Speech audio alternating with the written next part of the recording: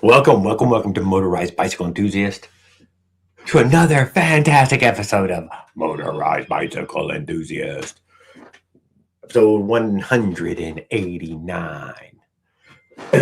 Here we are. Let's get it on.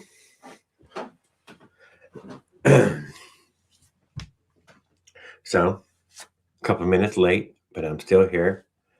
What do we got? A traffic cloud. Motorized stuff. What's up, brother? From the UK. A traffic dude. Damn, I don't know who that is right off.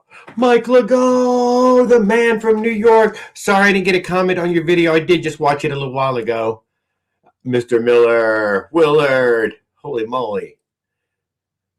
Custom Bike Designs. What's up, brother? Good evening. Nice to see a new face. It's been a while, brother. Hey, okay, dude. All right, even cooler. I'll have to check on your channel here in a few minutes when I get you. Life's Adventures. Hey, moped buddies. I'm Zilla. Miss Rossi. I have arrived. I like it. Oh, what's the matter? Why is it not highlighting it? Bada bing.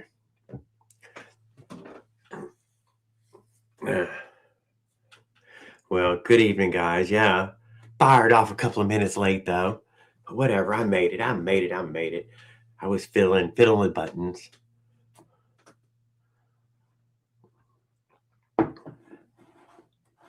What's up, everybody? Glad to see everyone. Hope everybody had a great Father's Day. And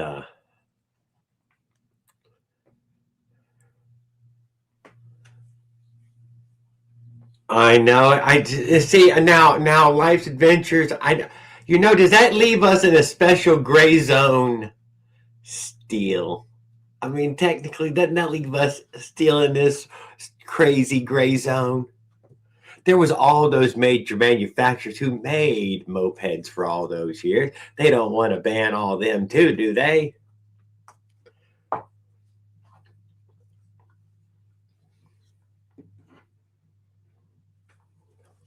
For some reason, I don't think either that this means that more people are going to move over to the motorized bicycle community. I don't believe this is going to be any encouragement. I was hoping it would be, but I don't think so.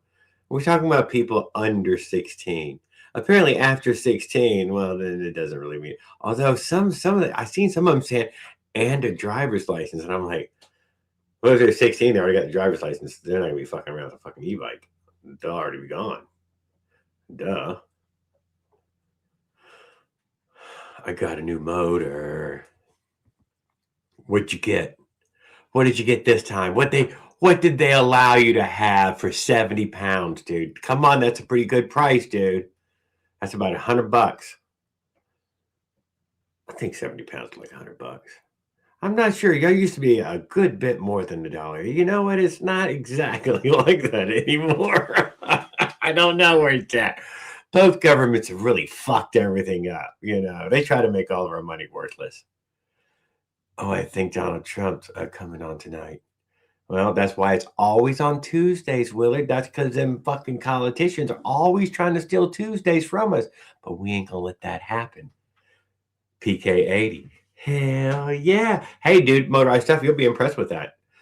For out of the package, power and performance, it's a fantastic out of the package and performance engine. Bill Break Fix, good evening. How are you as well?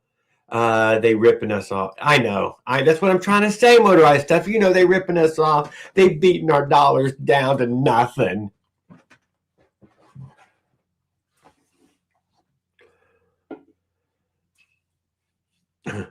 Well, good. If he was looking, he's over there at something White House Row. Down as a license as moped, and you have to have driver's license. Anything over 49, you have to register as motorcycle and get a motorcycle license. Yeah, I've seen you out there commenting around. Fucking build break fix. It's too many syllables, dude. It's too many fucking syllables. Jesus Christ, why y'all gotta name yourselves these hard to build? I guess that's just when you respond, you don't have to go through the whole series. Build break fix, BBR, BBF. That doesn't sound good either. I don't even know what that means, but that could be. Look, Look, he says like BBF. It could be something dirty. I don't know. I should be saying BBF.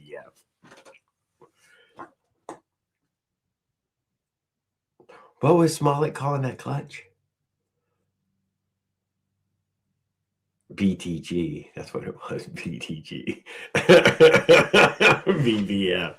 Kind of like it now. Now that I'm sitting there thinking about it, BBF. But still, that's too many fucking syllables. That's too many syllables. B.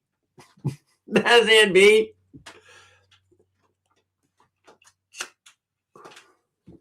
The diesel. I think he may posted on the diesel thing again. Miss Rossi posted, I think too, coming back from the day at the pool. Something to do with the not the spark this time. What was it? It was earlier today, man. I'm sorry. Go check it out, Miss Rossi. Check out Bill Break Fix. Check out Mike Miller over there with like he's almost got like 800 subscribers or something now. Let's get him to 1,000. He's never asked for a single one. Yeah,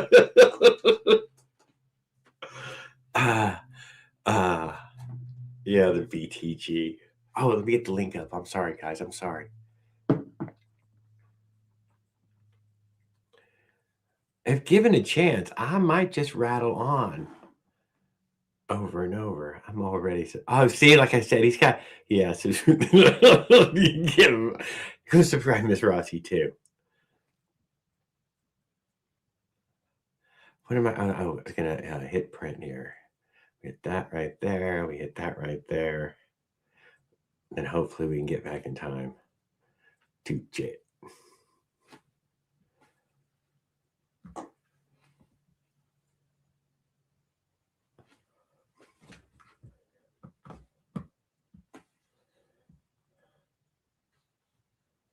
There, I got it. I did it. I had that's right, the wiring stuff, pit bike brakes. That's what it was, the pit bike brakes. I did watch the wiring stuff. I didn't watch pit bike brakes yet. That was the the drop down that came down earlier. Raw, Mr. Phantom, Super Royal Phantom. He made his monkey girl video or whatever. It was crazy. Howdy. Hey, y'all. Y'all. I use y'all. Yeah, so I seen that you were still working on your your motorcycle at home. Yeah.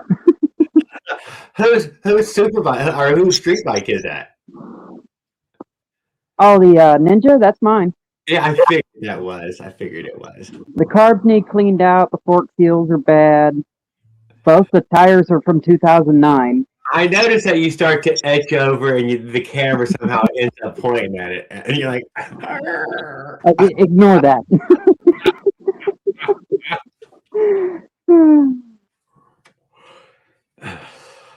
So yeah, did you have a good Father's Day week, whatever? I had a blast. Good. I'm glad. I don't remember half of it. Yeah, well, that's the best kind then, I guess. Oh, it was a great one. Anything? Yeah. I'm gonna pack BT. So, what's happening in Ohio? It's warm. Is it hot? It's a little warm. It's Mostly hot. It's raining every time they say it's not going to rain. Oh. So. It's raining a lot here. It's super crazy, sweaty hot. I can't deny it. It's crazy.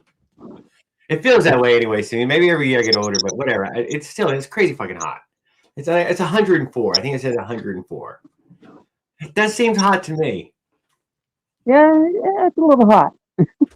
And that's a shame. That's what it feels like. Yeah, so that's the way everywhere you walk is already 104 over there. It's 104 over there. Breeze, you need breeze. Stiff. Up here, these 90-degree days, they were a rarity 20 and 30 years ago. Now they're just like every other day. Every year I've been alive, every summer's been hotter and hotter. And not any of my parents ever seen it this hot. Got that global warming. It is a woman every damn year. Or maybe I'm getting older and it's warming up at the same time. Bad combinations is the truth of it. Yeah. Fun fact, the older you get, the colder you get. So this warm weather is just counteracting it. And if it still feels hot for you, it's actually really hot outside. Well, we did ask AI the other day, me and Paul, and it said more people die in the cold. Well, that made me feel a little bit better. I like how daylight savings time has killed people with more heart attacks than most other days. Oh, yeah? That's a strange phenomenon. It's all those old people with weak tickers staying up that one extra hour, stressing out their heart. How do I? It's a proven thing. Bill Break Fix, it keeps telling me to spend my jewels. I don't know exactly how to spend them at all. I think you can only spend them on the verticals or something. Yeah, you keep getting them for some reason. I don't know what the reason is either. If only Pedals ever took advantage of him and he would throw poop at the stream. Poop is what it said. Happy poop. That was pretty bad. Out here making a whole mess. You know what it is, Bill Break Fix? I think it is. He said if you answer quizzes like Google Maps asks you to rate this place or something, I think they keep giving you points for for rating people's establishments and stuff. And in my local area, I'm a local guide. Yeah, right. And that should have given you, I think, but what Pedals done, that's where he was getting all those points to keep endlessly throwing the happy poop. Because we're driving past all these places, dude, so he's getting it on his phone. How was your experience there? And he would, we just drove by. I've rated like 1,600 establishments and locations throughout the tri-state area. Yeah, that's cool. That's why I got all my points. Yeah, I don't usually answer it. I can't deny. They ask me all the time when I'm moving around. I deliver a lot, so it asks me often. It asks me often. It also asks me, is the cop still there? Is the cop still there? No, the cop's gone.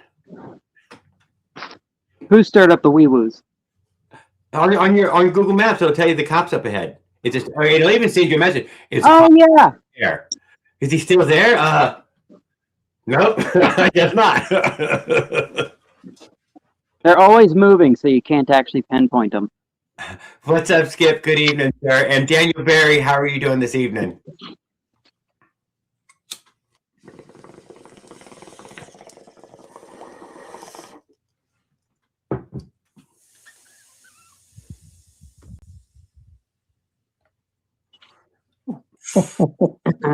Jesus Christ.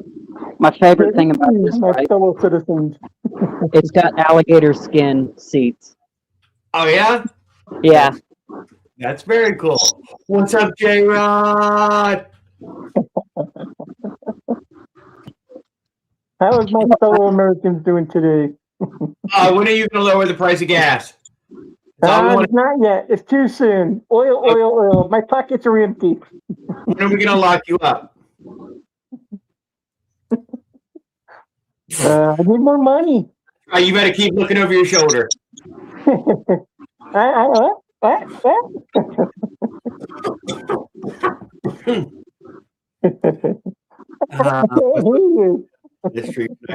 Thanks, J-Rod, man. Really cool. I had somebody ask me earlier about my little friction drive, or I said, "Is it dependable?" A little bit.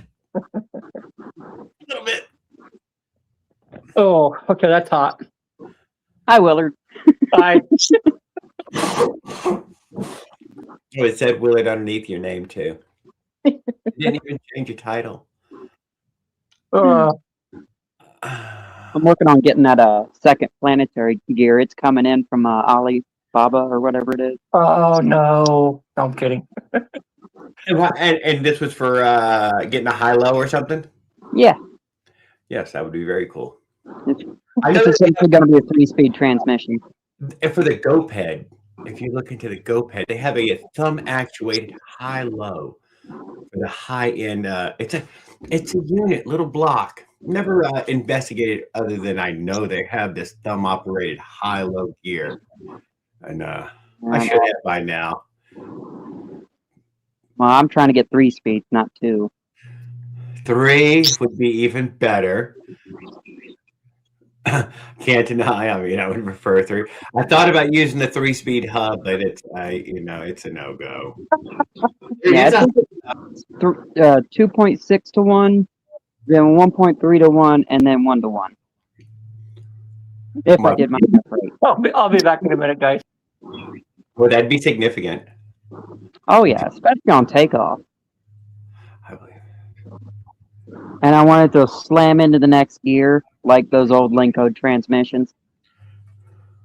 So Yeah, just I don't think I could handle making one. I ain't gonna lie. I'm not that skilled. I cannot deny. Well, I mean, if I get a full-on prototype going, I might go global with the business. All I need is one good, solid invention. Just one good, solid invention. A widget. Yeah. A widget. A Post-it note. And then I'll sell it to all 15 people that are interested in it.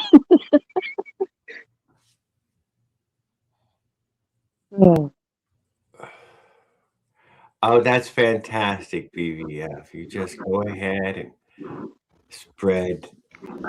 So if I formed it in the form of a question, I don't know. That's what they said yesterday. Evening, guys. Good evening, Paul. Hi, Paul.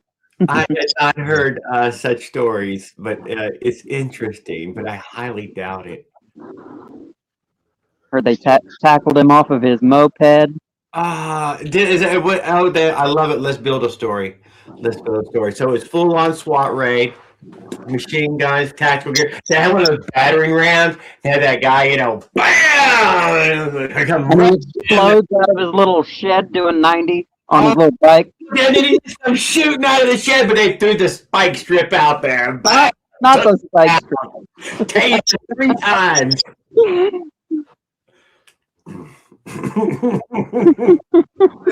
It's all James Bond. No, I can hear that one, but we could make up some stories. Now we just got to post them to Reddit and make it to where it reaches him. Skip found a picture of Trent from back in 1918. He posted it on his community post at one point, and I will admit the picture looks like Trent. That guy looks just like him. He's a circle track racer. Yes, time traveler. Yeah. Yeah, it looked close to him. It didn't look exactly. I stood next to him now. I can say that. Yeah, but close enough, They made the tracks out of wood back then, right? Those I thought it was dirt. The board tracks they were making out of board wood. tracks made out of wood, yeah. Oh yeah. The high banks, but The high bank where they fly around and they fly up into the audience and people get killed and stuff. I think that's what that was the problem with it. Yeah. Oh, those were the best times. Everybody's hanging over the side. And Spectators right there. They kept killing spectators, and that was if they'd have killed themselves. I think audiences, they can really get behind that. But they kept shooting out of there and killing a couple of people. And you're like, There's probably mechanical failures and stuff caused it. Yeah, there's probably something wrong with the racetrack. Like he forgot to put like a fence or something. Maybe something to stop him from fucking. You don't need any of that. Imagine the splinters if you wiped out. You'd be like. You just need drivers. They were most likely to kill you was the best seats in the house. That's where you have to. Man, you have to stand over there, dude. That's where the shit's happening. Yeah, but they keep dying. Yeah, because that's where the action's at. They were doing like 100 miles an hour on those things too, right? Yeah, they were just flying around. 1,000 cc's. Twins. Didn't even pretend to put brakes or nothing on there. Well, that's just extra weight. You don't need brakes. Yeah, horsepower with 1,000 cc's. Yeah, it was a ridiculous amount of motor to power. The speeds was crazy off. Now they do that with a 50cc. They get 100 Thank miles an you. hour. Oh, they could do that. I mean, yeah, they could get with 50. Yeah. Yeah, And these for, gears, let's say, a regular speed of aero. like a 250, can hold. Gears and aero makes a big difference too. My dream build is 1600. See, 1600 holds 100, no problem. Yeah. That will easily hold 100. Low duty. That's just a little bit above idle.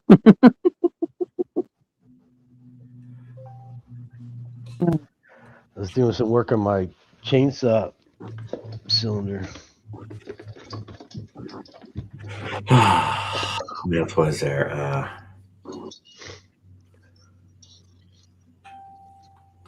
6680 forever. Oh, and the Rocket Man, dude. I love the Rockets. I was hoping that did we get one of the little satellites? Did we knock anything down with them yet? How advanced of it is this, like IRGC rockets, or it's like some homemade Hamas rocket?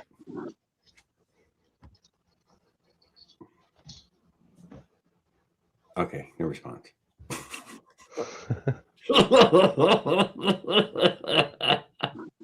I'm so half tempted to build one of the what is it?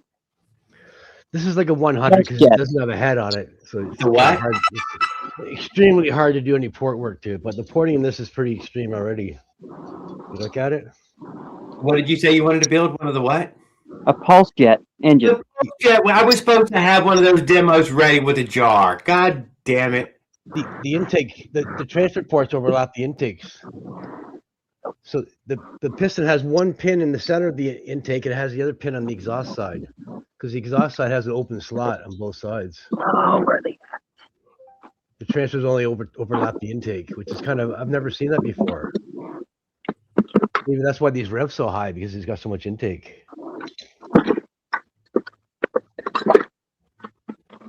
Wait, is it hard to get to even with extended? Well, when you got a head, well, you can get the exhaust and the intake, but to do the transfers, it's hard to measure the degree wheel because you can't see, right? You can't see inside. You just got to measure it, or I guess. Some days if you got the tools, it's easy to do it. We'll get you. I don't have the tools to do the transfer, so you need a dental 90-bit. Just gonna get in there tight enough. Yeah, I use those extended Dremel bits to get into those tight little places. That helped a lot. Yeah. Especially with the YD100 with no head. With porting, it's nice to have a reversible tool because that way it's not going to pull out on you. Oh, yeah. Up out of the port, we can reverse it and be jumping in the port instead of out in the Nicosil, right? So on one side you're good, and the other side wants to jump out. So, it does for me anyway. It's hard to hang on to it sometimes. If you've got an extra long, like 8mm wrench or something like that, you can poke it through the 8mm and have an extra hand on it like you would a grinder.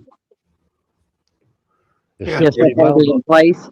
I've had it rip right out of my hands, land on my sweater, wrap up the sweater, and bend the bit 90 degrees. And hey, Jerry, Donald Trump sent you a text. Driveways and transfers. What is that, sir? Donald Trump sent you a message. This cylinder here, I did quite a bit of porting on the screen. No, it's on your phone. Put my thumb right in the port. I promise you'll laugh. Open up the intake. I'm already laughing. And the exhaust. I'm already laughing. I sent a picture with Donald Trump on a bike, motorized bike. That poor motorized bike. A poor motorized bike. This one's got a big. It's got a pretty big boost port too. Too big, actually. Unlimited CCs. No license required. Why did he only send Jared a check? I don't know. When did I get a check? Give me one. Use sliding bits. Nice, Paul. Says, yep. Where's it? Oh yeah, I wanted to show you. I heard that your disc brakes came loose. Every time I use disc brakes with a rear sprocket, it's That was kind of yeah. Well, we talked about that. Loctite or not.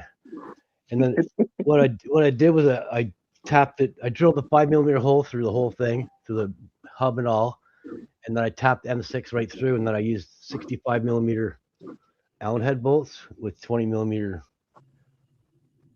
coupler nuts on the inside. Yeah, that's what I'm doing right now. Yeah, That exact thing. and that way it's impossible. If it tries to come loose, it jams against the nut here. This nut gets tighter, so it can't come loose, right? Oh, really? It would have to snap the bolt to come loose. My problem is it's strong enough to snap the bolts. I only have one bike that has disc brakes in the back, and that's my gas frame that came with disc brakes. All the other bikes, disc brakes have always failed on me. Either come loose or cheat up the frame. Well, like I say, you use the Loctite to keep the ride right. Even with Loctite, it didn't matter because when you put the brakes on, it's reefing this way, and then when you put the gas on, it's the opposite way. And when the brakes on, Will gas, said it. brakes, gas. You just fatigue it after a while. It breaks, right? You can't help it.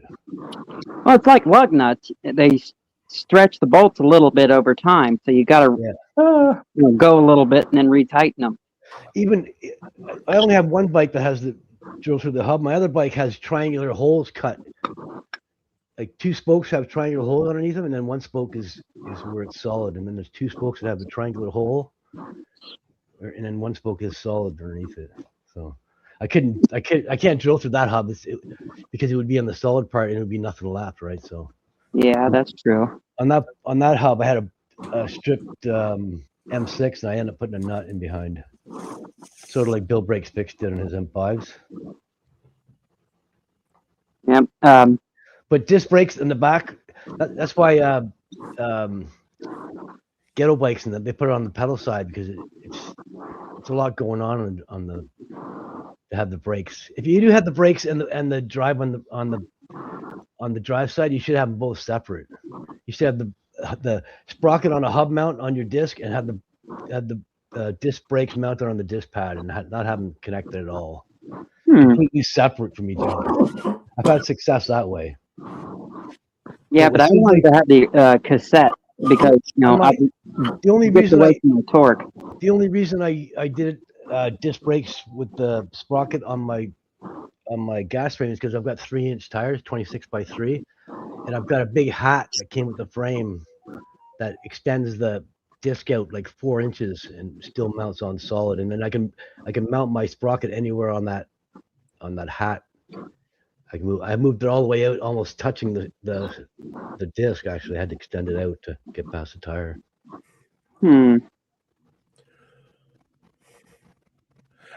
J Rod says, "How are you going to build a 3-speed?"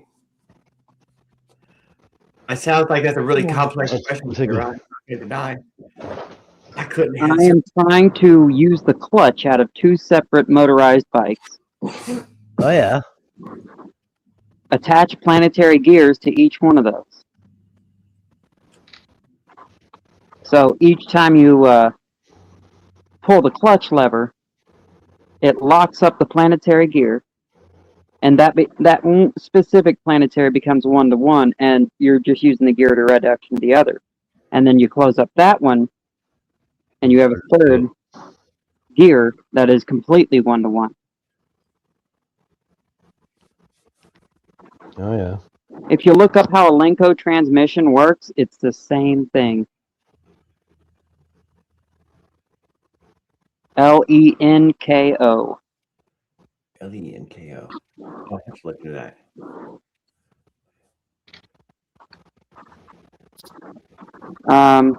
Same clutch.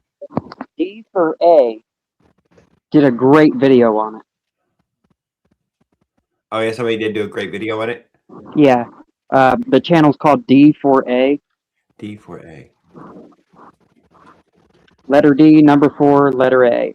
What were they installing it in? He didn't install it. He just talked about it, how it worked, and its superpowers and its weaknesses. I got you. See the aluminum hat that bolts to the, it sits against the spokes actually and bolts to the disc mount. I had to put a 7mm spacer. So this hat, it's about 7mm thick, and I had to put another 7mm spacer. So my disc is 14mm out further than they would normally be, and then that lets me move the sprocket anywhere on that hat. You can see the bolts there, so I can slide it in and out by adding shims and tightening it up. So that way they're not bolted together, right? They're not, the disc and the sprocket aren't bolted together. I had this mounted, and then I took it out and went back to just bolts like this. Mm-hmm. And it ended up being in the exact same spot. So I'll put it all back on because the hat makes it a lot stronger, right?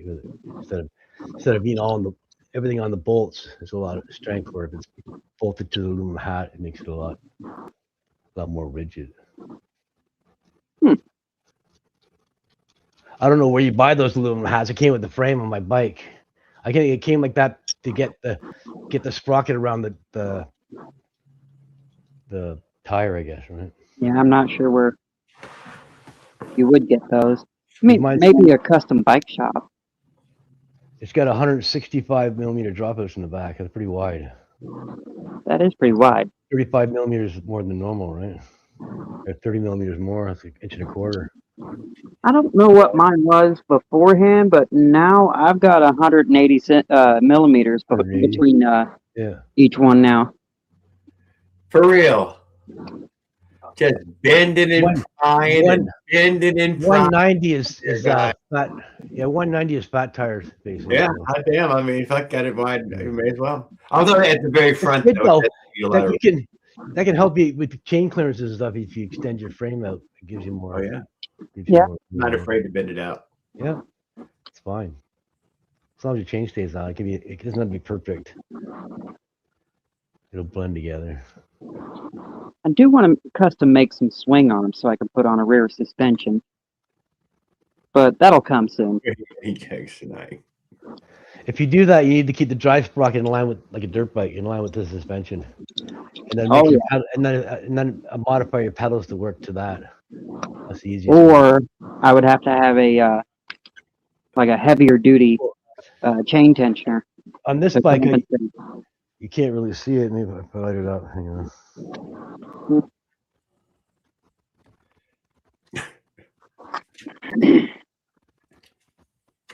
I don't think Paul's paying attention. Paul showed his No, he's not. Not a bit. Max on any jugs tonight? What's that? See, he's not paying attention, guys. He doesn't. I'm not feeling the greatest still, so give me a break. It wasn't even gonna come on. We're gonna catch COVID through the screen. No, you'll catch diabetes through the screen. You can. Diabetes is contagious.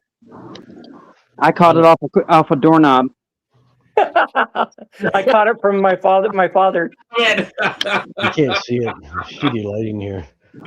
On this bike here, and then my sister caught it from me. I put a free wheel on the bottom bracket and ran it from the down into the bottom into the back. Yeah. I don't think he's gonna hack some of the jugs tonight. What? I never want to check them out. Do you think that's good? Probably. It's up to you. But to do it in the morning, then. I think I want some red, white, and blue sherbet.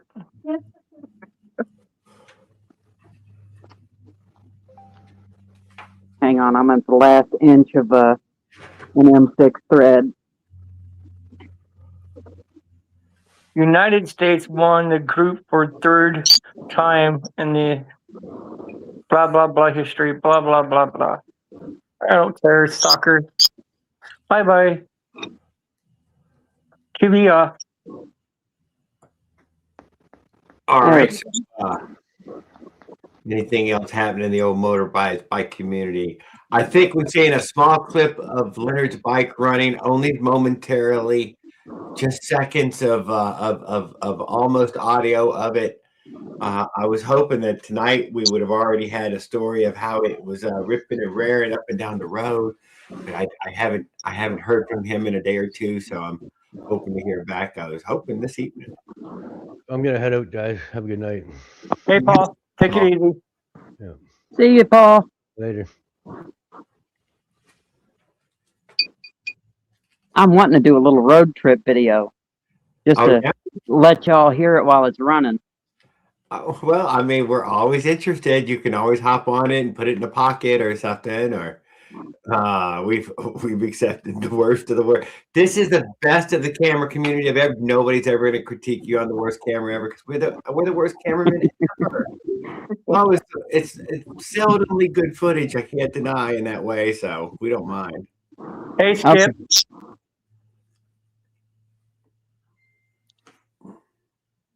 I have never used a disc brake hat on any builds. I have not used a disc brake hat. I've got to see someone use drum brakes. You know what? I checked into the drum brake, $275. $275 for the built wheel. If you're going to build your own wheel, $65 for the hub. But $275 if you're going to get a built wheel, you know, a workman's wheel. And like, man, there's always people with video always looking down. Oh, that was only the front wheel, wasn't it? I don't even know what a rear wheel would have cost. I didn't look the rear wheel up. At least buy us dinner first. It wouldn't have a sprocket thing, so I don't know. You'd have to find one somebody's selling it, type of thing. I think Bike Bear or somebody used to sell some sort of drum brake hub at one point. Heavy duty. Workman's Hub and Husky, and there's another one out there that has a drum brake. Yeah, but no, on the rear wheel though, it'd need a sprocket side too. I've never seen the rear wheel drum brake though. It's always been the front. Yeah, it needs sprocket on both sides.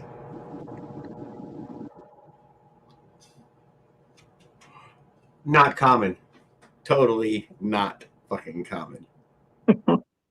That would be dedication to a work of art. Workman wheel bought was $300 for a disc brake rear version. Yeah, but we were talking about drum brake rear version. I don't know that they're gonna. It's probably no call for it till people don't make it. And Mushroom, there we go. We can talk about Mushroom. Mushroom went down. He said some guy offered him some money and did the dangle of money, and in his exuberance to make it over to said money, he locked up the front end in some sort of Eugene, Oregon pothole, and it folded him up, put him down. He got blood running down his elbow and his knee. Oh man, the life of a vagabond is tough. I know mad. Yeah. Standing out there doing the Peter Griffin going, he's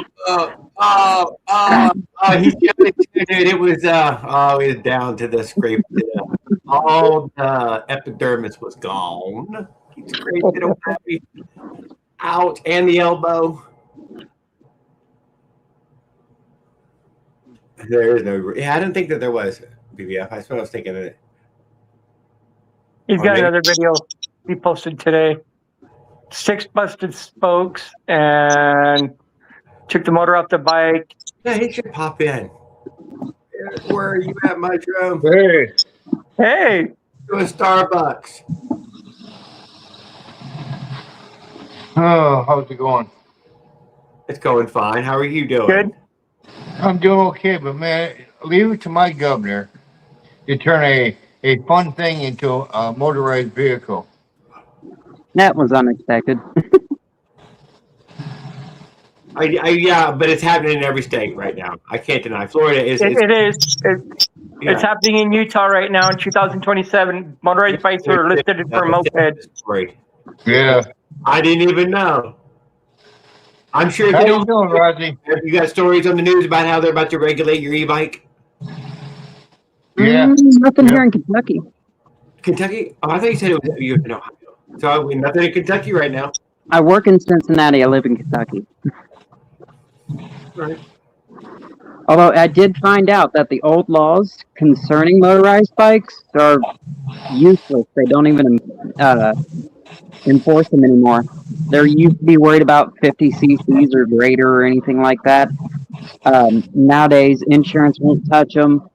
I can't register them. The only thing they say is you have to have a driver's license to put it on the road. Apparently, there was some sort of sneaky way you could get it registered through some other sneakiness, but I never actually seen anybody hold up a title and a registration that they got on theirs. You can do Yeah, registration at DMV as long as you have 49. signals, mirror, and horn and headlight and tail light. But now that there's all this e-bike stuff, I bet you will be able to. That's all I'm saying. If it weren't for the e-bikes, none of this stuff would be happening. Well, Your VIN number? they're only talking about little kids, so. Not anymore. The little kids that don't have a driver's license and they're getting out on the road, getting hurt, getting into traffic that they don't understand. Yeah, I get what they're saying on that. You can get bicycle insurance, so it is available. Bicycle insurance. It doesn't say motorized. Not in Kentucky. We got a Workman's Bike Shop in Calabash, North Carolina, 5 minutes away. I've never been to a Workman's Bike Shop. What they have for industrial bicycles. What I have to do is I have to apply for a VIN number, and then once I apply for a VIN number, then I got registered with that VIN number. Well, the Unital, they use the ID number underneath your frame because there's 17 digits there. Yeah, I don't know if they do that here or not, but I was told I had to apply for a VIN number, so. They're not pushing it, but what are you doing, great? next year they push it. Great 2027. conversation. They're fighting for their rights to ride motorized bikes. You know, it's almost poetic. Write that one down. I came up with it first.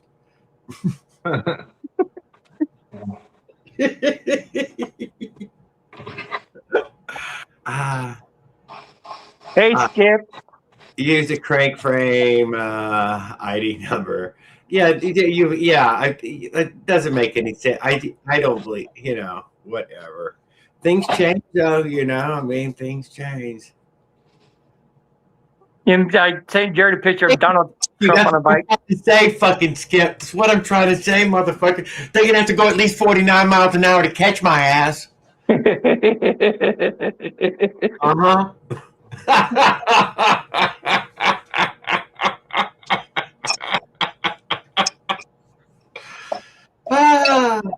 Oh. And then they still want to make it, after you have to register it as a moped, they still want to make you make it so you have to still ride on the side of the road. You can't ride in the center of the lane.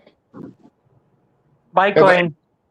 If I'm putting moped plates on my bike and the lights and all the shits and giggles, damn right, I'm gonna ride right down the center of that lane, man. Going across the bridge, I have to go down the center of the lane. Otherwise, they try and pass me within like 2 inches of me. I'm gonna start carrying a 1/2-inch chain. I am traffic friendly. I don't mind. I'm not. Well, we run you over here in Utah. They just run you over. Yeah, You're in the way. Every state's like that, though. We have more motorized e-bike accidents than anywhere else, I think. I could be wrong. I will take your bike infrastructure if it's available to me. I'm hopping on it. If there's a nice bike trail, oh heck yeah, I'm jumping on the bike trail. Oh yeah.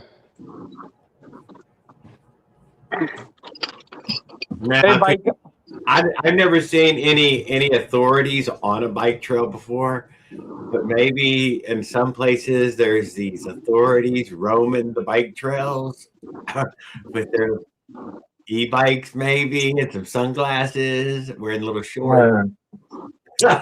Really short shorts.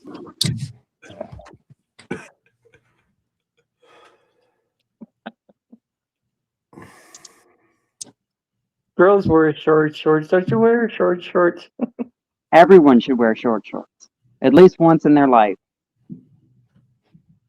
I'm always in shorts. Dude, right here, guy, right here, guys. Here, listen to this, man. Read this, dude. I've already caught a bunch of shorts of this. This ain't fucking true, is it, Australia, dude? That's not fucking happening. That's insane. That is but what it I could be related to the EPA laws. And it was $500 to a fucking little kid. 500. I don't know how much Australian dollars are, but 500 of them We'll motherfuckers. get a 3,000 fine. Yeah, and they're gonna seize it, dude. They're gonna take your shit and all that fucking shit. Look, he's trying to say yes, it is. I don't believe that's just on TV, dude. Y'all couldn't have let shit get that control. What happened to freedom? Jesus. If you imagine giving a kid a ticket for $3,000, he ain't got a job. He ain't gonna be able to pay that. And if his parents are poor, they're screwed. That poor kid going to jail. And then I want to make a bicycle camper, right? I have to get that license plate too. It's You under make a little it trailer should that be goes under a behind certain the size. motorized bike. Huh? If You it's made under a certain, did you check to see if it's under a certain size? Yeah. Oh, They have a. he said, "Here's the fucking answer, though, Jared. No, they bring a fucking motorcycle cops on their fucking footpath. That's how he fucking solves these fucking overpass bikes.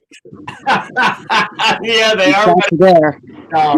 When I made a bicycle camper, I got to get it registered as a camper. Where do you live?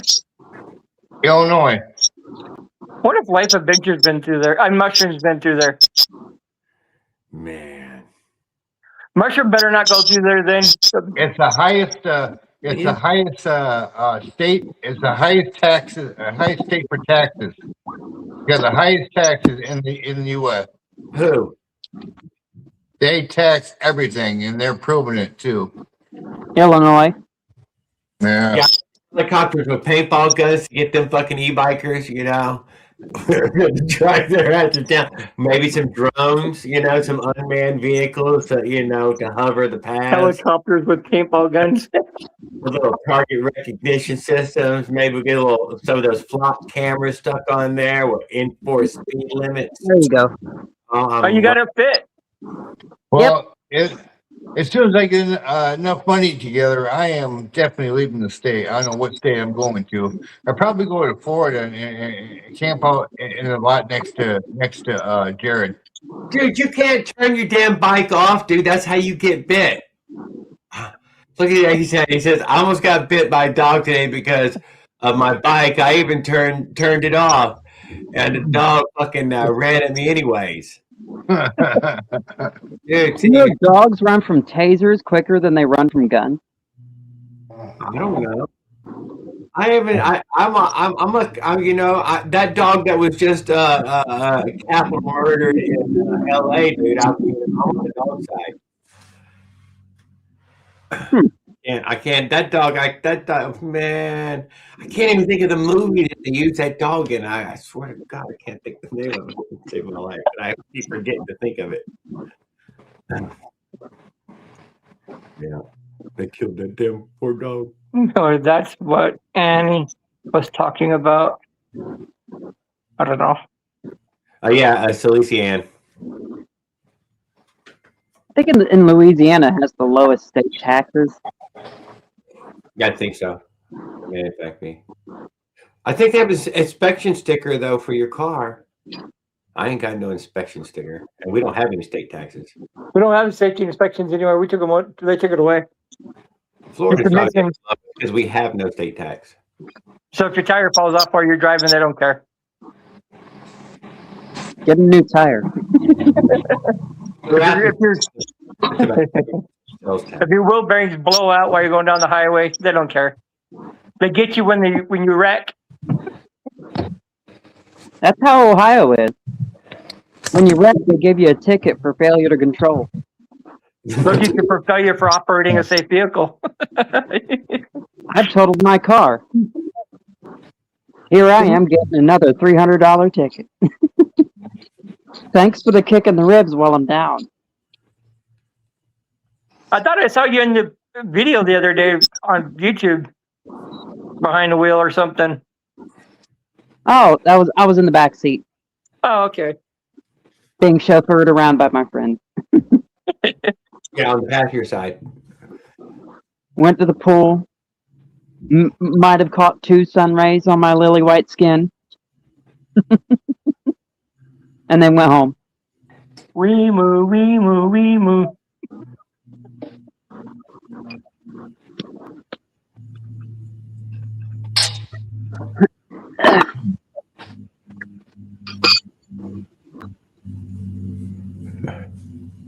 We banned Weemoos in Utah Yeah, temporarily.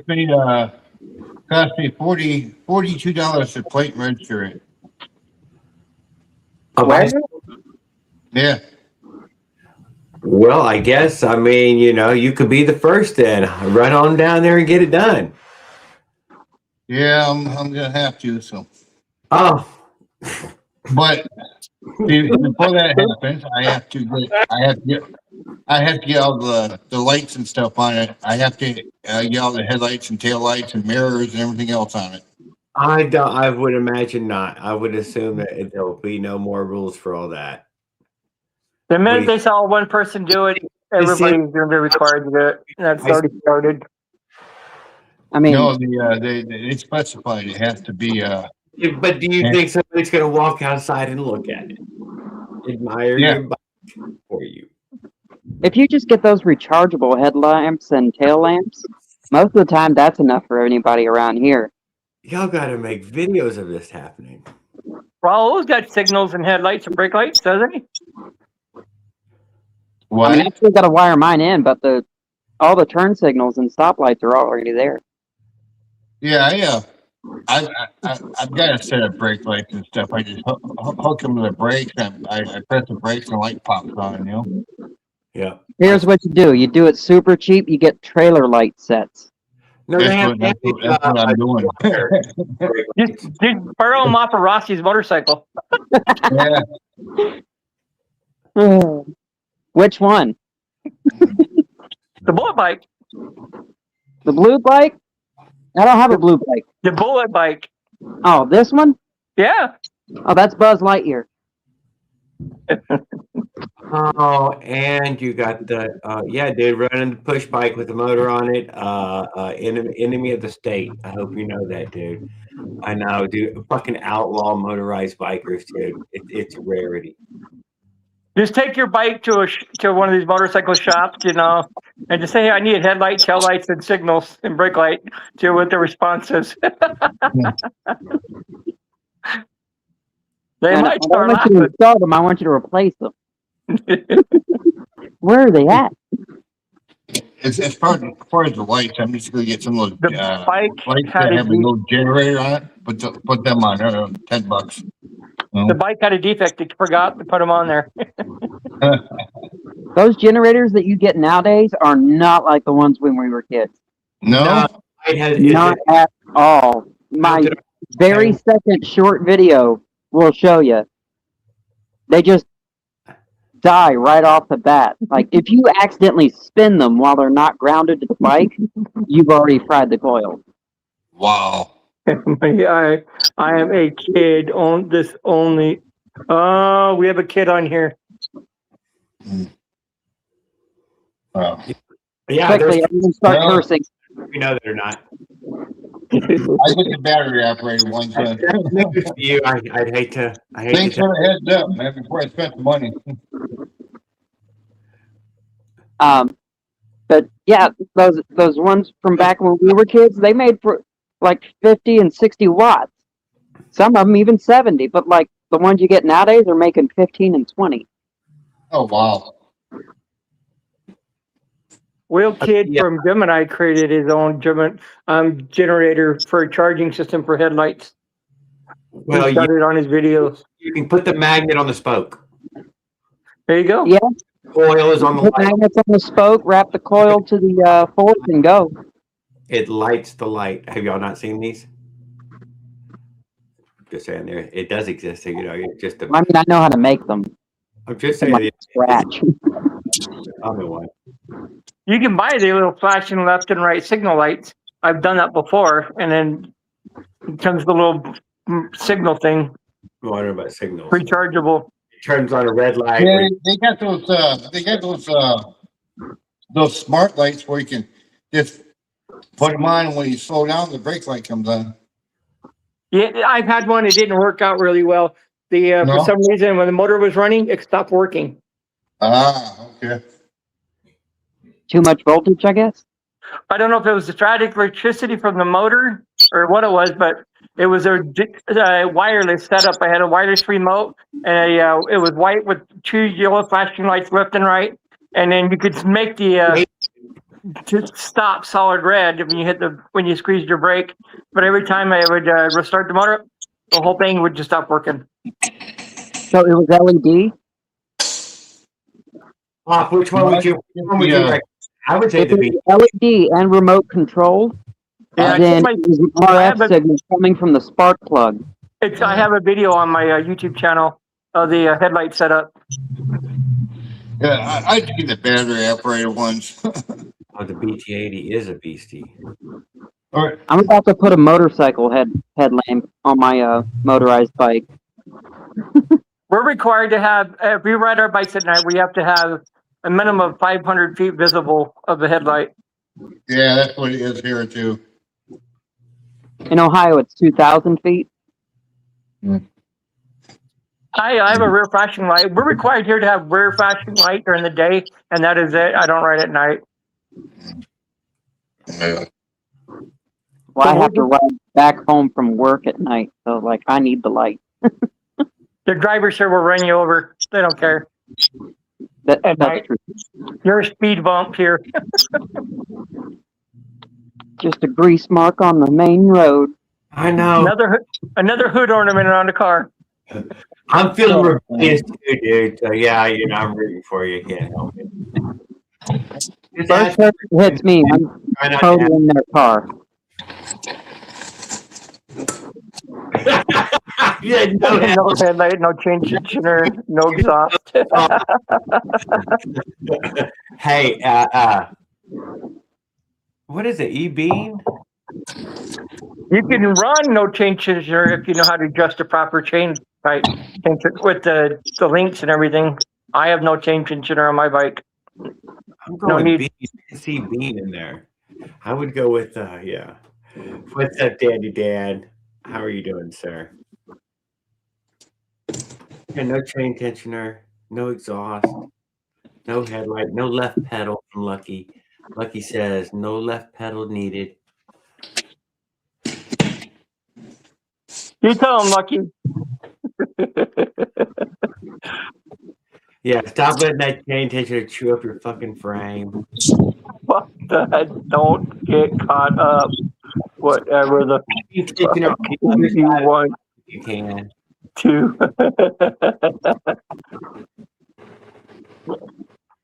Get the spring-loaded tensioner if you got enough. Although you can make one, it's not that hard to drill a hole in little cakes. That's true too. Yeah. Anybody know how to tighten up Drill a little hole in there, you be. Yeah, great start. I've already done it. I think I Anybody know how to tighten up the back? The back rim is kind of it's a little wobbly. It's a little loose. Do you know how to tighten up the inner nuts? Who's asking? Are you asking this? Yeah. Oh yeah, with a cone wrench. With a what? A cone wrench. Which Okay. wheel is it? The rear wheel? Yeah. A 15 millimeter cone wrench. What millimeter? It's 15 millimeter. Okay. 15, 14, or 16, depending on what size you got. Yeah. Okay. It's the inner part of the wheel or inner part of the rim. It's not the one where you tighten the wheel down, but the other one inside. Where Are you running cup bearings? Huh? Are you running cup bearings? Yeah. Oh, whoa. Yeah. That's a little dangerous. There you go. Life adventure. Here's a cone wrench. Okay. You can get them anywhere on eBay. You can get a set of them on eBay, or you can get them at Walmart. Walmart sells them too. I usually just take the outer nuts off, get in there, see how much slack it has, tighten it down till it won't move, and then take a quarter turn back off. And then Okay. the outer nuts back on, put it back on the bike. Yeah, I'm getting ice cream. Okay. And if you need to get in past the cassette, you get a cassette socket. You just count the grooves inside the cassette to get it off, or to figure out which one you need to get the cassette off. Yeah, I've never messed with the inner like bearings and stuff. Last time I tried it, I tightened them up too tight, and that motor went, tire locked up, and I went flying. Yeah, that's why I say a quarter turn back off. That way Okay. it has a little bit of room to move. I think that's an easy answer. Anybody can answer that one? Wait, what? It sounds like an What was easy that, answer. Jared? It's the only one with tight head bolts. That's all I can guess right off. Their heads turn. Frankenstein? Yeah, right. Why is that? Because they're fucking leaking. Their heads are leaking more than likely. They never tighten them down. And blow by is turning their heads different colors from all that on it. I don't know unless it was made out of some weird metal. What's a guess? I don't know. And the only blow by I have to worry about is when my spark plug gets loose.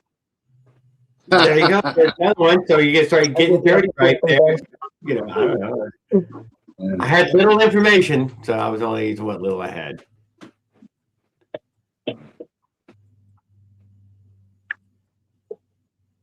Oh my God, are you serious? You're not.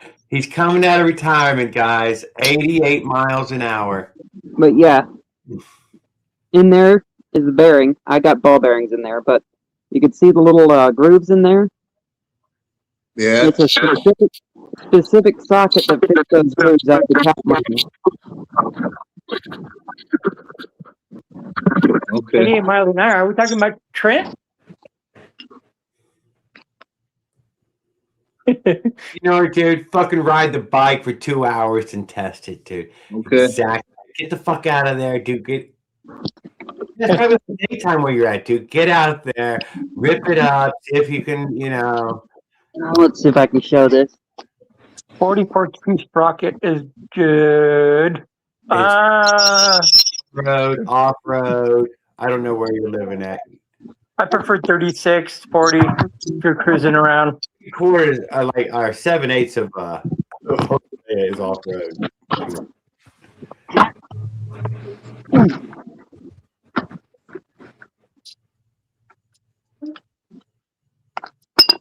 Yes, but this time he's going to 180 teeth, 182 pedal sprocket, and a 3-tooth rear sprocket. There it goes. Oh crap! It's 420. Congratulations. But yeah, yes. Where's it at? Rocky, There it is. Rocky, where are you at? What state? Me? Ohio areas. I'm in northern Huh? Kentucky. Oh, no, Kentucky. I'm in Kentucky. Yeah. Where you at? Northern Kentucky. Northern Kentucky. Oh, Kentucky. Okay. She's got the Kentucky bluegrass going on there, Mm-hmm. and the I Kentucky joined a green grass. Reddit page called Blue Gas Bike. David Wright for sure. We will be faster than. Where are the Kentucky laws on motorized bikes? Task force and post it. Come on. Have a driver's license. Don't get hit. Stay alive. Yeah. Don't impede traffic. Don't get on the highway. Yeah. You got to register them as a moped? Huh? No. Do you have to register?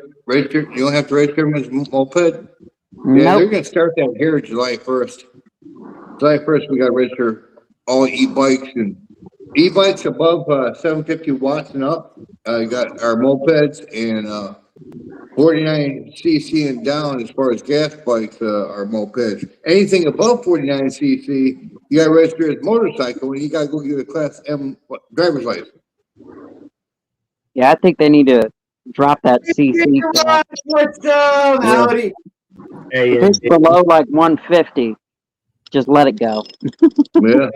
Yeah. we were hanging out on your site. You got a bunch of views on your electric start motor. Remember you bought the electric start? Man, I can't believe was it me, Willard, and who was it? I mean, I have a 100cc, but I'm gonna put a sticker on it that says 49cc. So when I go to register, it'll look like 49cc. You know? So just don't displace that on YouTube though, because cops are watching all that now. I know. Yeah. Yeah. The 49cc sticker.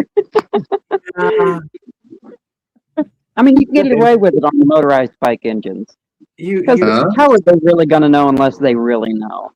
Thank you. How are they gonna know on the thing? I was take off the head. The only way you can do is take off the head, measure the piston. The sergeant gets here. Right. Bring the caliper with him. Oh. Yeah, Damn. they take off the head, measure the piston. I don't think they'll go through that. Did you ever get that bike to start with the electric start there? I'm curious, Mr. What was his name again, Jared? Who? What? The guy with the electric e-bike starter, gas bike starter. AMB Garage. AMB Garage. What is that squeak? We never saw the finishing of the video. I don't know if you ever got it running or not. You know, oh yeah, I got the bike running, but I didn't put no electric start on it. I was gonna, but I decided not to. You know what's a really cool electric start? Getting a front electric wheel hub. Yeah. I made this threat a bunch of times, and then I was going to go grab it too. And I've got it in my Amazon cart, just waiting for it. One of those water bottle batteries, and I never pulled the trigger on it though. I ain't gonna lie, but yes, I have intended to do it many times. Several people have done it though. It looked very dependable to me. What's that? AMB Garage. ERT. Hey everybody. Sorry, I've kind of taken a little hiatus. That's That's cool. all right. Life's been crazy. We're sorry about that fire we saw in your place. Yeah, we seen the fire. That's what we're first time we got to see you since. But I guess the house made it. Thank goodness. Yeah, thankfully. I mean, the whole upstairs is torched, but everybody's good. Oh, man, sorry to hear Yeah. that. I'm glad to hear everyone's okay. Yeah, the firefighters said if my brother hadn't dragged the garden hose upstairs and just doused everything, it would all be ash. Was that for a Well, good on it. bike battery or something? Yeah, so I've taken a little break from motorized bike stuff, mainly because my neighbors are kind of fed up. So You don't start your motorized bike upstairs. well, yes. So my little brother, he's 12. He got into electric bikes. And I kind of started working with him on those. And I mean, I like gas a little better, but I like the fact that they don't drive my neighbors crazy. And we were building a battery, and it kind of just blew up upstairs. Whoa. So I kind of learned my lesson. I'm done with electric stuff. But You just got to know how to do it safely, and that's kind of hard to do with that electric stuff. yeah, and we had everything completely done, and it sat upstairs for probably 2 days after we built it. And then my mom, she asked one of us, "Hey, is that safe to have inside?" And then 5 minutes later, it just blew up. See, it's her fault. She jinxed it. That's what I'm saying. Solid luck. Cool. How are you doing? Good evening, sir. Lithium can't be put out. Yeah, you just gotta let it run out. Run out of arc. Best thing you can do is have a fireproof blanket around, just handy somehow, and cover it. So that's what my mom did. She ran downstairs. First thing she did, our grandparents gave us two. And we're like, what in the world? Like, what are we going to use these for? Like, they can't really work. Oh, Wait, you so literally had time to explain it. she got those and put them down, and that smothered it just enough to where my brother could douse it. That's awesome. Yeah. Yeah, well, I got one for you then, A and B. I'm talking to my brother Stacy yesterday, and somehow or another, that he bought a pontoon boat. It made the test ride. It got back to the house. It failed on the actual first outing. Got back to the house. He was at work, and his son calls him and says, "Dad, you got to get home now." That fucking boat, apparently from the battery at the console, is what the firefighter said, ignited, dude, and had started to catch the eve of his house on fire.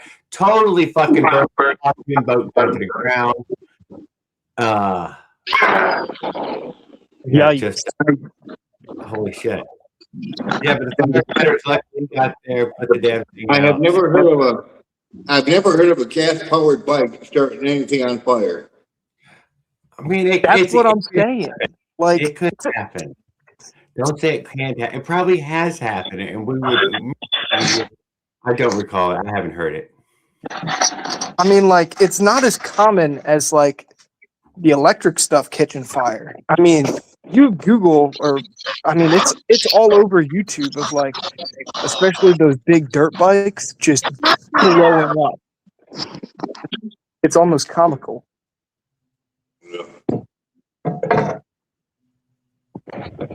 Them electric bikes, I've done nothing but heard bad stuff about them starting fires.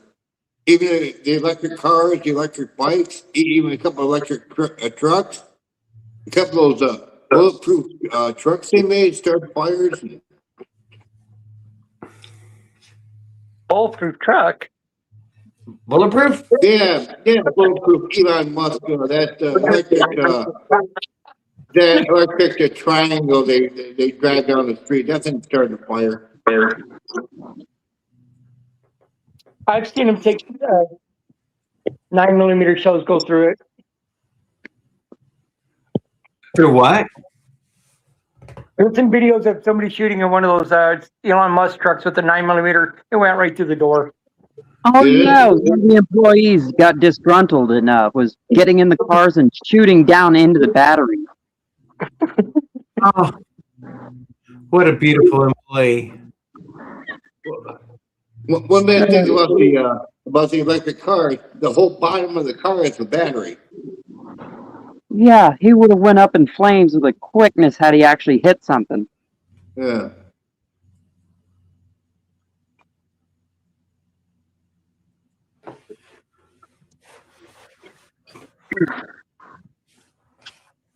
Oh, what did I miss? I got your email or your message earlier, Op. Just let him know. I still have a lot. So, do y'all lock your bikes up? Are you worried about the security of your bikes? Everybody carry a big lock on their bike. I literally dropped the kickstand on mine in Cincinnati, and don't even lock it. Wall and walk in. You lose. There is a little tiny kid's lock on my seat post, but I'm not going through that and taking that thing off. Hey, Leonard. So. Yeah, I don't have to worry about it. Nobody knows how to operate that thing. That's how I feel about it. That's what they say now. That's true. It'll just disappear on me one day, and I'll just have to start all over again. We do apparently have a video of someone stealing it, of one of them, and the guy can't get it started. I think this was from Tanboy, wasn't it? that the church let him watch a video where the guy he snatches it and he's running down the hallway with it and he can't get it. It's not rolling for him, so he's trying to pick it up and carrying it. Doesn't know how to get it start. Throws it over a wall. Damn, is this not Tamways? And oh no, we ultimately find out from a store across the street for another view. The person had thrown it over the wall, came back and took it. So they still got it. Or did somebody get their bike back that day? God damn it. Man. I can smell the brain fart from here. Every time I've heard a motorized bike ever get stolen, you never see it again. Yeah. Oh, that Cliffy had some stolen out of the back of his truck. Remember, I remember seeing y'all talk about on. Never saw it again. Yeah, it's still missing. Yeah. He gave up on that. That was a loss. I got some bad bike karma coming back to me from, long years in Austin and whatnot. So that's why I lean it up. That's why I lean it up. It had to be somebody he knew. There is some guy, some kid, somebody who really did need it more that day. I think it was somebody he knew. One of his friends probably took it. It's kind of famous locally, so like if anyone takes mine, they're instantly gonna get caught.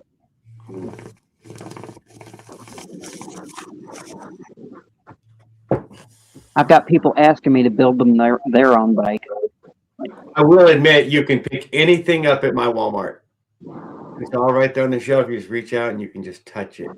You get it, hang it on a hook. I have been places where you can't touch the products in the Walmart anymore. Walgreens locking up the razors. That was the thing. But I've been to a few places now. No, they've locked it completely up. It's ridiculous, in fact. It's noteworthy of seeing every section with locked up shelves.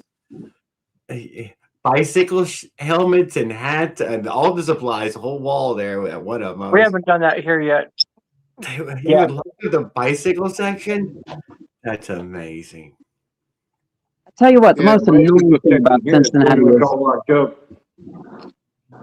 is they got rid of all the public restrooms in the gas stations, except for like the nicest or the biggest gas station. That just annoys me the most. Yeah, that was the other side of it. There's no glass at the counter here. The partition. Wait till they sign you a shopping cart with an employee that pushes the cart around the store with you and put the items in your cart with you. Then there's a $30 cover charge just to get into the grocery store. Oh my God. You got to leave a deposit. Now, what it is, you'll have to sit in the line, stand in the line, tell them what you want, and they go get it for you, and you pay for it at the register. At night, we got a Waffle House that's like that. For real? Yeah, you can't go in and eat at night at a Waffle House. A Waffle House. What are they going to do? Think you're going to hijack the restaurant? Kind of. Like, there was so many brawls in there. I think in 1 month, there was like 17 different fights. Cops got called so many times that they just stopped letting people in after 8 p.m. It's funny, though, because it's just like a Waffle House thing. It isn't north or south or east or west. It's like a Waffle House thing. Yeah, that's where you go to settle your grudges and eat and watch people settle their grudges. I have seen this. It's on the news here fairly regularly. Yeah, Waffle House. Still caged. You got to read the bottom one. Walmart has back of socks sitting there. Okay, I believe it.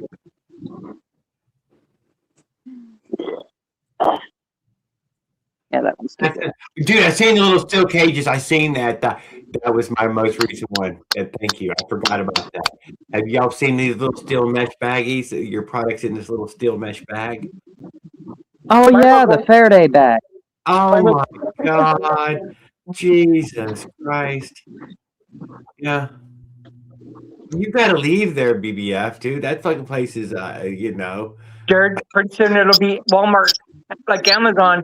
You place your order over your phone, your food and everything, and they just bring it to you. And you don't go in the store. You wait. They're already starting to do that with Kroger. We already have Walmart deliveries for groceries. It's a matter of time to close the store out to the public, and then you get do everything online.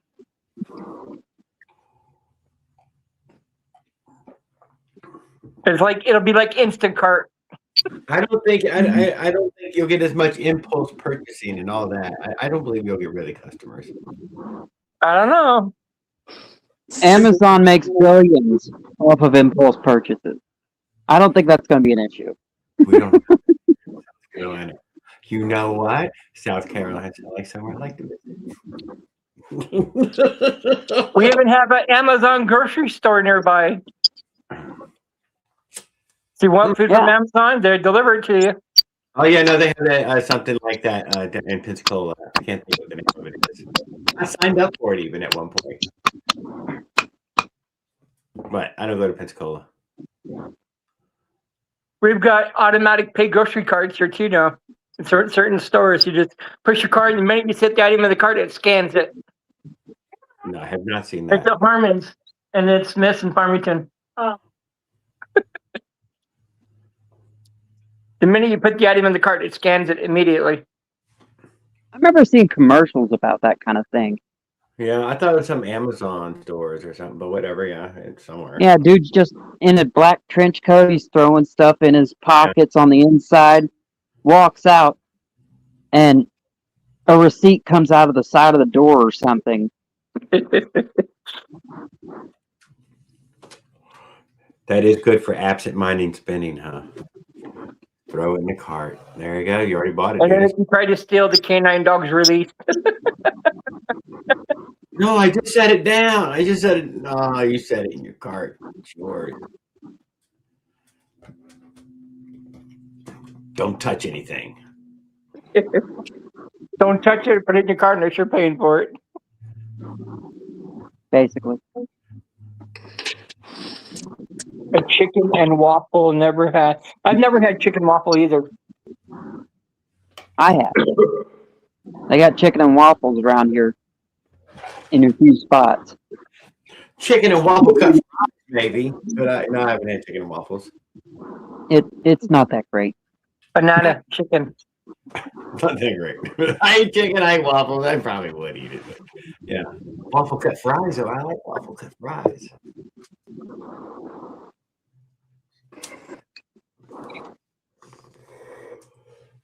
There's more nooks and crannies. Okay. Anything else, Motorized? I try to. We lost the wheel. We got our wheel back. Did you like your new wheel, Life's Adventure? Yeah.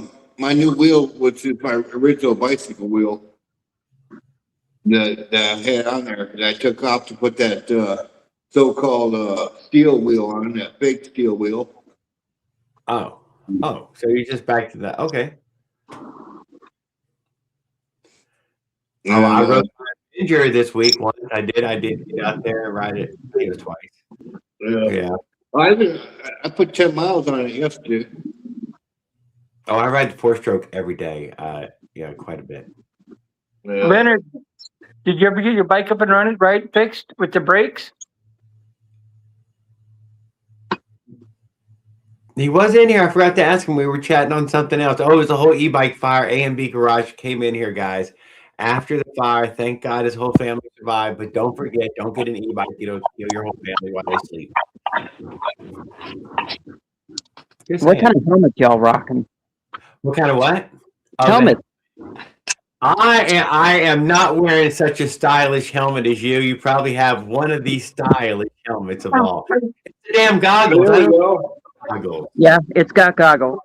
Yeah, that looks like a jockey helmet. It is. And goggles. Raul's got goggles for wintertime. I know That's a jockey helmet right there for horse racing. It is what it looks like. It's jockey helmet. Hockey. Basically. Hockey helmet. I like what hockey helmet looks like. I can't help it. It's DOT certified, so it looks like a jockey helmet, but it's a motorcycle helmet. Oh, it is? All right. Yep.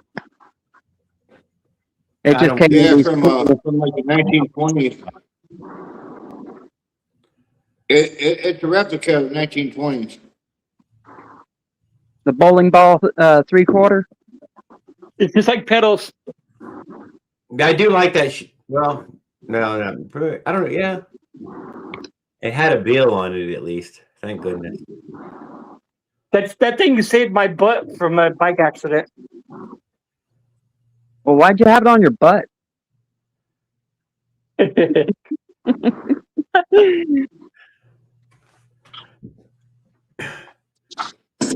was a good thing, anyways. You should have put it on your leg. You could have saved No your leg. kidding, I know it. I should have Yeah. used it for a freaking knee pad. That's why I get my leather. Oh, wear some leather gloves. Well, it has the knuckle guards in it too. That's from a bike. Yeah. 16 screws a plate. You wear. Everybody, should. But I wear these DOT approved flip flops. Raul wears DLT socks. There's these DOT flip flops. They're hard to get. Sam wears DLT sandals. Kevin. It's a high-speed chancla. Yeah. I do like gloves, though. I don't wear gloves right now. Nope, I took 2 days off. Damn things wear out, man. They go fast. I tell you what, though, catching a rock to the knuckle at 90 miles an hour is excruciating. Oh, for sure. Catching a bug in your mouth at 90 miles an hour is disgusting. I've been force-fed a few bugs. I had a bee, a yellow jacket, hit me right here in the eye. I had my visor open just so I could get some air in because I was starting to steam up my glasses. It was so hot that day. And then before I could shut it, a bee had smacked me in the eye. And I dove off to the side of the road, stopped my motorcycle right in the middle of the grass. This was back when I was running that Honda Shadow. And scared the crap out of the guys I was rolling with. But I was just trying to get this yellow jacket out of my helmet. At least it's not a spider. The spiders are edible. Dude, I don't got any hockey. I got the hockey helmet, but no hockey pads, Brian. You need hockey pads. Like the gloves, I'm getting the phone call. so you can stick your hand out and it grinds away this little chunk of plastic. I found that real handy. No, I'm going to clean up my mess and go to bed, y'all. Well, thanks for hanging out with me for so long. Absolutely, I love it. Yes, you have a great evening. Thanks for hanging out. You as well. Yeah, I think I'm Take care, guys. gonna go to bed too. You guys All have right. a good night. Yep. There, we learned a lot. We had a great time. Hey, she's still there. Nope. We'll give it a few seconds. At least she knew to smile before she hit the button.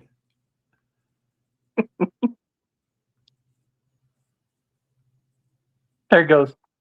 No, it's still there. I removed it, but it's probably gonna sit there now for a while because it does some weird freeze up thing like that.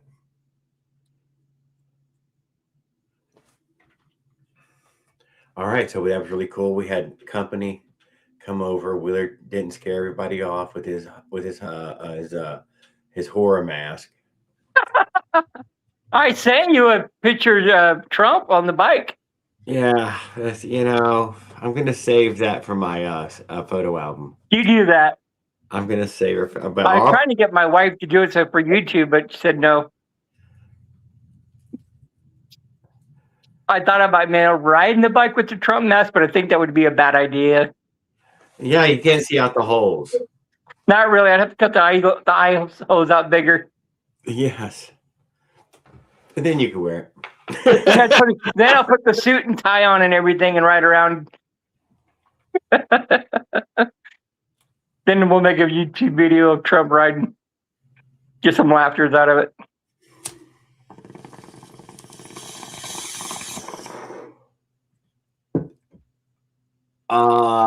And your bike is just right at the cusp of running, and your mobility has risen high enough now that you get it started. So that's going to be really cool to be coming up. Yeah. Paul riding his gas frame should be coming up. Paul already got me beat. Leonard got me beat. They haven't actually rode it yet, so you're still in the hunt. Well, Leonard did take it down the street, though.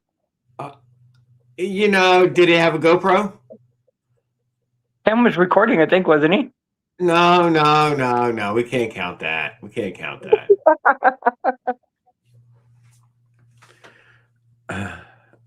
They kind of walked it back, if I remember right, because there was no brakes.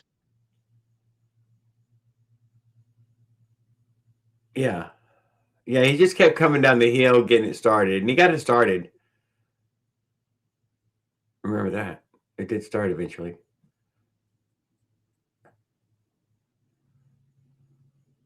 Bada bing. I had a few other strategies for starting it, I thought, but I don't know. I wasn't standing there. I don't know how hard it was to turn over. I know that high compression sounds good, but it can't be so high that, it's super hard to start. But I didn't hear his tire skidding, so it can't be that bad. I think Kevin and Op both made a bike that was skidding the back tire. So you do got to be careful at some compression level. That's a little too much. Now you got to get going like you can decelerate with the motor engaged, but I don't recommend it.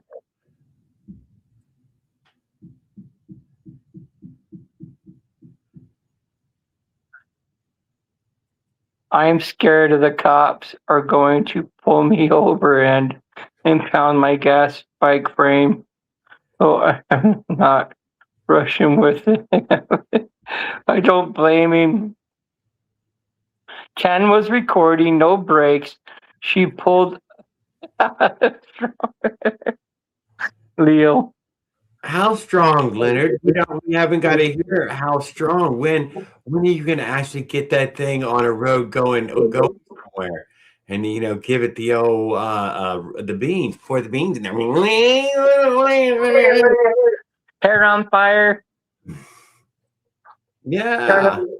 Turn up the neighborhood. You got to show us you can beat Fanboy in a race. I don't know about that.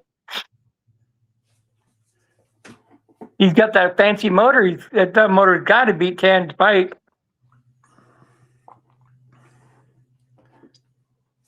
You sure? Maybe it should. It should beat Tan. Should. I mean, it's the RDM motor. I mean, it's got to put away that Tan's motor. What was Tan's motor? I can't recall. Nothing below. It's for the stronger than the Avenger. Oh, I don't know. It's a damn saw. No, see, but mine's a damn Avenger. When you finally become a superhero, when you're more than spitting and sputtering, when you can be relied upon, you become an Avenger. And that, that's something that, you can, save the world with. Right now, mine's a display item. Maybe even the whole universe. Mine's turning into an antique. He's got an antique Avenger right now, dude. Unstarted, unmolested, maybe the cylinder's got a little bit of damage. It's not like it's still a virgin. So no, it's only like worth $150 now for sure, I mean, it's got WD-40 in there for some lubricant right now. It's still waiting for its first paint. WD-40 in there. I did. when I poured it out, poured the cylinder, I rinsed it out and everything, and sprayed it down with WD-40.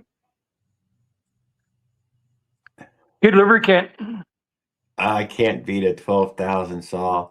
I don't know. I don't know. What does he have? Tan's Pistachio. I don't know. I don't. His audio cannot beat it. That's what I was saying. They need a race. Traffic light to traffic light. 10 is lighter, though. 10 would have an advantage. No, he's got more horsepower. But Leo does have a bigger sprocket, though. Hey, Paul. And Hey, it's DeWalt man. I had to lay down for a minute. That's all right. Don't get all worked up. Yeah. I can't watch the chat when I'm live and stuff. So I can't read the chat. No. I know. If that's what you meant earlier when you're breaking my Yeah, you weren't keeping up with the chat. They were just poking at you. He showed his jug already, and then what's his name said, "What kind of jug's he sawing on?" I put it on the case. But his engine is very interesting. Well, I would like to see y'all both have It's MS 361 with a 47 millimeter bore. It comes with an 11 millimeter pin, the steel. So I thought it wasn't going to fit in with my piston, but the outer bearing diameter is the same size as the 10 millimeter pin. So you can use the pin in the bearing. Cool. With the 11 millimeter pin in the China doll crank kind of thing, right? I thought it was going to be too big to fit the China doll crank, but it fits. But yeah, worked out pretty good. There's four M5 bolts here. This is bolt on like a regular chainsaw. Shorter and lighter than me. His bike is pretty light. Earlier you've seen the four M8 bolts, that tapered head bolts, right? That I put on the bottom. Well, Leonard, I'm not trying to get y'all to race. I don't know that you need to compare it there, but you should at least put together one you go for a ride on, man. So take whatever you got, 12,000 fucking RPMs, and stick it on a goddamn bicycle that works, so you can be out there and we can see you riding the motorized bicycle. Soon, hopefully this week.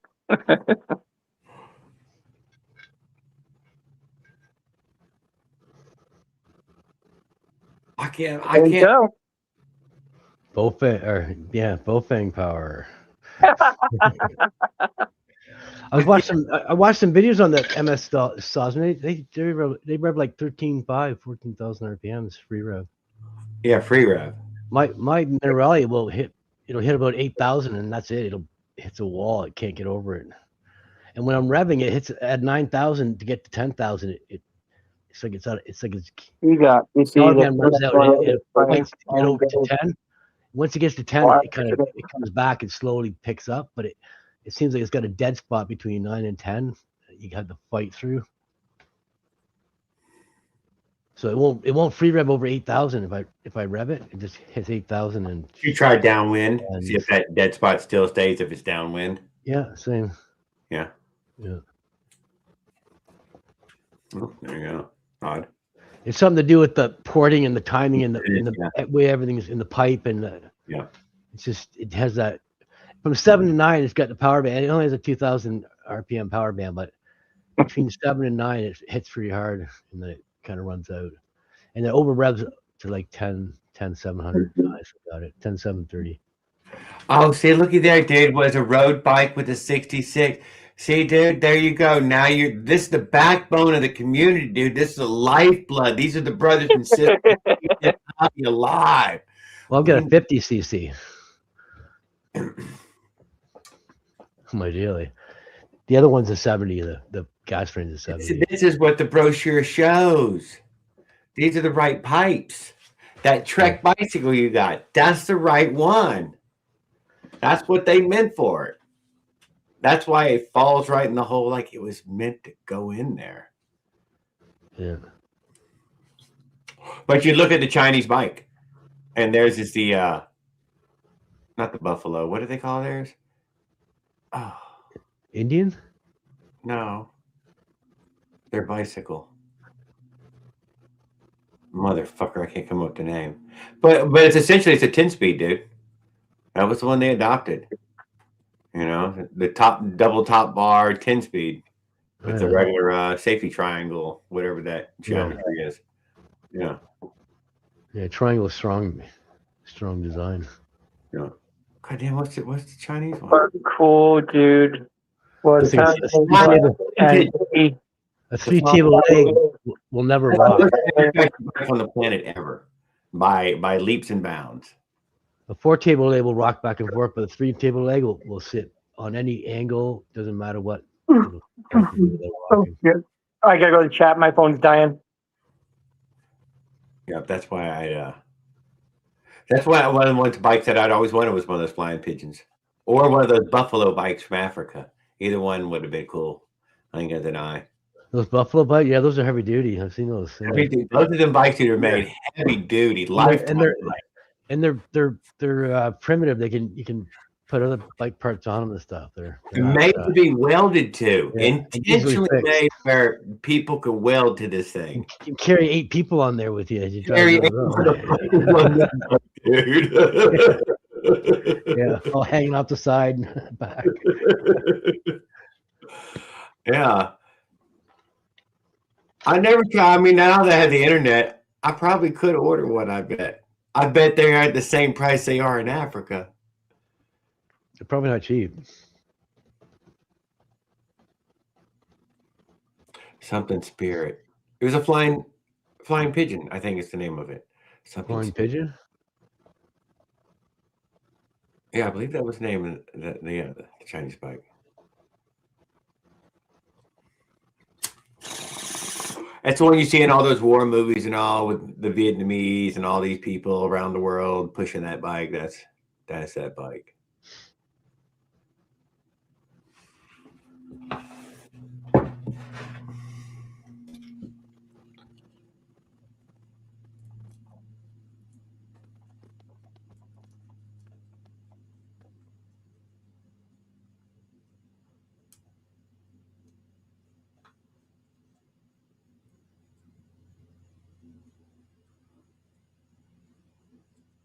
Yeah, but the worksman's bike is what America has for that. Answer to that. Yeah, that is. I'm sorry. Yeah, Bri, great answer. Sorry, I went quiet. Yeah, the workman's bicycle, which I've never owned anything like that. I've never even come across any of it. I guess you have to live in Chicago or Indiana or one of these big industrial cities, Michigan, and where the old mega plants and car cities were, and I don't know. They didn't sell no heavy bike in Florida, as far as I know. Schwinn.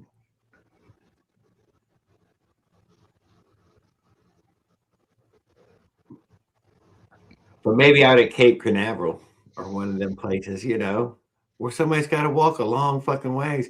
I'd love to have a bicycle on some of these job sites, but I didn't really wander the grounds too much on job sites. I was in the building. But some of them, dude, had some crazy fucking parking rules, man. Some crazy fucking parking rules. And walking 3 or 4 blocks to get to the job. Park here, condos being built over there.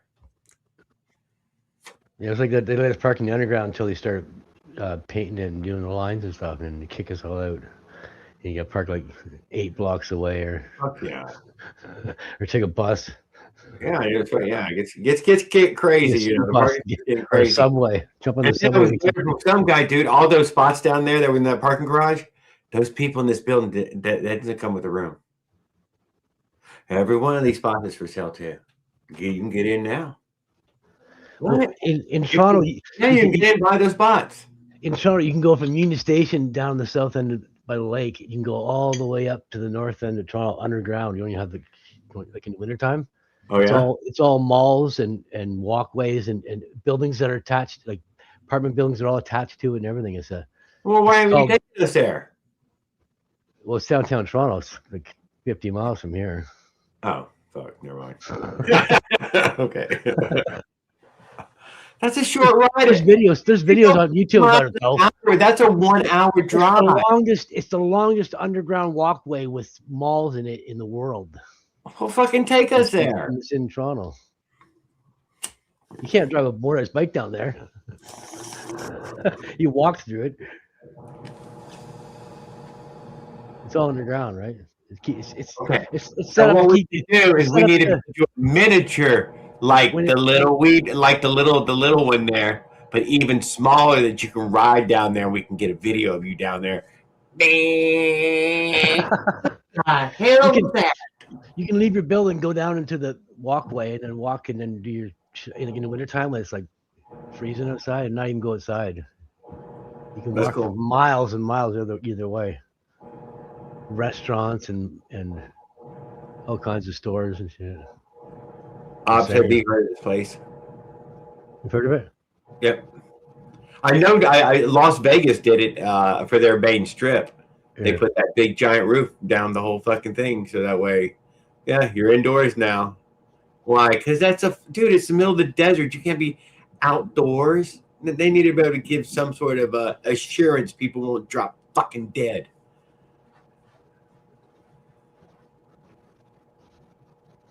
There's also cart paths for like 300 miles along the lake.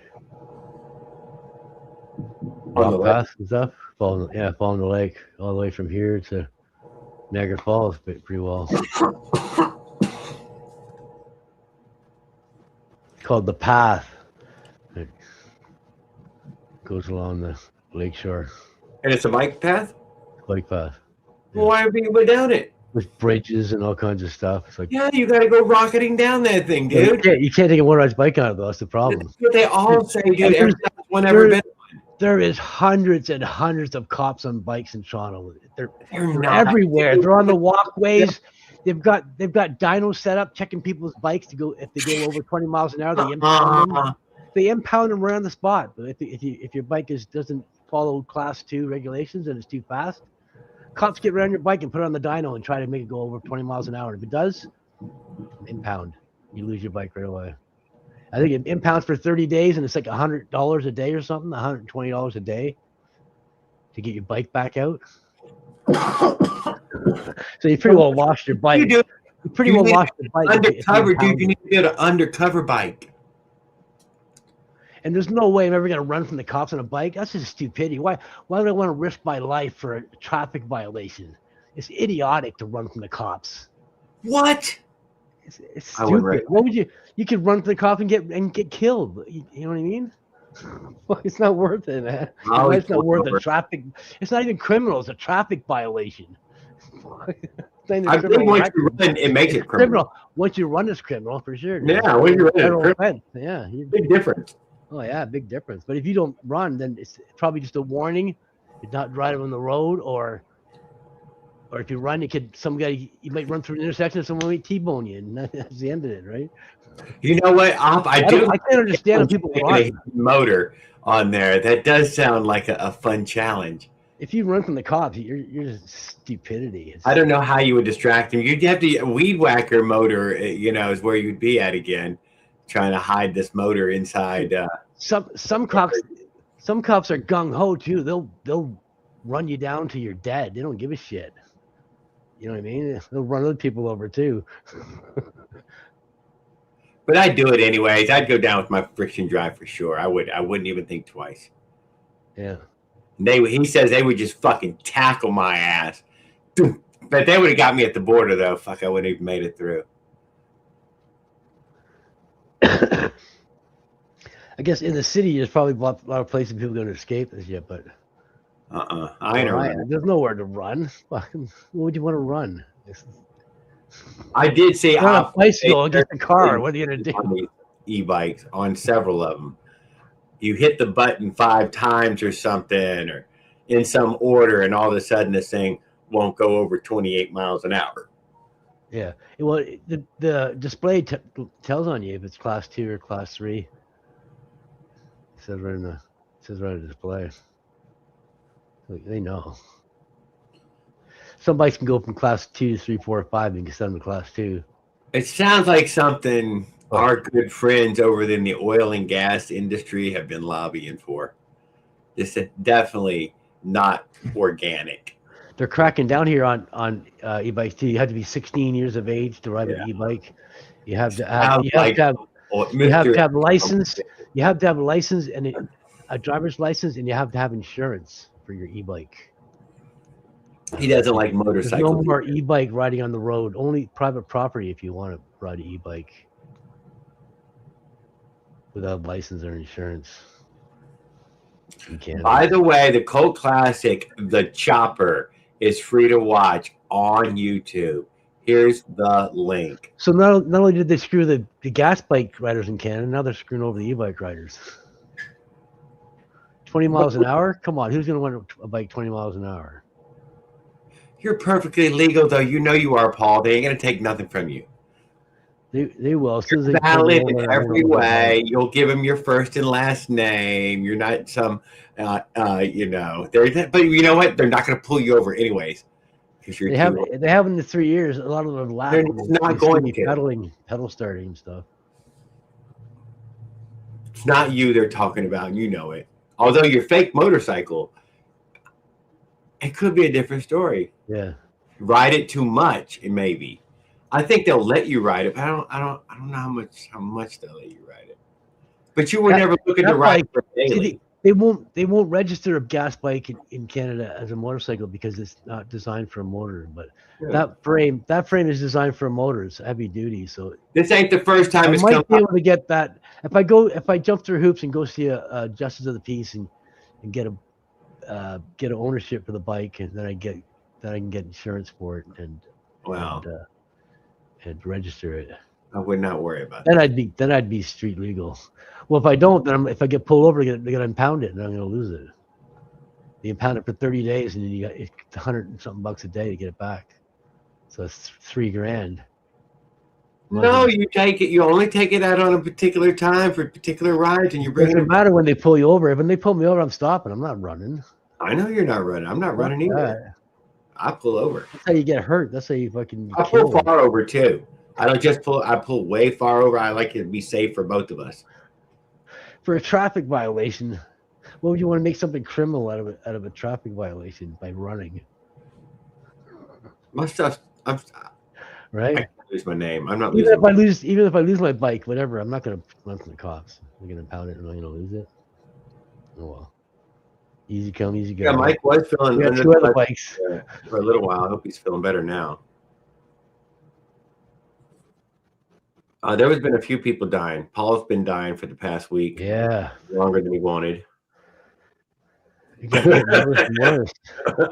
I was thrown up today. Yeah. And somebody else was dying. I think Pedals was fucking dying. Yep. Whatever. Must be some sickness.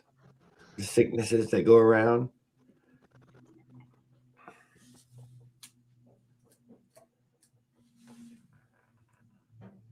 What else was there? Yeah, Life's Adventure got that going. Although Leonard sent me where our state of Florida was passing the same e-bike laws. And me brushing through it, I could not find gas anywhere in there. I really couldn't. Why? Because a lot of little kids ain't riding gas bikes. A lot of little kids are riding fucking e-bikes. Yeah. I'll be glad to see them make it e-bikes 16 years of age and older because the kids are. Why, dude? Because the kids shouldn't be riding e-bikes unless they're 16 years old. E-bikes aren't killing people. People are running over more e-bikes because it's getting kids outside. Now, what are you saying? Kids should be inside gaming or outside on the e-bike? They should be pedaling. They shouldn't be inside. Lazy ass. It's lazy ass world. No one wants to work. No one wants to pedal. Then he's gonna just the game. Grand Theft Auto's got you can play on a bike. I was pedaling. I was pedaling till I got a motorized bike. You got to wear a helmet in Grand Theft Auto, do you? I hope it puts a. I used to pedal to work. I used to pedal to school every day when I was going to school. Took my 10 speed to school. I had some. I got hit twice. Once the lady pulled out in front of me and I smashed into her front wheel and flew over the handlebars and knocked myself out. I was landing on my head on the other side. Amos woke me up. And the other time, my brother took his bike home drunk. His buddy gave him a ride home, and he put his 10-speed in the trunk, took the front wheel off. When he got home, he was drunk, so he just stuck the front wheel on, rolled it beside the house. When I came home, I said, "Oh, my brother's 10-speed. I'm going to take it for a ride to the store." I jump on it, and my bike has a loose front spoke, so I was used to being loose in the front, so I didn't really notice. And then when I hit the brakes, I flew over the front handlebars and broke my collarbone. Landed up in the middle of the intersection. I can't tell you exactly how it happened, but did the same. Couldn't tell you exactly how the no helmet, and I never scratched my head at all. I just broke my collarbone when the bike went down. I guess my shoulder hit the handlebars, and then I flew over, then on my back. I really don't remember it. I'd like to tell you I do. I remember now. I remember going, ugh, and that was it. And I remember waking up. I remember getting up. That's what I remember. I just remember the quick jerk, and blackout. It seemed to happen so damn fast. Yeah. And the last accident, that was the only two accidents I've ever had. And then the third accident was the car cut me off and I wiped out. He says, "I'm tired of pedaling, Paul. Well, you have a Trek bicycle. You put the little saw engine I sent there to you, and oh my God, you'll be mobile. And that should only take you like a small part of an afternoon, because that's just like, it will all go together like it was meant to be. You'll find no hiccup. Everything will just go together.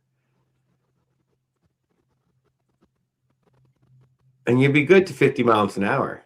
I mean, I'm good to 50. 35, though, is fast on a motorized bike, though. I mean, for real.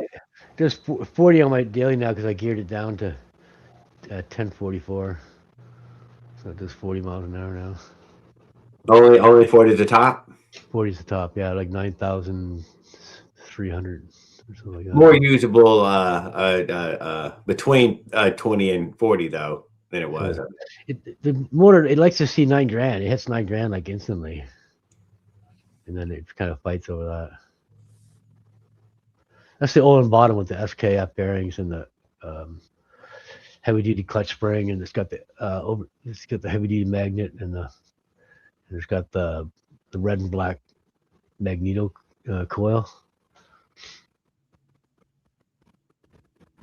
And I just got my stock 4-year-old coil in there still.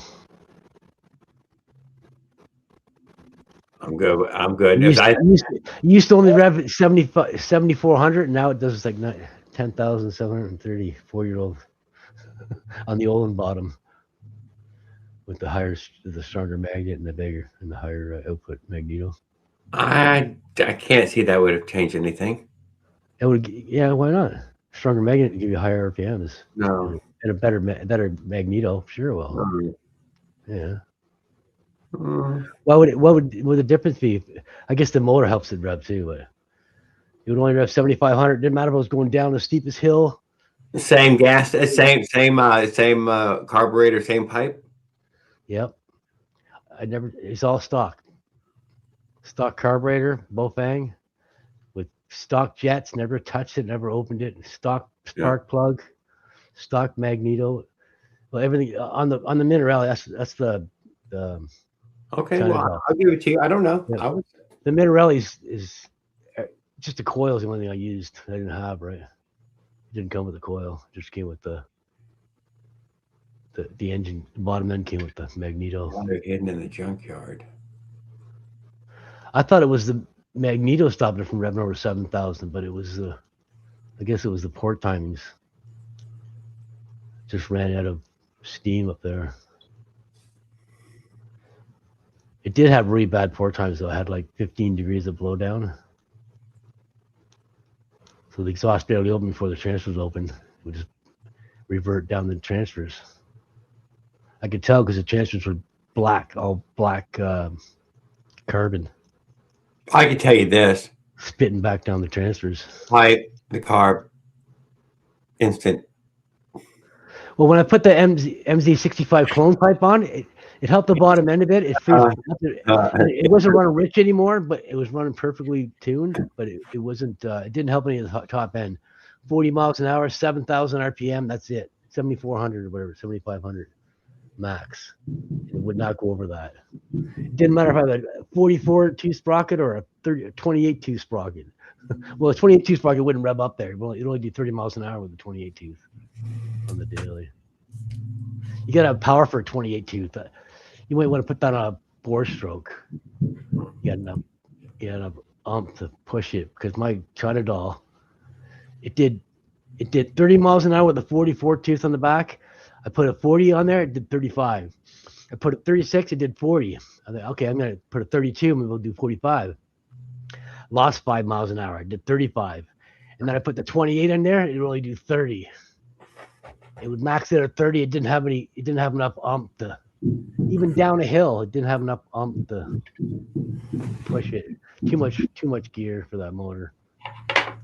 No, I'm happy with 36. I can't deny. 36 is pretty damn good for, pretty well middle of the road, good for power, good for speed. Well, I'm impressed. The fact that if you look over on the other side, it's a 34. Yeah, it's a 34 and a 34 on the pedal side and a 36 on the drive side. My Daily's got a 44. My gas frame's got a 44. This one here's got a 38, and the micro machine's got a 40. 42 sprocket. Weighs less even. Let's be honest. Yeah, 36 even weighs a whole sight less. And luckily enough, dude, still the alignment is pretty darn good. It was probably functionally better with 34. 36 keeps you away from the brakes, and it keeps you away from the chain stays too. If you go too big, it becomes a chain stay problem. Without a spoke buster 5000, you know what I mean? I don't like on my Daily. I have no tensioners at all. No. I just adjust the engine to tighten the chain.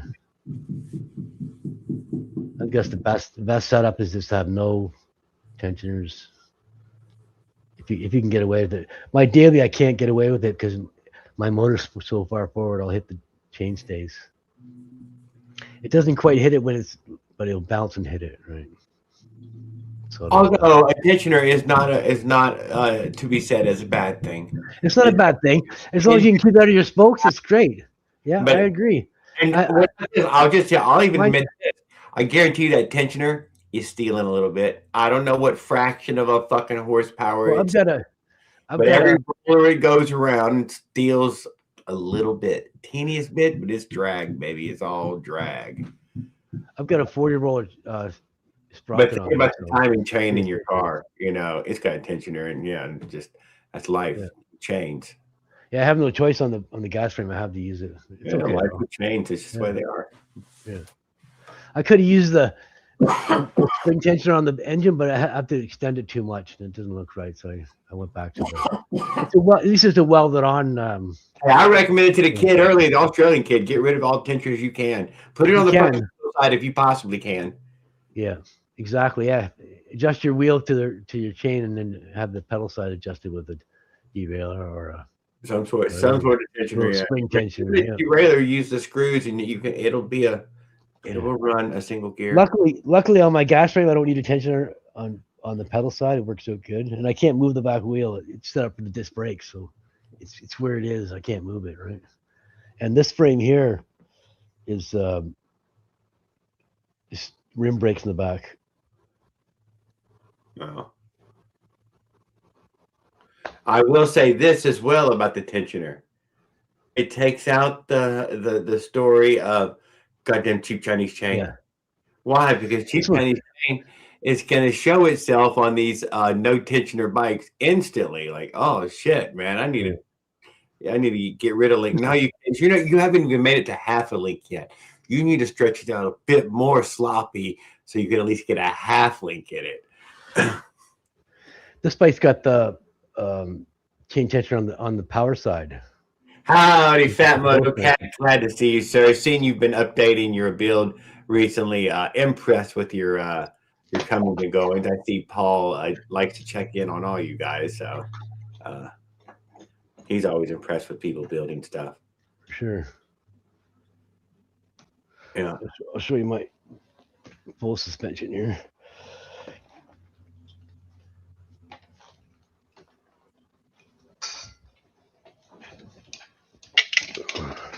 Yeah, our buddy. So our only other buddy right now is a Mustard with Fat Moto riding, and Fat Moto dude, he went down, man. He said he got a little greedy for a couple of dollars being handed out, and he rushed over there with the whole rig and broke his. Please check out the latest e-bike danger video. God damn it, boy! It's just been an e-bike day. This one's got the spring here. Tightens up the chain on the top, and then I got the freewheel mounted on the bottom bracket. Oh my God! He tried to put out the fire and it killed him. God damn, Fat Moto Cat, son of a gun! See the engine turning. It's ready to go.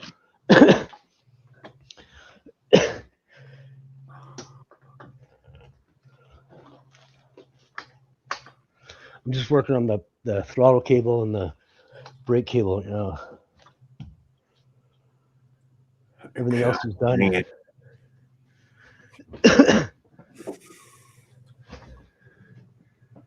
Yeah, well, A and B Garage, Fat Moto Cat. I don't know if you probably weren't subscribed to him. It's just a young guy, but he used to hang out with us for a little while, and he hung out tonight for a minute. He also had their e-bike batteries up there in the upstairs room above the attic. I mean the garage and or in the house, whatever. And upstairs, and they caught on fire. They tried to burn his house down. The bike's getting heavy. And then his mom had some fancy space blankets or something and threw them over him. Yeah. His brother climbed up the window from the second story and got the water hose in the house and started hosing it down, and it saved it till the firefighters got there. When it exploded, it sprayed all over the stairwell, the walls, all the way down the first floor, right to the front door. Burned the wall from the flames and shit. It's crazy. It burned the floor. What? Well, I didn't get to see the whole story. Give me a little bit more, dude. I mean, I'm sitting here on this live. It's hard for me to watch. Did you see the video? You didn't see the video? No, the story that Fat Moto Cat left. Oh, I thought you were talking about the bike that burned from Remember we were talking to a fellow in the A&B Garage. Yes, but we're talking to a fellow in the chat. My bad. No, I'm just saying. Yeah. Scars from short and wrecks and short. The vapors are what kill people. You couldn't give me an electric e-bike. No? The thing's a bomb waiting to go off. I don't want to try to. What about your laptop and your cell phone? Those are 5 volt. They're not 72 volt DC. They're 5 volts. You can dead short this all day long and it won't fucking catch on fire. It's 5 volts. What's 5 volts gonna do? You can't even shock yourself with 5 volts. It might catch on fire, but it's not gonna What's this? explode. It's not gonna explode on you like an e-bike and burst into flames as you're riding down the road. What is this thingy right here? Jump off it. Is this like 5 volts or something? That's 5 volts. Yeah. This whole big battery is just 5 volts? Yeah. It says 120 watts. 120 watts, 5 volts. It's a huge capacity 5 volt battery. Or it's 12 volts and they convert it down to 5 volts. You know, Right. multiple. You can run multiple 5 volts off a 12 volt, right? So it might have that. It might have a step down converter. It's probably got a battery management system, a computer in there, and everything. It's got a protection in there that protects the battery. The reasons batteries go bad is because they charge them when they're hot and they charge them when they're too cold, and they build up dendrites on there, which break through the plate insulator. And they connect with each other, and they dead short your battery, and they thermal overload. And then once it thermal overloads, the thing bursts. The thing shoots flames out and explodes, and bursts battery acid everywhere. Battery lithium. It's a bad situation, man. You're lucky to survive if you get. I've seen a person die in an elevator with it. He took his bike battery in the elevator, and the camera in the elevator watched the thing explode, and the whole elevator was full of flames. And then they showed 2 guys on the outside of the elevator would open up, pulling the guy out of the elevator. He's dead. It burned him to death. and the battery exploded. Complicated him anyways. He was stuck in the elevator with the runaway battery, like a 72-volt bike battery. He was hanging on. Right, the bike guy says, I quit storing my batteries in the camper. You can't overcharge batteries. You can't charge them when they're cold. You can't charge them when they're too hot, and you're perfectly fine. And if your battery has a computer management system that won't let it do that, like a DeWalt battery, you plug a DeWalt battery in when it's hot. You just drill like 8-10 holes, big holes, and your battery died and it's hot. You plug it into the charger, it won't charge. It's gonna sit there fast flash and saying too hot, battery pack too hot, and then it won't charge until it cools down. And then when it cools down, it charges it up, and then you never have a problem. It doesn't build up these dendrites in the cell. Good batteries can go bad. They're deadly and only take a couple of breaths to kill you. Good batteries can go bad by people that overcharging them, or not having a computer battery management system, and you charge your battery when it's too hot or too cold. It'll do the same thing. So it's not the batteries; it's the computer management system, the battery management system that's causing the issue. The lack of one, because they're cheap. Even the Teslas and stuff, even they burn up. You know. Yeah, because it's the same thing. Dendrites build up in the cell from overcharging when it's hot. Plenty of fucking gasoline cars burn up every year too, though. I mean, lots of them. Overcharging it does the same thing too. Overcharging the battery will build up dendrites. Usually starts in your firewall, little black, something in your firewall started on fire, and then the whole fucking car. They're little black spikes that build up on when you open the battery. You can see them in there. There's these black fucking dendrites that are going to destroy your battery on you. I watched the thing on what makes good lithium batteries go bad, and I learned a lot about what makes it, what's actually doing it. It's not the lithium. The lithium's fine. Lithium can charge and discharge forever and have no issues. It's only the battery management systems that cause the issue. Well, see, I mean, but you trust fucking DeWalt? I trust DeWalt, yeah. Yeah, because I opened up the cell, there's a computer chip inside. Yeah. Bosch. And you can dead short a DeWalt lithium battery and it'll just shut off and it won't work until you plug it back into the charger and then it'll reset it. So if you throw it in your bag of tools and there's nails in there and it shorts out, it's not going to catch on fire. It's just going to shut itself off until you plug it back into the charger. And I've dropped batteries from 2 stories and smashed them open and tried to use it on the drill and it wouldn't work, and then tried to plug it back in the charger and it wouldn't connect. It was completely destroyed, right? Luckily it didn't short out on me. 2 stories drop on the concrete, it's pretty harsh on a battery. I had 8 batteries over since 2008 and I still have 1 left that works. In 2008. And that was one that was in a laser, so it didn't really get used hard. No, I just keep buying the same drill. Yeah. So that way I can use the last batteries on it too. And usually if you look at the battery, it'll be some modification, some little tab or something. You just saw it off. Look, there, clips that. Yeah. I think 12 volt and 14.4 have a little tag because they're pretty well the same. No, it'll be something. It's usually very easy to get it. I used to run 8. When I pick up the screw gun, I'll know when I look at it if it's the kind that they. I had an 18 volt DeWalt drywall gun, and I bought so I had a 12 volt DeWalt drywall gun. I still have it, and then I switched a case to an 18 volt. And that motor, weren't you the last one to come in here and say $4.99? I ran 18 volt batteries on my 12 volt motor, and the motor used to get really hot, but I was only using it light duty, so I never really burned it out. I'm sure you would if you're using it on wood. And it used to rev extra high because it's a 12 volt battery with 18 volts running on it. It gave it a few extra thousand RPMs. Oh, whoa. So you weren't lying about one part of it. Their selection is now just 2.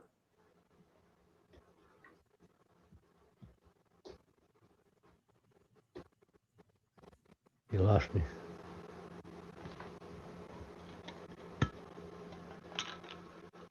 There's just 2 fat motos left. Well, man, it was fun while it lasted. I mean, obviously, you know, 500. they see the world, the future coming is going to be battery packs. That whole time I was, guys, what a beast. Dude, what's up, brother? Glad to see you back, man. You made it back. Outlaw motherfuckers. That's what I'm saying. 1%ers here. Last of them. Well, probably not, but you know, at least it's fun to think about.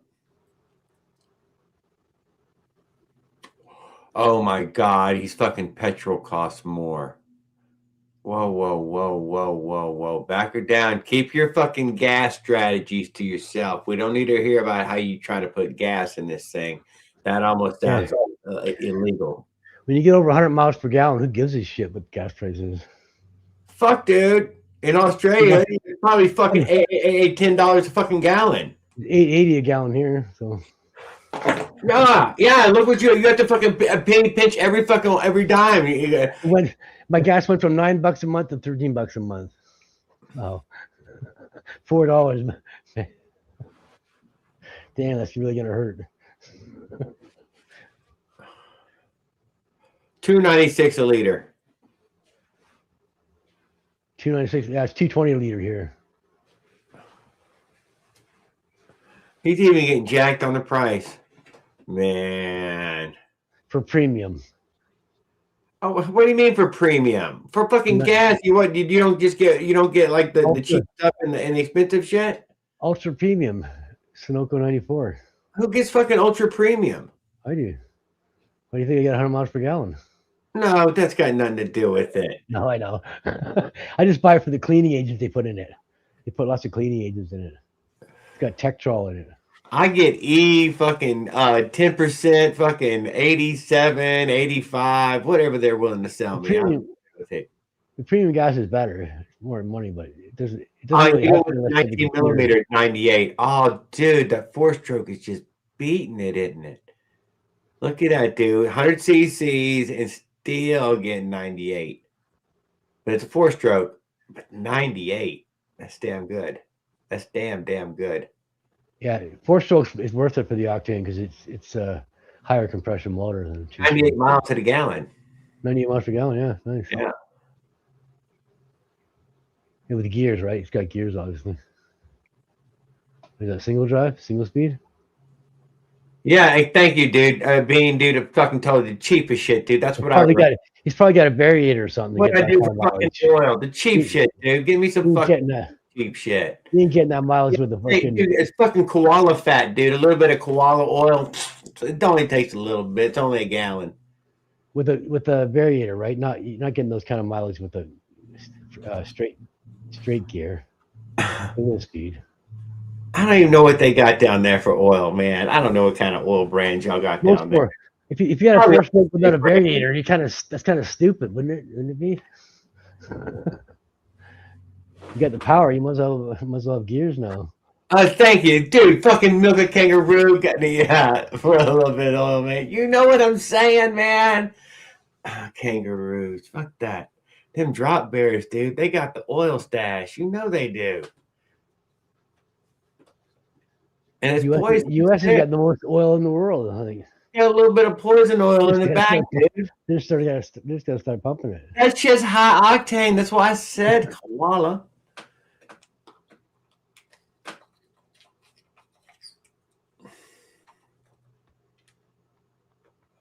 Kick the shit out of you.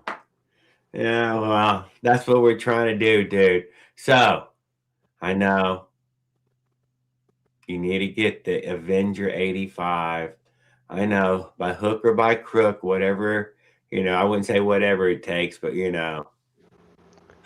next purchase, just save up for the Avenger 85. 50 cc is all you need. Come on. No, dude, get the 85. What are you trying to get compensate for something? I bet you I can beat you on my 50 cc on your 85. He's got a nice was it a Wildcat 80? Damn, I came here. It was a little bit ago. I wouldn't worry about getting the YD 100 or the that LD 100 there either, or 90. No, he said BT 80 or the other one, but yeah, I don't know. I bet the Avenger cylinder it's not going to fit on the other one. So yeah, totally worth getting the Avenger. I mean, or buy a dirt bike, dude. I mean, or fucking buy a dirt bike. That's what the fucking options are right now. Rip that fucking thing you got until that fucking wheels fall off that thing. Buy a motherfucking dirt bike, or get an Avenger, dude. Think about it. And another mountain bike, dude. You're still gonna need another fucking mountain bike and wheels. So you know. Poor kid. He's not a poor kid, dude. Fuck him. He's fucking over in Australia. He can take it. I know how. I don't fucking know how, dude. Fucking pick some fucking. I'm fucking low. Bullet train age are the best. That's kind of subjective. So if you have I would stay away from bullet train at all costs. I assure you, you're not getting very much out of your cylinder. If you're just bolting it on the way it came, there is more. But man, you need a second cylinder. You get a second cylinder, and then you start, fucking with your second cylinder. I heard a lot of bad things about Bike Berry's bullet train. He's only getting the cylinder though. I think he's hoping to bolt something down faster on what he's got. You get an Athena if you want to go fast, or a go fast, or Isn't it fucking wintertime right now? What the fuck the other one? Isn't it fucking wintertime? What's the other? Do they even get winter there? I don't think they even get a fucking winter. I don't think they. I don't. We're in Australia, yeah. Yeah, it's cold. Yes, Oh, cold. they do. Oh, they get winter. The exact same as us, except for they get winter when we get summer, and we get summer the opposite. Yeah, the VT8 is pretty decent. I'm sure northern Australia is warmer than the southern. The southern Australia. Yeah, I see somebody like this being, dude. If you looked into something like I would love to go to Australia. You have enough cylinder, more than likely, on your hands to go much faster than you think it's possible with what you already have. If I could, I would move to Australia. It's not that easy. He says, I don't give a fuck.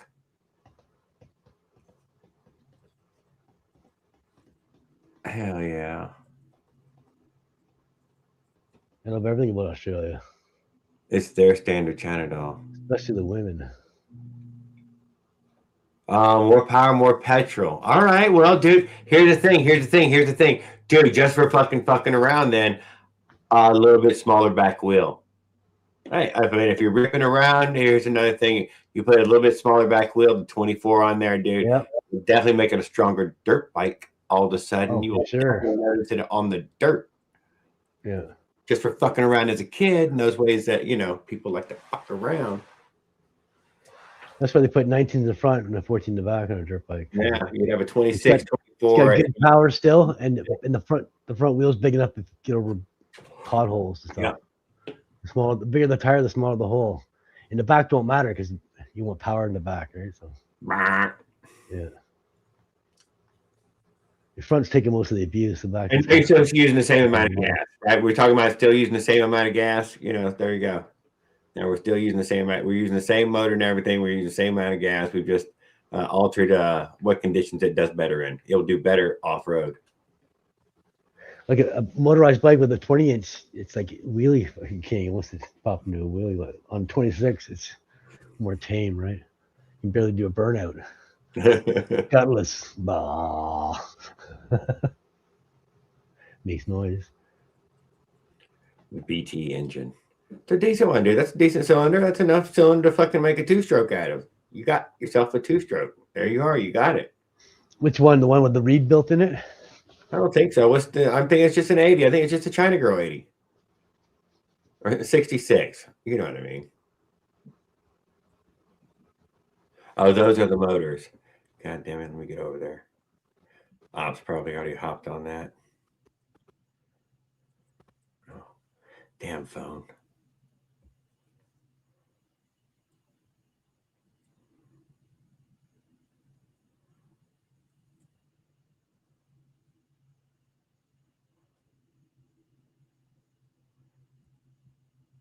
This motor here, I got to get a bottom end for it before I can set the squish or anything. I've already got this one ready to go with 1.1 millimeter squish on the case. When I had this motor apart, I used that motor to set my squish. But now I just got my mock-up motor. There's no guts. It's my holy motor. Yeah, just a regular China girl. It's got a hole right through. I cut a OZ reed. Yeah, dude. Hey, I've been check out, dude. There's an Australian guy, Safety Uggs, and that's Safety Uggs. Safety Uggs, yeah, he's awesome. Dude, check out his shit, dude. Why? Because he lives there with you, and he didn't spend a lot for a muffler. That motherfucker.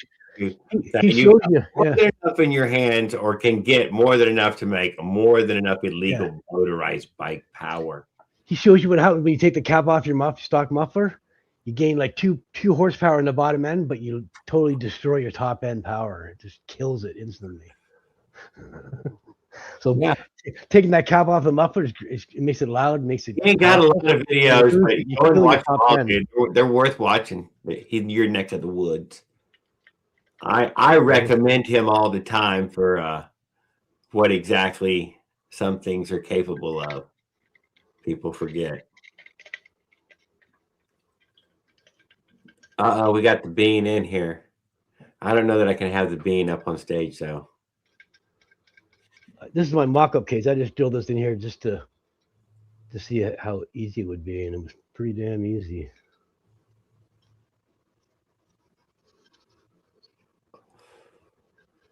Now that's for this cylinder here with no intake. But I appreciate you popping in, dude. I'm sorry. I wasn't gonna put you up, but I do appreciate you showing up, man. It's all good, dude. Yeah, I know.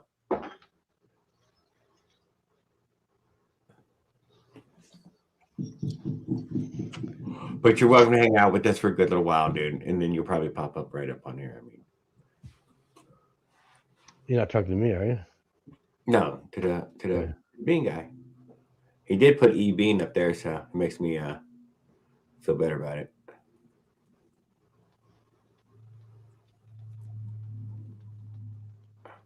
But I feel like the things that we on here, other than my smoking and smoking weed, which is probably, I don't give a fuck about all the cursing and shit.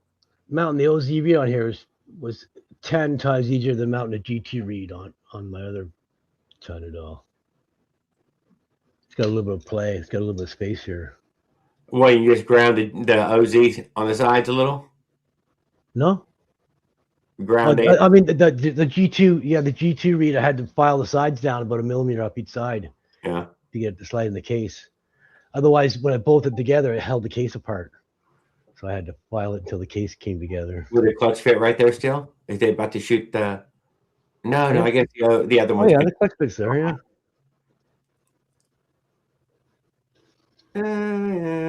You'll have to find a new way to, For what? For the clutch arm? The clutch arm's back here, right to the seat post. See? Yeah. Seat post is right here. You're just gonna have to have an offset hose like this. I'm not really interested in the case read. Like that, right? Because it's not gonna fit in the frame. I hate that, but whatever. It is what it is. You do what you gotta do. The GT reed does the same thing. It offsets out because it's kind of further back in the. It vibrates at max speed. Nothing can be done, dude.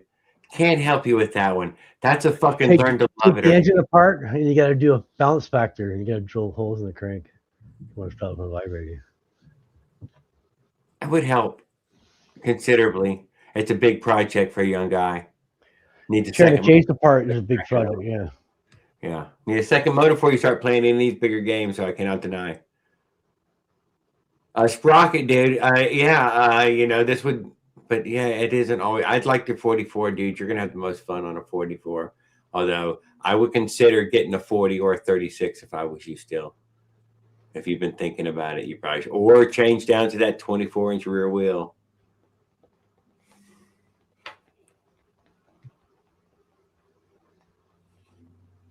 You can also just change to a 12-tooth front sprocket or 11-tooth front sprocket. That's not easily not done. Well, 11-tooth you It can. ain't even hardly available. Yeah, but it's like adding 4 teeth in the back. Yeah, but it's not. It's like taking away 4 teeth in the I'm back. going with availability and in Australia. So it's probably nowhere in Canada and even further from Australia. 1140 is like a 1036. We're close to the same gear ratio.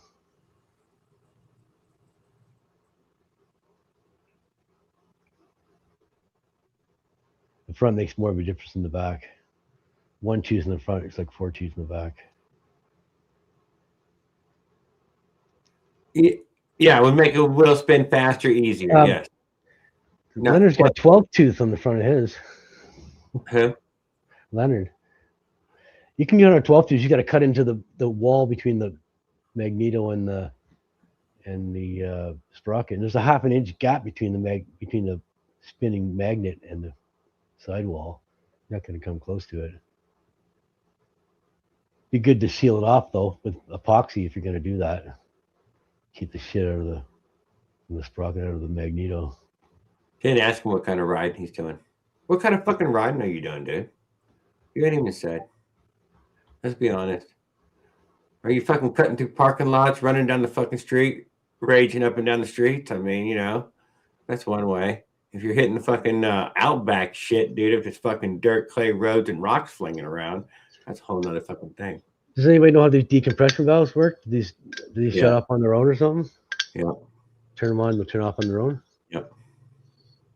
It's got 2 clicks. It's got a 1/2 click, and then all the way down. No sand, no dirt in town. Well, yeah. I've never had a decompression valve on a cylinder. Take the bike lighter. You probably won't need it because it's just to help you pull on a chainsaw without tearing your fingers Yeah, out. well, the next thing to purchase in all other purchases aside, dude, was to get a pipe. All other purchases aside, push everything else away. You haven't even got this thing going yet. Beg, borrow, or If you can just leave it there. And either work. A scoop a fucking monkey dung or something and get that goddamn thing. Hey, dude, are you any good at handling crocodiles? You know, I mean, they're always looking for a two-handed guy, dude, over at the crocodile fucking cages.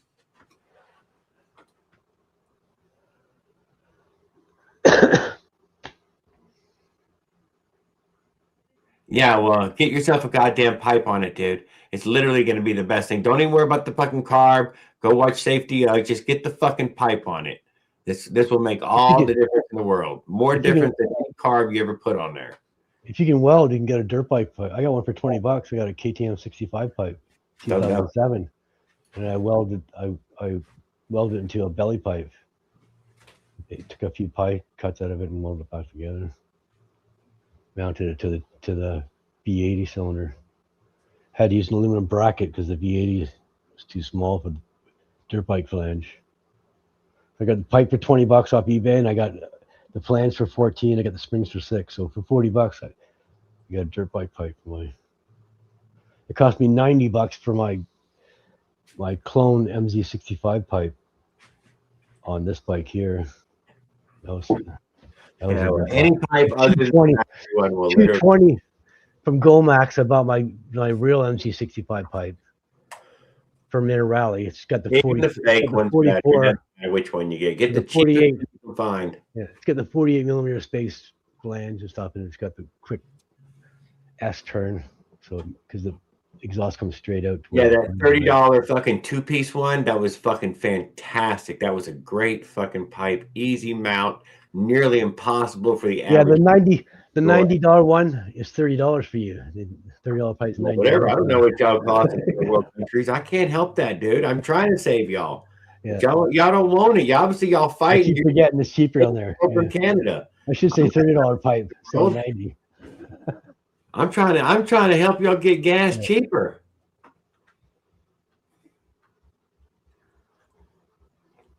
They want all you to have is electric, and then tell you that electric is going to be the most regulated thing we've ever had. Do not get the moon chamber banana exhaust. God damn it!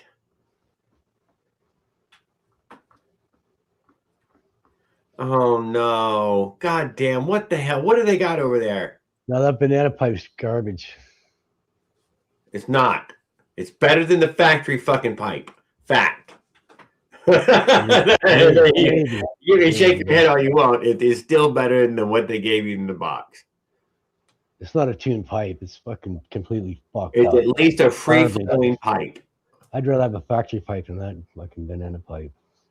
Yeah, I like maybe put that banana pipe to another expansion chamber. It's more than enough. It's too close to the header. It's not at the wrong timing. It needs a little bit longer header to make it come back at the right time. The power band's too low, too quick. No, that's a long header. Makes it lowers the. No, too long a header. The header brings the header on this is too long and too small, and it completely has no power band at all.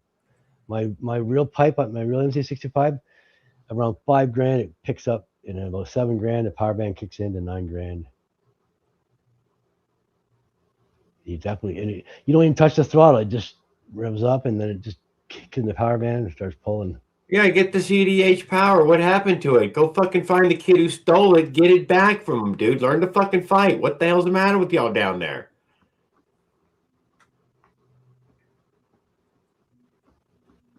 On this bike here, I got the MZ65 clone pipe, and I've got a stock muffler behind it. But that's not going to be any good? Yeah, I got the fucking thing, dude. Got the little fucking no. And try to get away for it. It's a piston port. It needs the back pressure, so you're not spitting out all the gas out of the fucking. No, man. The fucking dude, he's trying to save the fucking world, dude. He's 15, man. He's not fucking interested in saving the rest of the fucking world. Spit that fucking shit all over the place. That's where airbox is good for a piston port, because you get to recycle the spit back gas back into the. But I really can't really tell you. Yeah, take the fucking cap off and live with it off. That's the no spin thing to do. You get more power now. There. Yeah, you gain 2 horsepower in the low end, but you lose all your top end power. You know, but you get all that low. Safety outshot on the dyno. It's fucking. That's a useless fucking. You better have to drill a couple of holes in the end. Makes it more low end power than top end. Drill a couple of holes. Don't take the whole fucking cap off. Unless you just want bottom end power and no top end. And do that and take the cap off. Take the fucking cap off. Run the goddamn. The dyno don't lie, man. You know what I mean? Ain't gonna hurt nothing. He's running China dolls. You're running with it, running without it. You'll see what you like. Yeah. It'll make a difference in the low end power. It'll gain 2 horsepower in the bottom end. It's noticeable. That's noticeable, but it completely destroys the top end power. And that's where we cut that. You cut the inside pipe that's on the cap nearly off. Put it back on. This it's you know. Yeah, I'd put the cap back on. And then it's you know, it goes a little faster than it did when there was a pipe in there, and a little slower or weaker than early than when it would have it completely off. But it's so much fucking quieter. It's noticeably still that much quieter. This pipe here, I went from a stock pipe to this pipe, and it didn't give me any. It gave me bottom end power, but it didn't give me any top end power. It would only do 7,500 RPMs. It wouldn't go any faster than 40 miles an hour with a 36 tooth. Well, good. That's fast enough. It did the exact same thing that it did with the stock pipe. Got smiles with no holes in the cap, just a stock. Everything's stock, completely stock. Yeah. Don't get no Avenger, dude. You don't need much power. It's bad for you, dude. It'll just lead you down bad paths. You become a bad person, you know. Avenger needs porting. It does not need porting, not even a little. It's only 7,000 needs porting. RPMs. It needs porting. 7,000 RPM motor. It needs Like porting. it really needs porting when you got You it. have no idea. Are you a port master? It needs that much porting. How many engines you ported, Jared? Thousands of none. Thousands, I know. Well, then you have all the experience. Not necessary. Talking your ass. Not necessary. Yes, it is. Not. Ask Sealy Science. His Avenger is amazing. If people talk about shit, I've never seen them ride, and I've never seen hardly any of y'all anywhere doing anything on them. Know what the fuck most of you are saying? All the China dolls need porting. I don't care how fast it is. I'd have to see you fucking on the road today. They all suck out of the box. You got to do porting to them. Any motor you get, you No, got to balance them. You got to do more porting. than enough, and it's vibrating more than you think. engines. It's way more than you think. Yeah, It ain't the goddamn China doll. It just ain't. It ain't a fad. People are getting them and keeping them and using them because they are that good.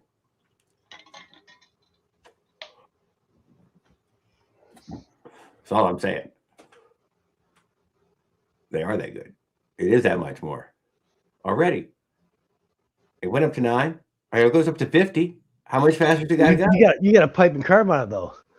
It did. Maybe I get a few more miles per hour now with that, but it was getting there, almost there with what $9 grand with the Bofang.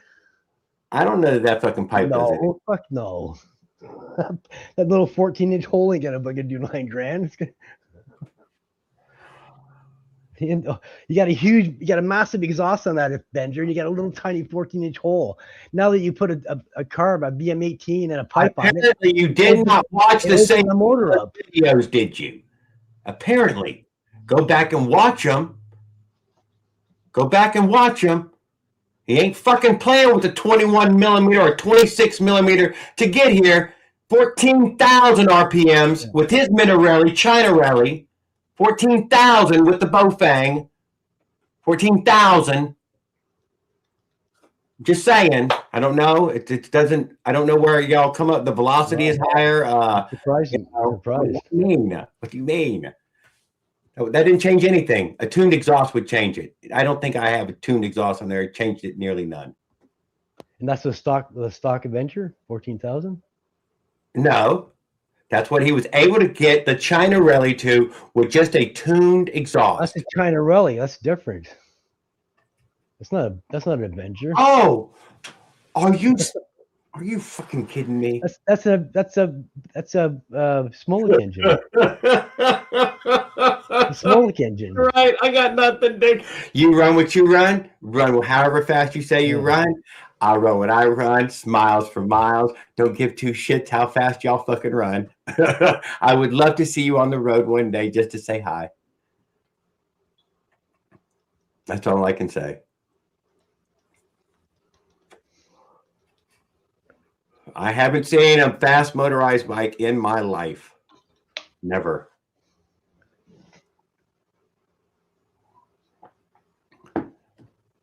That's all I can say. As long as they're running or safe, that's all that matters. All I can say is most of them probably go slower. You don't need an 85.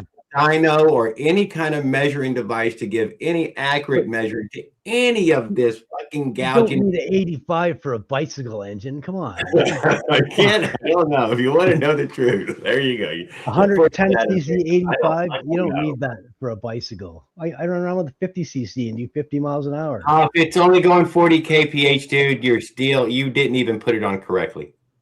You can just go with it around with a 50 cc China doll, and it's all you need. You should expect to get what is that? If you want to go any faster, buy a motorcycle and live.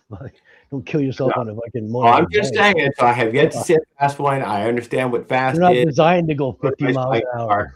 I would suggest going 20, 25 the whole time to enjoy the ride. I do 20 miles an hour 99% of the time. And that's how I get 100 miles per gallon. Even without porting, you would have got there.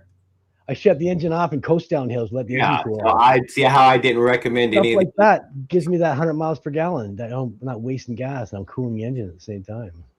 Just running what they gave is more than enough.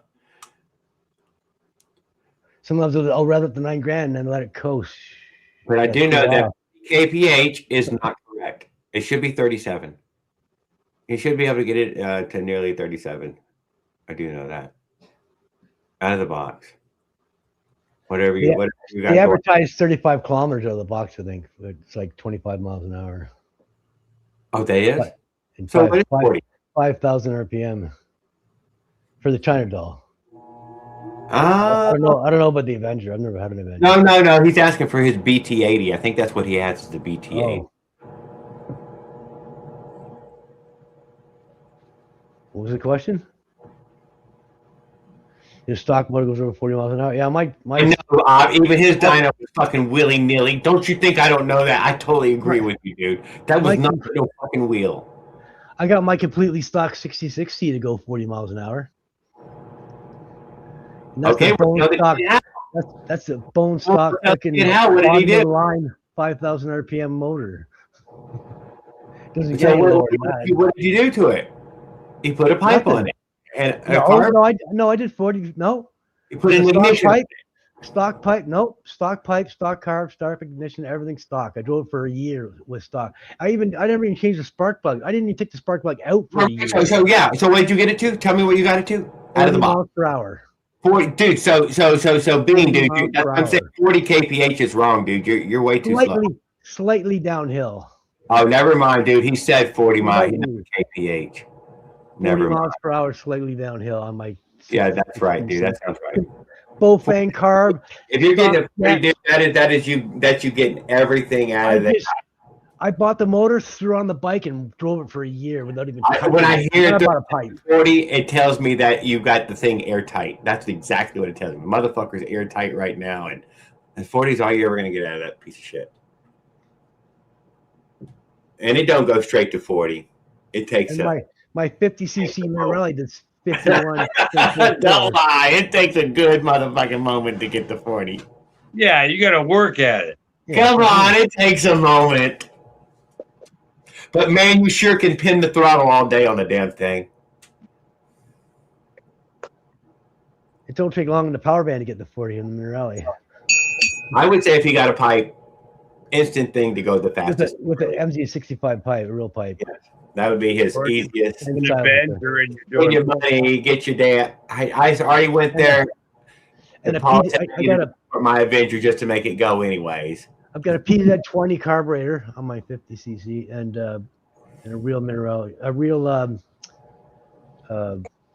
MZ65 pipe from Minerali from Olin. I think it's an Olin pipe. Olin makes the pipe. Can't go 40 miles an hour on a stock motor. You should be able to get it to spin up to 40. Yeah. Yeah, you got to work at it though. Yeah, it takes a pine. With a 1036, you should be hitting 40 no problem. Yeah, on your top end. No, I wouldn't say no problem. No, I mean on your top end. Sorry, you had the 44. You had the 40 on there, dude. I'm sorry. Maybe slightly downhill. About you can touch it. Yeah, slightly downhill. I mean, with an 80cc. Yeah. Well, 80, slightly downhill. I couldn't hit 40 unless I was slightly downhill. I'm really, so I would get the 36 sprocket over the pipe at this point. If you get the 36 sprocket, you will notice an improvement. Yeah. And then next, get the pipe. Yeah, I agree. Yeah, that's a good recommendation. Yeah. Yeah, because the engine's going to do the same, and the pipe, the gears is going to make you go faster. It's just going to lower the RPMs. It's much more enjoyable. Yeah. Oh yeah, you're not running the snot on the engine either. It gets old. Yeah. Yeah. Did y'all see how low Leonard's pipe was? Yeah, I've seen that. Yeah, it's like almost scraping. Yeah. Wow. I've got 10 inches clearance on my pipe on my gas. Wow. 2-finger clearance, dude. Yeah. So yeah, it's gonna be the 36, dude. You will get the 36. This is achievable for a guy your age, man. You should have to get your hands on a goddamn 36. This 44 is driving me crazy. I mean, they had their purpose, but yeah, he said he was on the pavement only, dude. If you had any dirt involved, then yeah, that 44 we can shine. Yeah. I'm not into dirt. I need more suspension for dirt. Shit, fuck this. He's young though. He'd probably take it no problem. Yeah. Well, but it depends on if you're there or not. Gear for where you are. Yeah. Here's my cables going to the frame. I feel like that was a good recommendation. I think we could pat ourselves on the back for a sprocket. Good job. Good job. That's the one who backed it up. He threw it in there for for sure. That was you didn't screw anybody. It does make it more. I cannot more argue. Fun. Much more fun. With a little cable. I'm running a 32 and I'm loving it.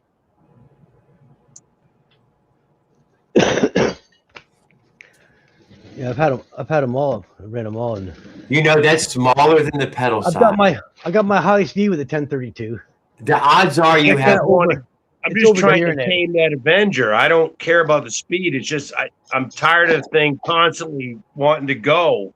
I just want to. Here's 28, 32, 36. I'd go 38. 32 40, would 40. I'd go 28, but I'm afraid I don't.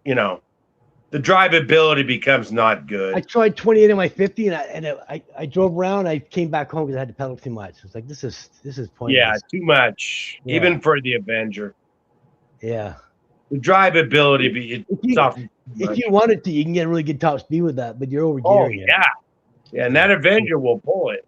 My Avenger's going. Oh yeah. Oh, once you get her going, for sure. It pulls that 32 pretty friggin' hard. I found it useless for the 66cc. It wouldn't do over 30 miles an hour. Yeah, no, I would never go past. It did the same with the 44 tooth, the 28, because I couldn't have it. The motor didn't have it. Can't pull it. Gutless. Yeah, I can't push it. It didn't need more bottom end torque to get there. But the Avenger's different. When you got a well-built Avenger tuned, it's pulling hard.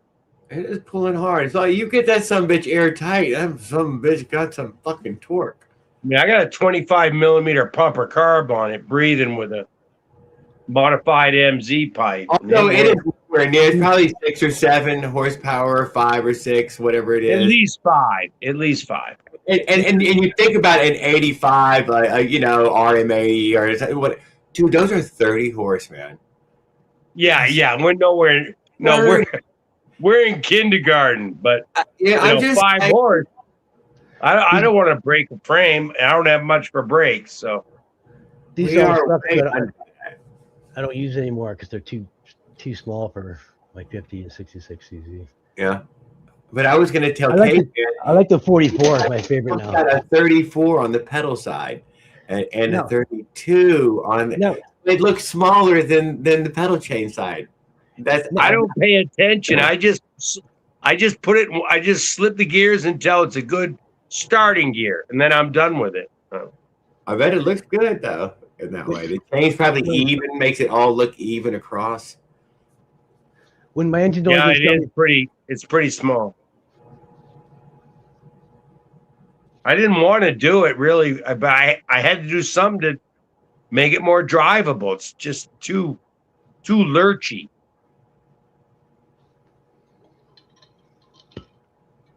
Oh, I know, Fat Motor. Dude, it's worth taking the top end for the torque converter. Fuck the top end. It was never useful anyways. Now yours is 0 to 30, and every bit of 0 to 30 is usable. The whole thing, the whole range there. The whole CVTs are nice. Man, it makes it feel like a motorcycle. Anytime you put it on anything, it just, God damn, it's noticeable. My Aprilia scooter, had one of those, and I could hang with traffic up to about 38. Certainly takes off quicker than a gives you the launch advantage. Yeah. Well, and you had to be on top of it. So as soon as it went, you nailed it, and then you got the jump. But I had to be on it. Yeah, and it gets there in about 10, a few seconds. Boom. It's and you can get a jump start in the bike lane too. 5 horse where? Who? I think the Avenger's 5. I'm sure it's 5. I wouldn't. I mean, I wouldn't say. No, I'm pretty sure my 25 millimeter. That's a big pumper carb, man. It's pumping. They say it's 5 to 7 horsepower. So okay, yeah. I think I got 5. It's 266 is two of my, modified 66s. Every motor is going to be different, right? One might be slightly better than the other Yeah. for some unknown reason. Although it wasn't so Quality great. control. Yeah, like you're getting that 100 or over. Guarantee it was not 100. Wasn't You know 100. what's funny though? My Avenger gas mileage is not 70. strikingly different than the 66. I mean, I don't like measure it, but Yeah. I expect it to burn more, and I'm like, geez, this thing it's not doing it. It's still like a 66 kind of. I'm surprised. I felt Whatever. like you're drinking it a good bit. I don't know. Maybe I'm using I'm that 4-stroke, man. If I'd have filled that tank up, all that riding I did with them, I would have never fucking put another drop of gas. We didn't do nothing. There's no miles. I think it's got like 5. That's a lot more mileage, at least 33% more probably. It feels like it's drinking gas like a stem right through a straw. Mine's not bad. Okay, maybe it isn't bad. I don't know really. I mean, I guess. I don't know. Remember, I mean, with a pumper carb, you're dialed in perfect all the time. You change, you can jet wherever you want.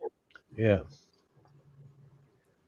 And your fuel is being pumped in, so it's It's under pressure. Force fed, yeah. Force fed, not just being gravity fed. That's right.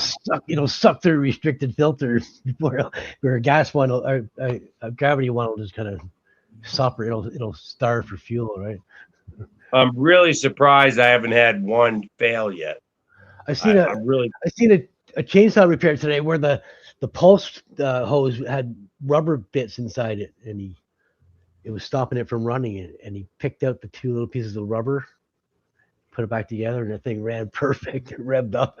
It was stopping the carburetor from pumping. So he had the. I use fuel line.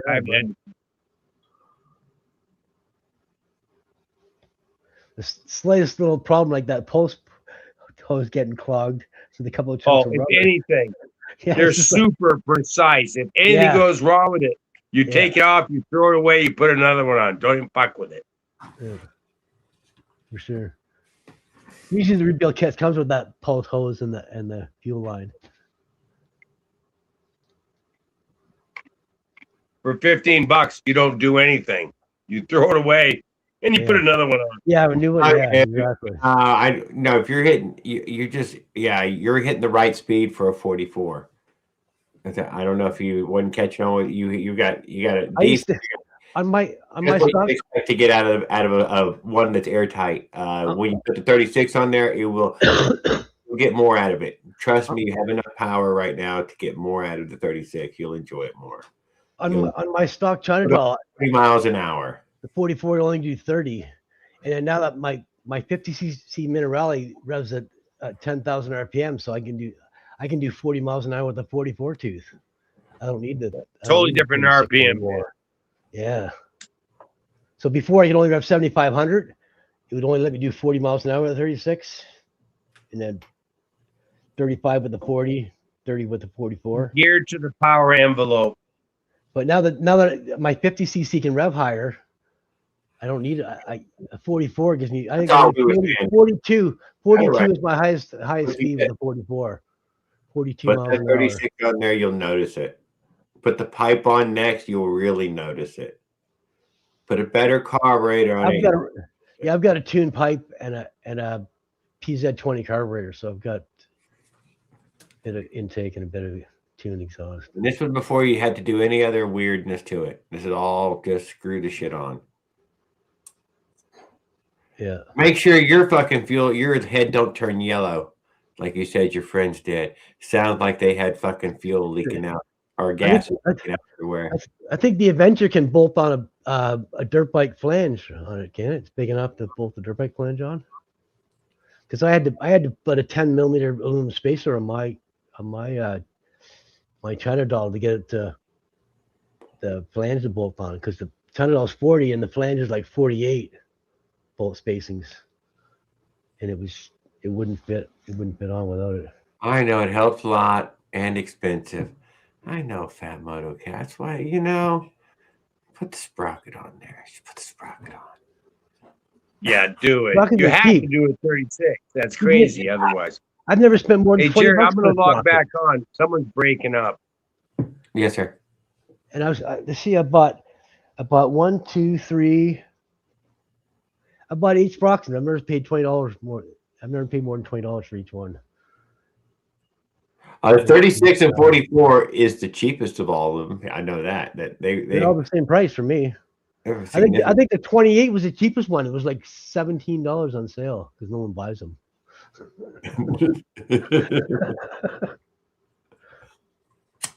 It's too small. 28 is too small.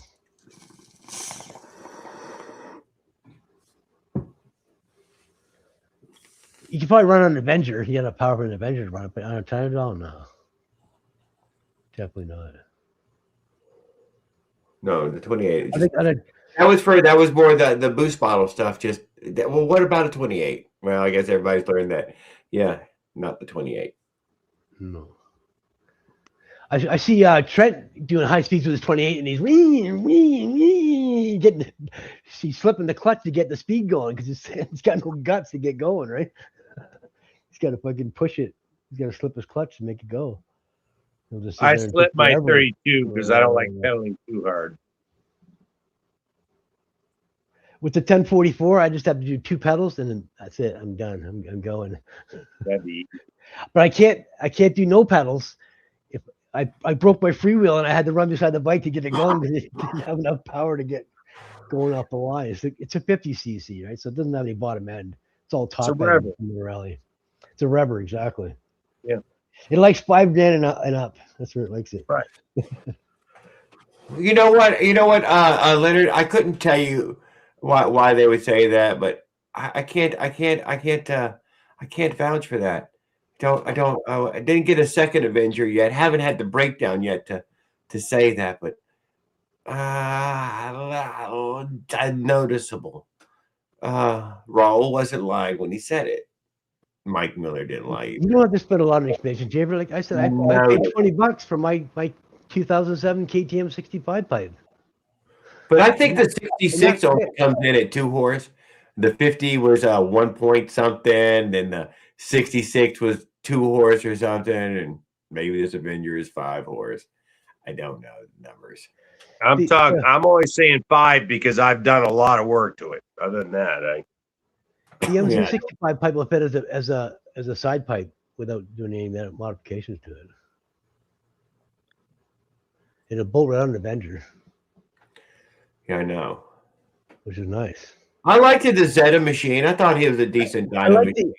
I like the balancing of the Avenger, and I like the exhaust size of the Avenger, and the porting is pretty decent. But I changed my porting. You're still running a Bofang on that thing. That's way underrated for that motor. It should have come with a.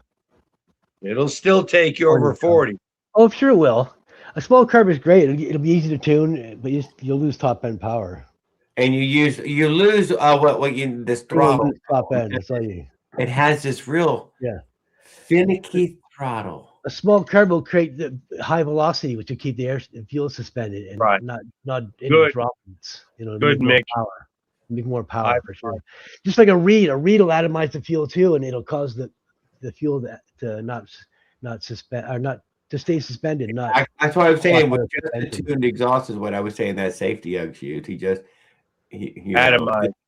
This was the most highest performance thing you could possibly do. Actual tune exhaust to that cylinder, not exactly, and not to the port timings. The port timings are tuned to the pipe exactly. And this is how he achieved it with no additional anything. And on a dirt bike, they have a power valve that cranks open the exhaust valve, and it lifts it up like a half an inch, so it gives it way more top end power. It changes the port timing, and it drops the ports down at low RPMs to give you good bottom end power. So it gives you the best of both worlds. So you can't have that on China doll. They actually do have it for China doll. They have a power valve cylinder you can get. The moving mechanism. I've only heard of it. Kirby has one. Yes, I've only heard it. I have never seen it. My YZ 250's got it. Nice. Yeah, and that gives it a violent power band. It gives it a more broader power band too. If you have like They were 4,000 mechanical, RPM. then they went servo, electrical. Yeah, like my power band is 2,000 on my China doll, but usually be like 4,000 or 5,000 RPMs of power band because the Sounds like something that exhaust like, is lifting and giving you more and more and more, right? As you rev higher and higher and higher, you get more lift. I don't need any more. No, I and know. like But that's how also they. gets That's rid how of they. parts. That's how they come to the power band instantly though on a dirt bike because when the power valve is open, it really kicks in the power band. It really lets it breathe. I haven't had a two-stroke that sophisticated. I love my RM125 with a power band. It was just snapping. You don't need it. Instantly.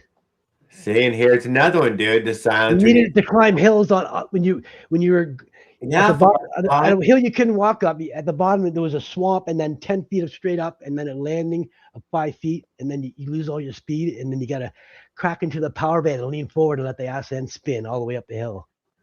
We did that for an hour, and then all of a sudden the cops showed up in enduros. My buddy jumped on my bike and fucked off. We watched the cops trying to get up the hill in their enduros, and they couldn't even make it up the hill. They had to run beside their bikes to get up the hill. The silencer needs to come off. So there's a good use for a power band. It'll let you climb those hills and let the back wheel spin and let you crawl up at like 3 or 4 miles an hour. Yeah, it was hydroform. It's simple. And if you pull into a wheelie, you just flip around and go drive back down. Most times you pull into a wheelie because the hill's so steep. The hill is so steep that like 100 feet over, they had wood planks and a walkway to get up the hill because you couldn't walk up it unless you. A fat moto cat. I would solve steep hills with torque converter too instead of fucking changing sprockets. Motorized bikes and hills do not mix. Steep hills, you need a torque converter. If I see a hill, I gotta gain speed and I'm gonna pedal at the top because it's not gonna make it. It's gutless on the hills. What happened with Noah earlier? I was busy, but I saw Noah showed up. A&B Garage. Yeah, he popped in here. He was happy, alive, well. I think his signal got cut because he did have bad signal. Cannot deny. Oh, is he in Canada? Is he Canadian? No. I'm not sure where, but not Canada. What was the friend guy that him? Tegan is in Canada. Hey, he was Hache. He was Canadian. Motorized bikes? Yeah, and he did post again, and he didn't go in the military. On motorized bikes? Yes. I've never met one. He's done a lot of stuff. I've never even seen one with my eyes. Another motorized bike in Canada. Oh yeah, I believe you. But check out Keegan. He's done some wild stuff. E-bikes everywhere, but nobody on a gas bike. I guess eventually it's gonna happen, right? I haven't seen one, dude, in my area in a very, very. It's illegal here, so that's why I've seen one. Yeah, Paul's different. Yeah. He saw one on a road bike earlier today. Paul's KOS, kill on sight. Yeah. Oh my God. I mean, you probably got those smart cameras there in Canada. And they're just getting ready, dude. They're gonna line all y'all up. Look, I have two friends that spend a lot of time out here driving around. And they're like, oh, everybody's doing exactly the speed limit. Yeah. There's cameras everywhere. Speed cameras? Yeah. Yeah. Oh, yeah. And down here in the school zones, they have cameras, speed cameras. They got them everywhere. We're in a 15-minute city, man. I think it's against your rights or something to have cameras. Well, good luck with that. School zones. Let me know how you make out. That's why they don't. That's why they don't have photo. They don't get photo tickets in Canada. It changes the group, and it's really important that it does that. They got photo red lights, but they don't have any photo speed cameras. Until proven That's unconstitutional in Canada. Prove my innocence. It's entrapment. That's what it's called. Yes. You can't bust every single person that goes by and send all these Even a cop can't do that. The cop can only pull one person over. He can't take a picture of every single person and send everybody a fucking. That's just a fucking like cash grab. That's all that is. Fuck. Yeah, well, they Shouldn't can't. let that shit go. You gotta fucking. Lots of counties are letting it happen. County. I would assume it's counties who People do. people should be freaking out about that because that's bullshit. That's not right. They shouldn't be able to take pictures of every single person and give everybody a ticket. I will admit, I noticed they're on every poll here, but I never heard they were turned on. But they're on every poll already. Oh, you can trust us. They're not on. Maybe they will be coming here. It's in case there's a hurricane. They need to be able to monitor the traffic. Yeah. Don't worry about it. We got you covered. It's for your safety. It's for your safety. Yeah. Think about the kids. Think about all those kids and the pets. Jesus. The pets. Spontaneous combustion. And the environment. Yeah, the turtles. The turtle. Yeah.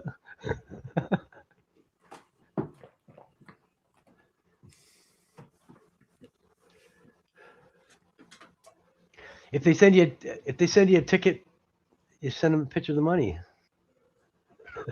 Okay, Paul. Are you going to represent me, Paul, when we attempt this exercise? They might not like that. Yeah. I don't like talking to him. That's how I feel. If you get a picture of me, if you just get a picture of me feeding, then here's a picture of the money. If you actually pay no attention to the cannabis plant. Dude, that Australian kid was not fucking lying, dude. He's dead serious. I done seen several stories on this, dude. $500 goddamn Australian to get fucking popped on an e-bike. Oh, really? There's fine. There's fine. Holy shit. Yeah. And you're not fucking leaving. You're gonna rigmarole. You're gonna rigmarole. You know what that says? That says you're more highly motivated to escape, evade. No. Run, motherfucker. He's right. It'll turn kids into felons, dude. That's what. Right. Yeah. We're just trying to help. Turning a traffic violation to a felony. Yeah. And then throw them in prison. Instead of a ticket, you do jail time. Yeah. Justice, damn it. Or the cop kills you as he runs you over trying to get Yeah.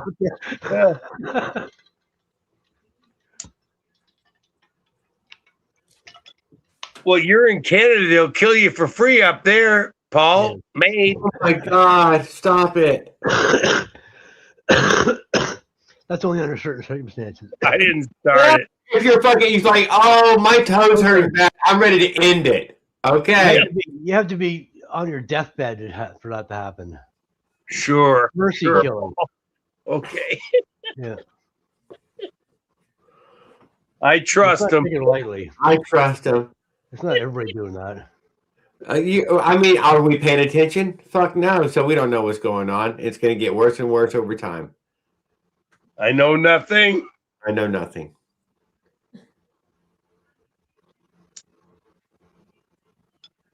Hey, but the cannabis is growing good. Yeah. I will say that China, when Op will come through here saying that China was fucking smashing and grabbing all this fucking battery powered shit. Oh yeah, thousands. Yeah, that was true enough, but it wasn't for the same regulatory reasons. It was for no, we're putting out better products now. We need these off. They're burning our fucking cities down. They're just we got to get them off because they're. Yeah, but they just took them. It's just like someone came to your house and took your CRV. What are you gonna do with a billion people, though? I mean, even if they just took them, they couldn't take them all. They've got whole scrapyards of e-bikes over there in China. Yeah. They mandated all bikes have to be lithium. It caused the shortage of lithium, and that's why people start making knockoff shit and aftermarket shit because they couldn't keep up. The demand was so high that the supply was down. If it would stop burning up, we'd have more of it. Yeah. That just needs to get computer battery management system. You hear people saying, "Oh, they'll make a better battery," dude. Lithium is the most volatile substance they're gonna let us. Yeah, it doesn't need oxygen. Energy is wrapped up in lithium. You can charge and discharge it forever. It doesn't. It's not affected by charge and discharge. It doesn't lose its. It's a thing that, yeah. There is other elements that would make fantastical batteries. We're not nickel. use elements. Nickel cadmium loses power over time, even if you don't use it, and it'll destroy itself if you. Supercapacitors, it's coming, dude. Fat Moto High. They've been promising you supercapacitor your whole life, and my whole life since I was a baby till I die. I think they got forever batteries, but the charge, but they're illegal. Raul's got them, I think, Jared, already. Yeah. They've got batteries that near the charge. he's got magic pill bottles and shit. Oh, he sent me a prototype. It's something nearly top secret. It's got aluminum involved and wires and tape. So light your ass up. Oh, dude, this thing is gonna fucking light fucking sky up. Boom! Whoa! That was a big capacitor.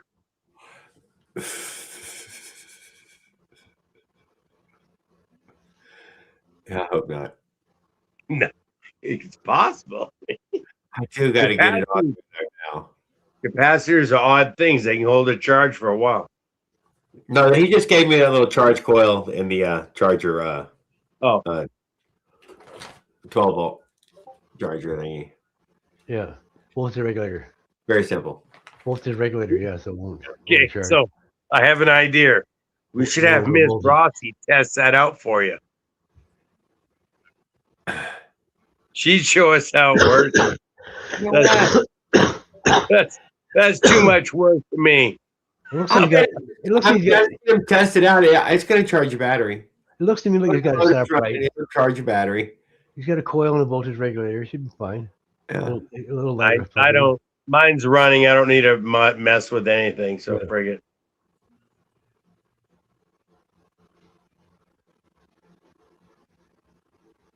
I think it'd be better to put like a belt-driven alternator on the side or something to run power to a battery instead of trying to run your magneto. I don't know. Just keep in mind you're spinning two wheels already somehow. We could have like a cog belt running off the magneto flywheel. Have a hole in the cover on the bottom. I've seen guys do that. They run a water pump underneath their engine, and they run a belt off the magnet through the cover. Well, like he said earlier, I think it's only putting out 5 volts. So you can even run a dynamo on the front wheel. Not much. Yeah. 6 volts is a dim bulb. Yeah. No, that's what I'm saying. So I bet it does work enough to, You better off with LED bulbs because 5-volt charge.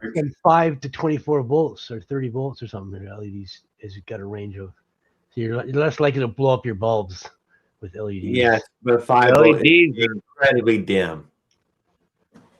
They are incredibly dim. There's more of a CU light than the C light. Yeah. DC light, not a C, not a. Thank you. Nighttime riding requires a lot of light. Yeah, for sure. You don't want to fuck. When you can't see where you're going, it's kind of a problem. Yeah. I've got a cat eye flashlight that shoots out the side and the front. It gives you can right before you hit it, you see it. The only thing I found was sufficient for me on the bike was a floodlight and a 20-volt battery. That this made a motorcycle fucking amount of light. Okay, I'm just saying I don't ride at night though, but I have played with it. The light is out there, but no, I don't. It takes some serious light, yeah. Take some fucking serious, dude. You're going fucking 25, 30 miles an hour, dude. I guarantee you, the shit's just flying up on you. Potholes, just on my snowmobile. I put a '79 Ford pickup halogen light on the front, and it just lit up the whole. Yeah, high beam, and the trees were just like it was crazy. I can see squirrels jumping in the road. I can see shit blowing down the road. You wouldn't even be able to see the shit like your car. Miles ahead, you can see. You wonder why some guy head-on you. You can't see a damn thing. Super capacitors. I'm blinded. I don't know how they I don't know how they do it. I guess they have like a little magneto on the charge coil for the lighting on a snowmobile.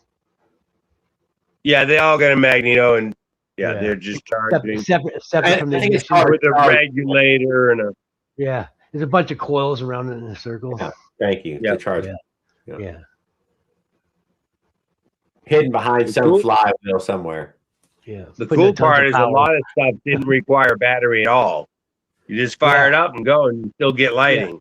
It would brighten up as you revved it up, and as it went to stall, it would dim down as you stalled it, kind of stuff. Yeah, that's The how more my- modern, though, it would hold more. It was better. Yeah. They eventually put a battery with the electric start. It's nice. Yeah. And the newer they get, the higher the idle rev is, and it keeps the whole charging system going. Yeah. High tech now, man. Yeah. It's been high tech a long time. Snowmobiles are jet skis, high tech. They're like the king of Motocross. two strokes. They've optimized them. Yeah. Nothing else to do when the jabs are done. No, and they'll try to make it comparative with the other one, and each one pushing. And you know what? The jet ski here break every bone in your body now, for sure. Snow is so efficient. You got the You CVT. got a lot of deaths from jet Safe ski. drive. It happens, but it is more people in this area is going to die on a motorcycle than are going to die on a jet ski, and they are on that jet ski like maniacs with no regard for anything, just running wild and can't see another boat coming to save their own life. But, You get eaten Electric by a bike. shark It's the electric bike on on the water. ground. Yeah. yeah, but they Same ain't thing. killing nobody. They hardly kill themselves. They hardly kill anybody. A Sea-Doo is a snowmobile on the water. Yeah. You sit down on it like a snowmobile. 2 or 3 people can sit on it, right? Like a wave runner. Snowmobiles don't hardly kill anybody each year. A wave The runner. easier the can entry get on it. point, the quicker the death. On a jet ski, you're getting wet. You're in a wetsuit. On a wave runner, you can get on there and dry, and you can stay dry your whole ride. Stop and get off dry. Right? That's the difference between a jet ski and a Sea-Doo. Well, I'm betting these e-bikers are getting run over by cars to die, and not that they're running people over like dogs. That they're getting run over. They get in front of vehicles. They just show up out of nowhere. They don't care. They just go for it. Run it ass over. Yeah, right in front of you, baby. Boom. You just go fly up in the air. When a car hits you like that, I seen a guy get hit straight up in the air and down. Yeah, When I was basically, a kid, he got hit by a car. you can I take watched it any in kid front of and me. give him a $3,000 electric bike, and that's a destination for doom.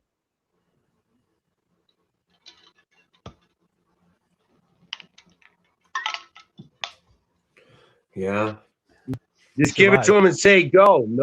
No supervision, training, nothing. Here you go.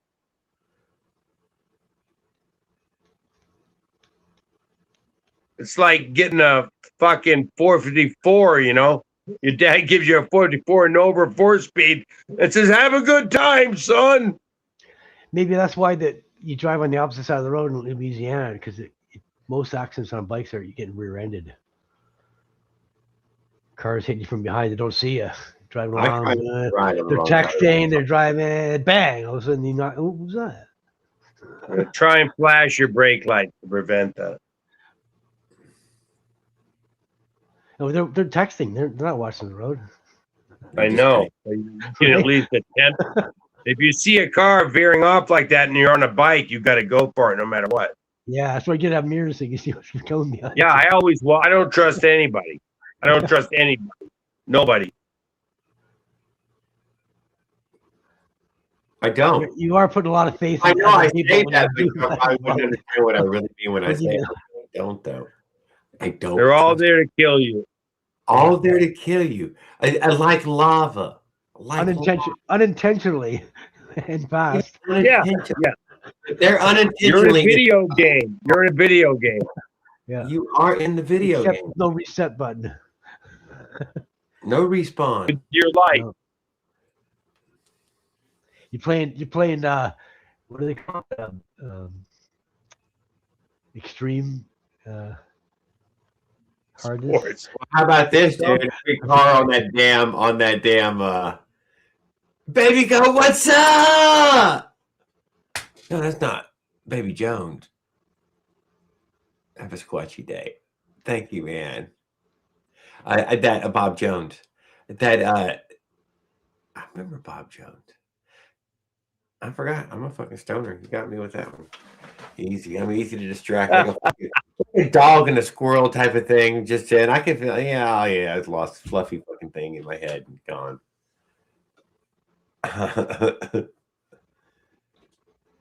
Bob Jones. I'm subscribed to Bob. He's got a couple of subscribers. Oh. Someone else besides. He's got a motorized bike on his channel, so I subscribed. Hey, Ask, what's up? Good. Did I give him a wrench already? Hell yeah. $2, man. That guy's fucking fantastic. We give him a back hard, then we give him a like. Cool. Nice. Was nice. Fantastic. We are we supposed to invite people to ride on the trace? I was going to say something about the trace to come on the trace in April, but yeah, maybe it's too early. I probably know too early. Yeah, the trace. Is that a how fast does that electric skateboard go? It looks like it's how fast is it? That's Boonty. I think those are 20 miles an hour. Well, on his channel here, he's got subscribe.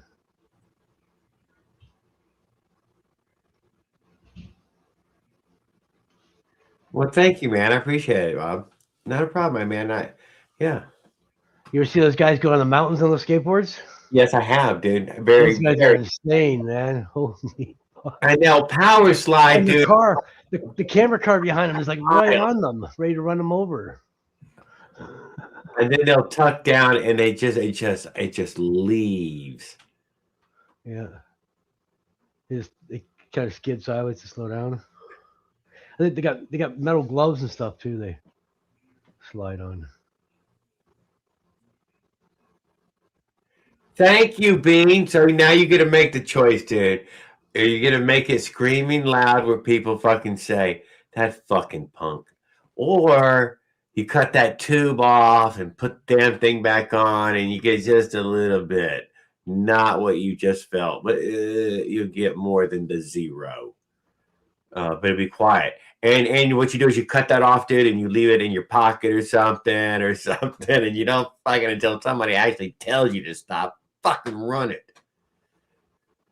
I wish the guts that were in there would just rattle out and fall on the ground, but they will not. They're all fucking welded in there, dude. They're not fucking just gonna fall out. So if you get the guts to fall out of there, I'd put the cat back on then. That's what I liked about the Avenger pipe there. They just gave you no frill straight pipe there. It looks like a muffler, but trust me, we didn't muffle shit. Just gave you a straight pipe to the ground. Probably like Paul was saying, a fire starter bike. Things probably probably started a bunch of fires out west already. Just shooting sparks straight on the fucking ground. Smart embers, whatever. Embers, yeah.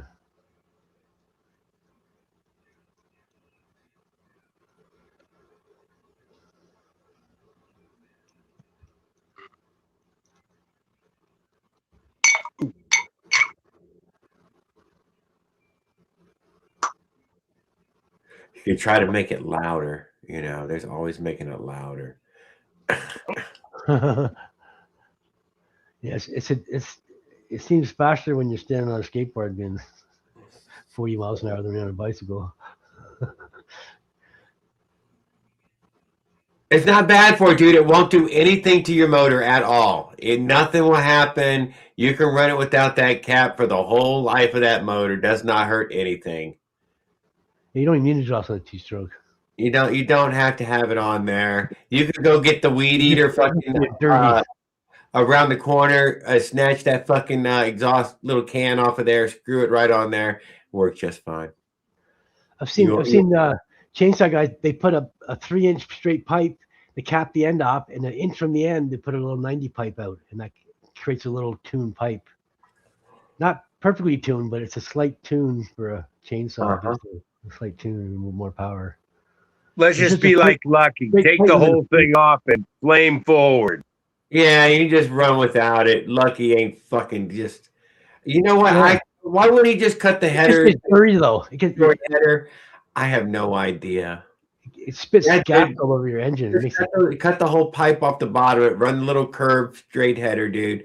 It sounds cool shit. Paul's right. It's just spitting everything everywhere like a mist. It makes a mess of everything. Yeah. Plan it for the next. He ain't even made a baby yet. Look, a hot oil mist. Your glasses are starting to get oily. You're like, what? It keeps the dust down. It keeps the dust down. As it burns your body. It's hot. I've had a leak on me. It's hot. 2-stroke exhaust oil is hot. Oh, yeah, right there. Hot. Shit, hot, crazy hot. The expansion chamber got bad. The header will burn you for sure. It's hot there. It stains too. Yeah. And it stains. It does stain. So much for the nice white pants. So, dude, you just take that nut and you take the cap and you put it in your fucking bag, and you're just prepared to put it on when you have to put it on. Otherwise, run that motherfucker without it. Yeah.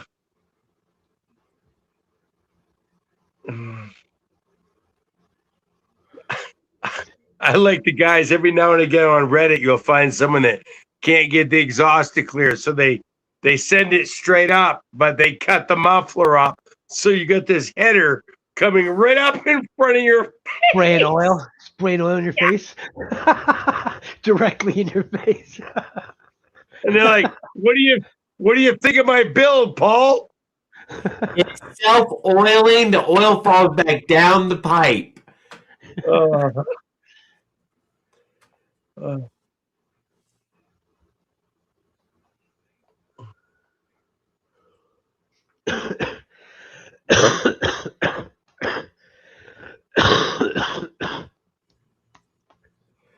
Congested still. Yeah, well, glad you had a fun day. It's cold out there. Fucking have a good time. It's hot today. Warms you up. You're gonna get cold when you get bored, dude. Ain't nobody having a good time fucking cold. That's how the fucking snowmobiles work.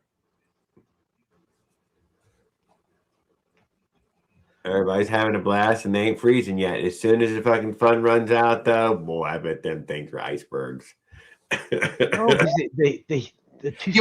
the guy on the back? What if I was riding with you, dude? It's gonna be freezing back there. Ain't no fucking heat blowing back there. It's got holes in the cowl, it blows air through, and the heat off the engine, the fins. It's got 2 cylinders with fins on them. The air blows through that, and the heat comes out at you. Yeah, but what if I'm sitting behind you and I get no heat? It still comes around. No, those people probably like a fucking get there. They look like an ice cube. They probably want that you're like cold on the front. Yeah. You got the wind block. He's blocking the wind from you, so No, you look like you're probably right. Blocking the wind, anyways. Yeah. The heat's coming around them, hitting you. And they got seat warmers and hand warmers and feet warmers now on the new ones. Yeah, you plug yourself in, I think. So you don't even have to worry about the heat from the engine. I'll just wear shorts and a t-shirt on it now, huh? No, but probably. Not quite. Well, maybe in BC or something. BC has really mild winters. It gets like 32 is the coldest it gets there, maybe 31. They don't care if their jackets. They don't get snow. It don't snow. It don't snow in BC, Canada. Absolutely. I was there for 3 years and it never snowed once. And one day we got 2 feet of snow, and then everybody stayed home. We tried to get to work, and we bought chains and beat the chains broke. We couldn't get up the hill. Beat the side of the truck up with the chains. And ended up going home, not making it to work. And the next day it was all melted. It was gone. And never seen snow there again. And that's in the lower mainlands of BC. The North BC is all snow, and the mountains are all snow. But in the lower mainland, no snow. 20 degrees, or like it's like 20 degrees Celsius in the summer, so it's like 60 or 70 in the summer and 32, 31 degrees in the winter. That's the temperatures in BC. And green as can be. And it rains every day. The clouds hit the mountains, and then they drop all the rain to get over the mountains. And they finally make it over the mountains after they drop all the rain. So every day about noon, it rains. It rains. That's how the trees grow on the mountains. It's all rock. The tree grows into a little crack in the rock because it's getting rain every day. It never starves for water, and it wouldn't be able to survive without all the rain that they get there. Trees don't grow on rock, except for BC. They do up there. They do in BC because it rains enough. Well, I think they all the way up the East Coast though. A bunch of them are in that. The trees create dirt too. The leaves drop and they create mulch. They're pretty tough. They grow in some really weird places. Yeah, They do. but usually they're just hanging on to a little crack in the rock. That's I saw this guy grabbing his bonsai, and he's on this fucking flip side, and it has apparently taken root in solid granite. It looked like fucking granite, man. You're like, I guess there was enough stuff slides down that rock. The tough life, dude. What a they used to life! They used to go and clear cut all the mountains and leave it bare, and it looks really bad because all you see is rock, and it takes a long time to grow back. So now they use selective logging, heli logging, and they pick all the best trees and leave everything else to support new growth. You're not cutting the side of the mountain bare, so there's just rock left. I believe it. It was really bad when they were doing that. It depends on what the trees are sitting on too. They want it all to go into the water and float it to the mill. Yeah. It's cheap that way, right? You don't got to transport. You don't got to pull them around on the mountain. We've made it really illegal for the South Americans to sell their wood, so they'd rather just burn it so they can turn it into farmland. I think heli logging is more expensive, but you do what you can to get the money out of the property. They get more money from the trees than they would have. But we're saving the world one tree at a time. Don't put the me in with the we. We're with us, dude. It's me and you, me and our brother. We're paying taxes, or they come and fuck us over. A great father, Mr. Exxon, Mr. Boeing, and Mr. De Beers. We got their back. Yes. Death and taxes are two certainties in life. You gotta deal with both. There's no getting away from it. Well, it's hard to. You can get away with it, but when's the last time you rode, JD? Death and taxes. I rode the Avenger yesterday with Paul and them, and I had to choke on for a better portion of the ride. Man, it rode rough. It was too wet for the friction drive, so he jumped in the Avenger, and it sounded good. Yeah, it was wet, dude. Everything was fucking. It was raining. So I jumped on the Avenger. I mean, I didn't have a choke problem the first, but when I got off it, I used to choke to kill it when I got to the store, and I forgot to fucking turn it off. And yeah, that'll do it. It sounded like it was knocking because his phone's in his camera in his pocket, and then when he shut it off, it sounded better. But I think it's a Willer's one. It sounded like he's knocking or Farquhar, I think it would take throttle though, even to choke on, I guess. Yeah. I mean, but it was these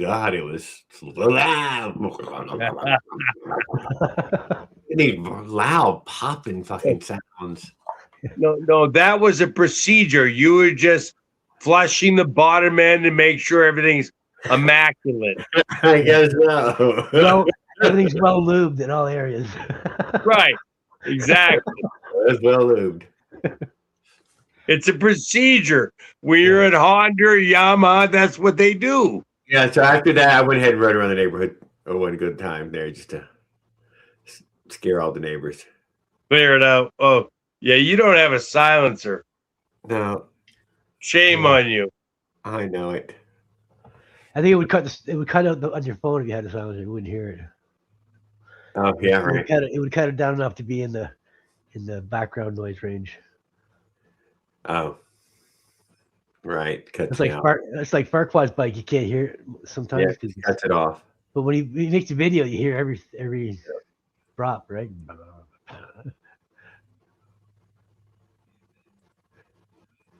It thinks it's background noise. The phone's smart enough to know it's background noise and cancels it out. I wasn't surprised for it to start. I mean, I ain't gonna deny. I knew it would start. That stupid stuff that what's his name put in my valve stem. It didn't ruin it, but it basically ruined that stupid valve Oh, stem. the fix flat. Yeah, the fix it flat product. Yeah, Yeah, that's for tubeless tires. It's not really great for tubeless. it gummed up that valve. It comes the valve, it wouldn't work anymore. Well, I mean, it worked, but man, I was pushing to get any air in the tire. It was, yeah. So done. It needs to come out. New one needs to go in. Because of course I'm not going to fix the flat, man. I'm just going to let the slime keep doing its job. Maybe that fix the flat will help. Skip. So I picked up another 5 miles an hour from that float adjustment I told you all about last week. Oh, You nice. did. Nice. Yep. Dude, So you must have run out of fuel. Is the top end no, before you fix the adjustment? I mean, No, before I, you run out of fuel. I adjusted the float down so it's Down. cleaner. Oh, really? So it was flooding before. It was, It made everything about the bike is better now. oh, I thought you went up. Okay, it It's- went down. It's Sweet. faster, it accelerates Nice. better, and Yeah. it's quieter. Unbelievably, it made it quieter. It's weird. It's like at top throttle, I can't even hardly hear it fucking running. It's like I have to turn my head and lean back to actually fucking, Well, that's because it's a 30-mile-an-hour wind going over your ears. You can't hear Yeah. shit. try 49 miles an hour. I mean, whatever. Yeah. It's sort of loudness going by. How are you going to hear it? What? So even at lower Yeah. throttle, like at really low throttle, it's really quiet. Is that a 100? Huh? Is that a 100? No, 66. What? Your engine? No, it's a 6680. 6680 and you got 50 miles an hour of it? 49, 48, 49, I figure. Yeah. I'm right at Wow. like 9,000. You got it on camera? Not yet. Well, it didn't happen then. Okay, well, it didn't happen. Yeah, But I'm no, I I'm don't right. want to hear about it. I want to see it. I don't want to hear it. It- Because anybody can talk. You got to prove it. I'm not saying it's not true, but you can't. I'm right at about believe 9,000 anything. RPM, so I don't.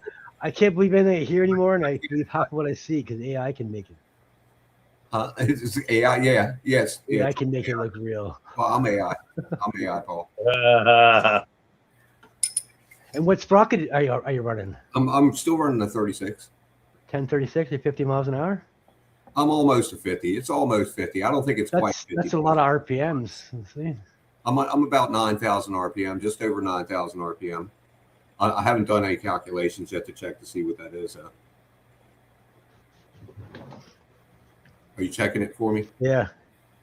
9,000. That's a 24. It's a 24-inch back rim too. 24? Yeah, Okay. I figure it's about 47, 48. So 9,000 RPMs. The 10 front sprocket. What'd you say you had? 36? 1036 at And 24. 24 inches. 43.68 miles an hour. So let's see, 43.6. so let's see 9,500, No way. 46, 9,600. That sounds about. Yeah, I'm getting just doable. over 9,000, so I'm a little. It's probably about 44 then. So let's see 10,000. 10,000 RPMs is 48.53 miles an hour. Not quite there yet. So you're over 10,000 RPMs. No. That's Not 48. That's what do you at? What you have 46? 49 you said? I figured. No, we're going to go with it was not just over 9,000 RPM, so it's No. 44 miles an hour. Yeah. Okay, That's- yeah, sounds reasonable. That sounds believable. Because I've had a China doll and I know what. It's definitely Okay. way faster than it was before. I'll tell you that though, right? And Yeah. even the If you acceleration, can- like if you can get 50 miles an hour with China doll, man, you press the shit out of me, bro. That's a challenge. That's actually a challenge. Completely compress the shit out of me. It can be done. You just have to spend the money for the parts. You know, I don't have an expansion chamber. Yeah. A tuned pipe, and a good carb and a good pouring. You should be able to do. All right, woohoo! I made it.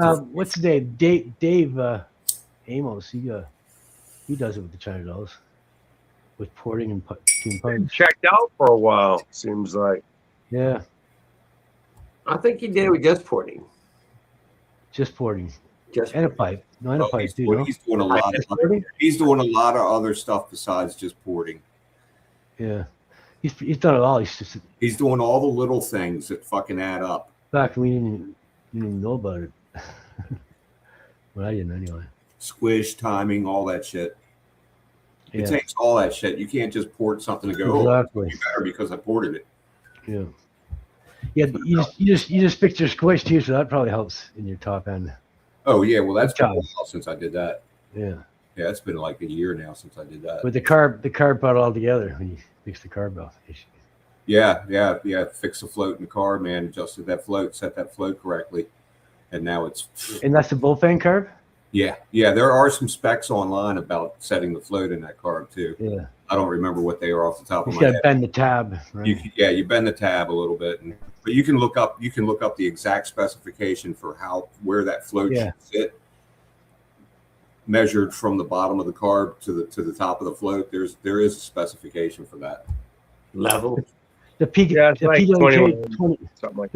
21's got a plastic see-through bowl, so you can actually see your bowl level. Oh, is that right? Yeah. They sold a clear bowl for the bottom of it. PWK carbs. Anyone from I think 21 to 28 or something. I know the same. But the verdict is that it does really make a difference if setting that float. You can really if you're not in the ballpark, especially. Yeah. So. Yeah, the higher if the fuel level's too high, it's going to be sucking fuel too easily through the needle. Right. And if it's at the proper level, it'll be atomizing it more and sucking. Precisely. Sucking deeper in the bowl. Yeah. Yep. Working properly. Yeah, it's the whole system. It turns out the whole system works together. It's not just the jet. You can change your needle and adjust your if you run a needle adjustment, you can change your needle and have more adjustment. I thought about adding a needle adjustment in the fuel line, like they have the diameter of the needle. Like they have on RC planes.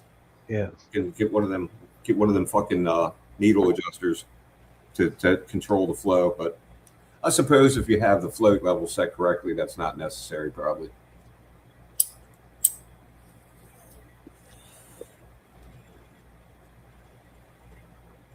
What are they saying in the comments?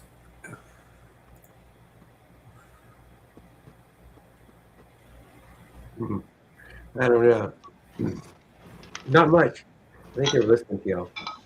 I was. Oh yeah, I was thinking about it. What about the profile of it and all that? I don't know. I'm sure there's people who do studies and shit on that. They gave you the best optimum, everything they could give you as far as give you nothing. Well, I'll tell you what, that 44 miles an hour sure did feel like about 80. Oh yeah. Riding it. Holy fucking dicks, man. Fucking motherfucker was fucking bouncing all the fucking back wheel was fucking skipping across the fucking ground. You are one light vehicle, dude, at 40. It even near 40. Yeah, I'm definitely. Yeah, you're a skeleton going down the road. I'm 24. 150. What do you want, man? I'm only 5'8". No, just the bike is light. You're light. It is. It's a very light package. And the 24 tires are probably help too because you got more power from the 20, a little bit smaller tire, right? Unless your engine get that little bit extra push in the top. The acceleration is fucking right there now, man. It's fucking like dirt bike acceleration almost. I swear to God, man, it's fucking like unbelievable. Yeah. Like I'm scared I'm going to pull my spokes out. It accelerates so hard now. It's unfucking believable.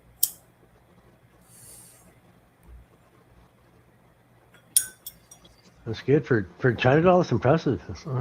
I just, you know, For both bang for everything stock. That much, Paul. You know Stock exhaust too. all the things I've done on that bike: set the squish, You got that thruster pipe, which is a little bit, F2 thruster. Okay, Yeah. thruster pipe. Okay, that Fucking helps. That's not a nothing pipe. You done any time? timing a little bit. Oh, you poured it a bit. You raised your exhaust in here. Huh? Yeah, Okay, it's, right it's, on, right on. it's slightly ported. It's not ported Perfect. drastically, but it is ported. Okay, that makes sense. Man. It makes sense how you're hitting close to 50. You probably hit 50 if you keep working at it. I think I'm really going to have to get a better pipe if I want to go to 50, and a better carburetor. But Better carb, yeah, might get you there. Like a You don't need to go any faster, You Skip. can get a PZ20. You can get a PZ20 for $10 for less than a gasket kit. And let me hit one with you. I'm with you on that, KB. Where are we going?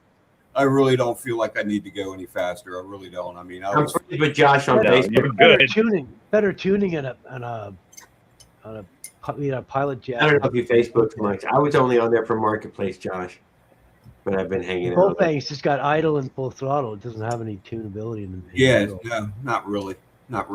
It does work good though. It keeps the fuel atomized because the smallest carb you can get away with, the more velocity you're gonna suck through. Yeah, it's great for velocity atomization. Yeah. Yeah, you need to put a power jet on it.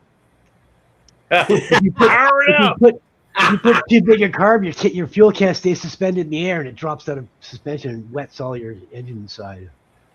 And you It lose could be power. your circuit. The reeds can bring that back though. If you have the reeds can help atomize it. From the reeds slap open and shutting every cycle, right? It makes sense. They stir it up. Yeah. They restrict it a bit, but it when it does restrict it, What if I just drilled my own goddamn pilot jet? because it's got to suck through the reeds, right? It's got to open the reeds. So I'm not lying. I'm just sitting there thinking, man, what if I just drilled the damn thing myself? Drill away, JD. Just a little hole. Ah. We're gonna Raoul this shit.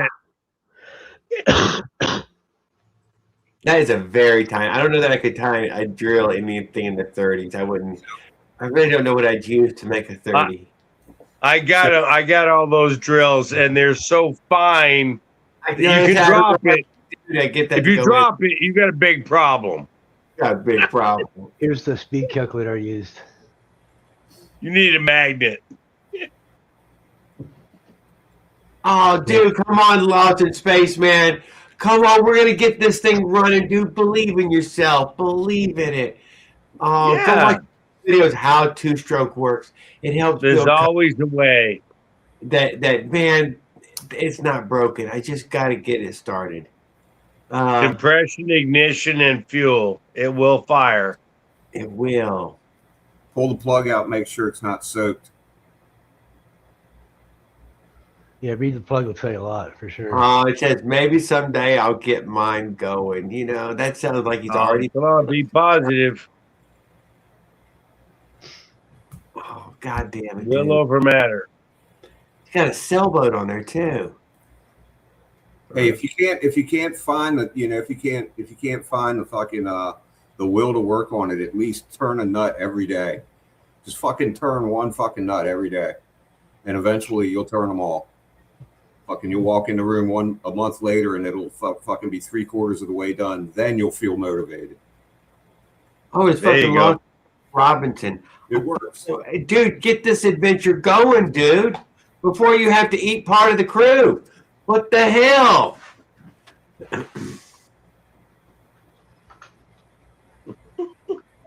Wait, what's this eating the cruise stuff?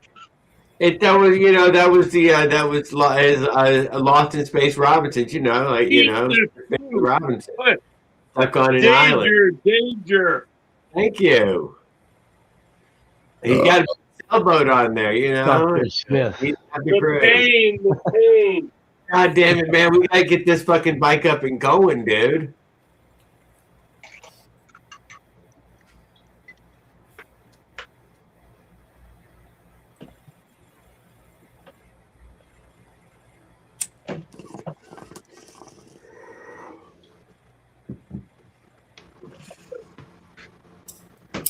No bike left behind.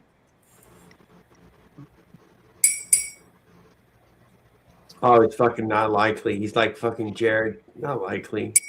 I know, dude. I know. Well, which crew member are you gonna eat first? Like, I've already picked him out. You already picked him out. He's like, if things go south, man, that one right there. Scotty, he's Scottish. We'll eat him first. It's like, I got a wrench over there behind the door. And think meat's back on the menu.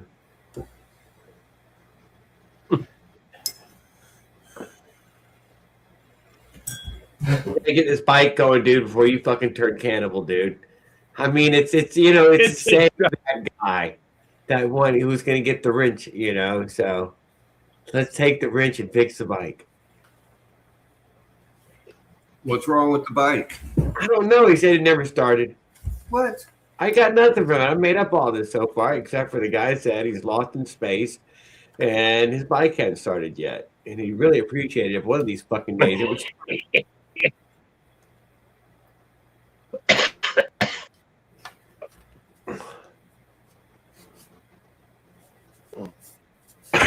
I remember on Gilligan's Island, I always liked the shorter chick, the one no one else liked the best. Which one? Yeah. Everybody loved that. She had the ponytails. Yeah, dude. Half the screen got covered with all this love. Name, Mrs. Howell was hot. Ginger? No, Ginger was a movie star, right? Yes. It's like no one remembers your name. Oh no! What was that farm girl with the ponytails? Becky Rogers, Funk Nick. I can't remember what the fuck was that bitch's name, Josh. Now you got me curious. Yeah, man. She was hot. She was a farm girl. Yeah, she was actually hotter than Ginger, man. Well, Marianne? So, Yeah. See, Skip knows.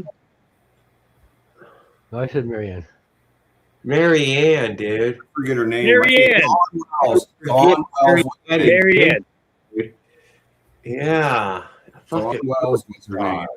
And a nobody. And her and Gilligan used to get high together. What, smoking coconut? No, they smoked pot. They were potheads, dude. Her and Gilligan were both potheads. I remember that episode. They didn't have any pot on For real, dude. For How real. did you look so happy? Yeah. It's Betty Ann. I'm not sure. They hung out together and shit and got high. For real.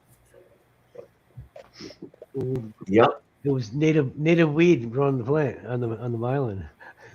Yeah. You watched McHale's Navy too, right, Skip? Oh, for sure, dude. Absolutely. 100% watch It's McHale's a great show. Fucking Ensign Parker and fucking Yeah. Poor Parker. yep. He's always getting screwed.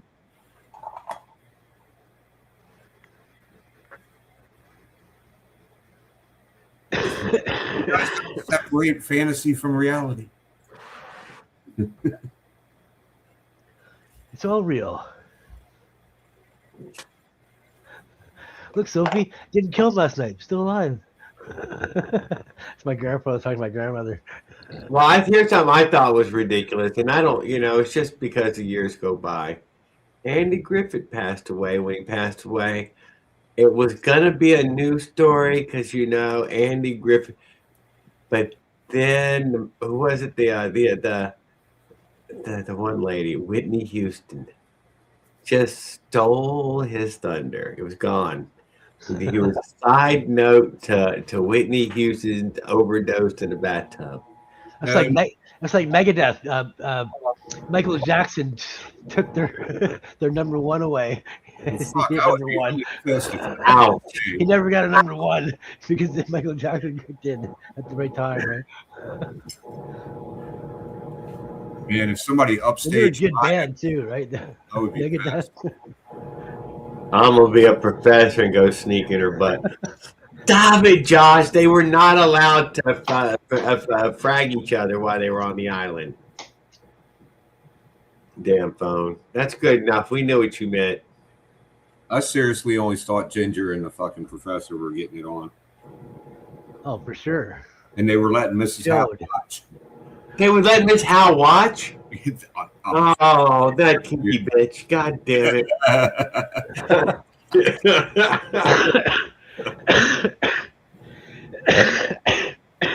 It's true. It's true. Look it up.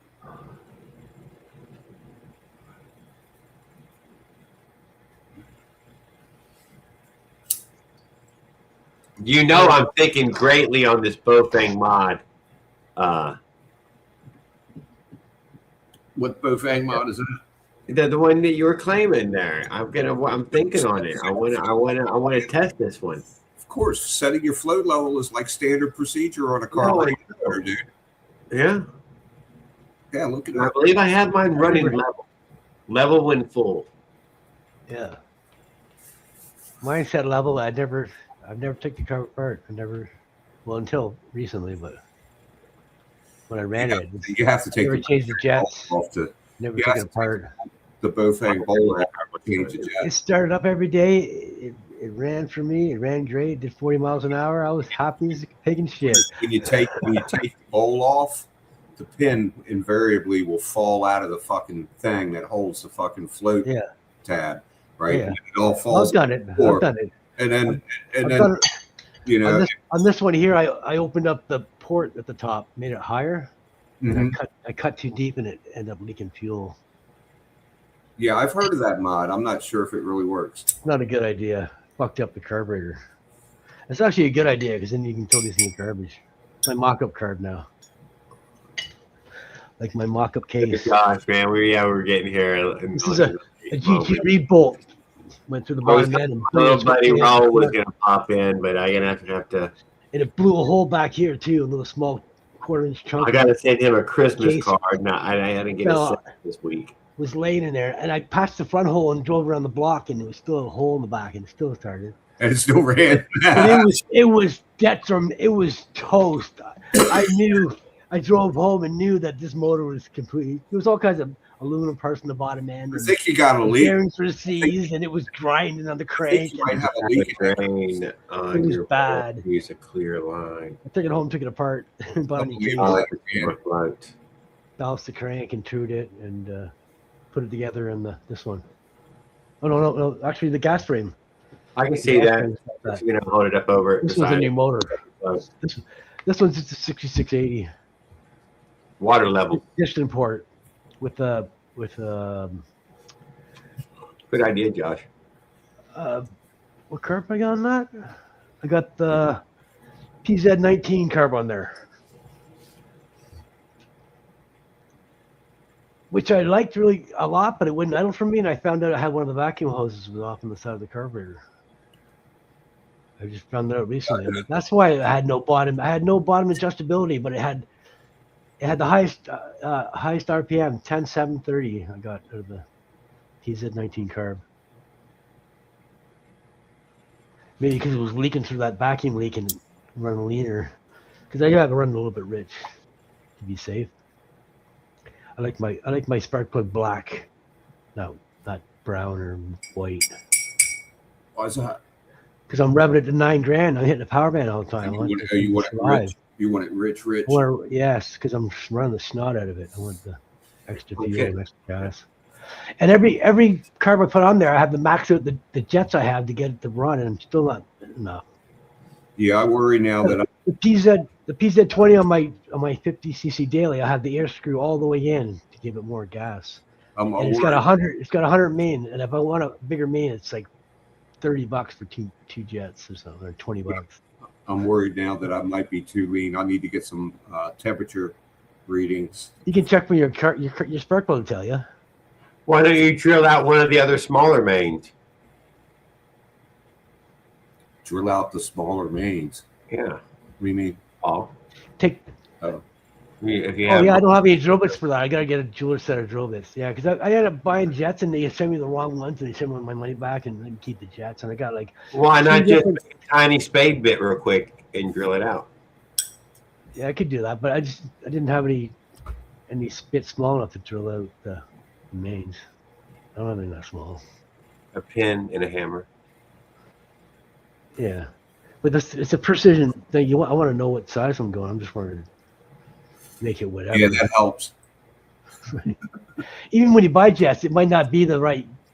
It might not even be the right number that it says on it. At least you know not to use that It'll number. be close. You know what it is. It doesn't have to Yeah, be exact. I know that I've increased the size. I can be pretty incredibly accurate like that.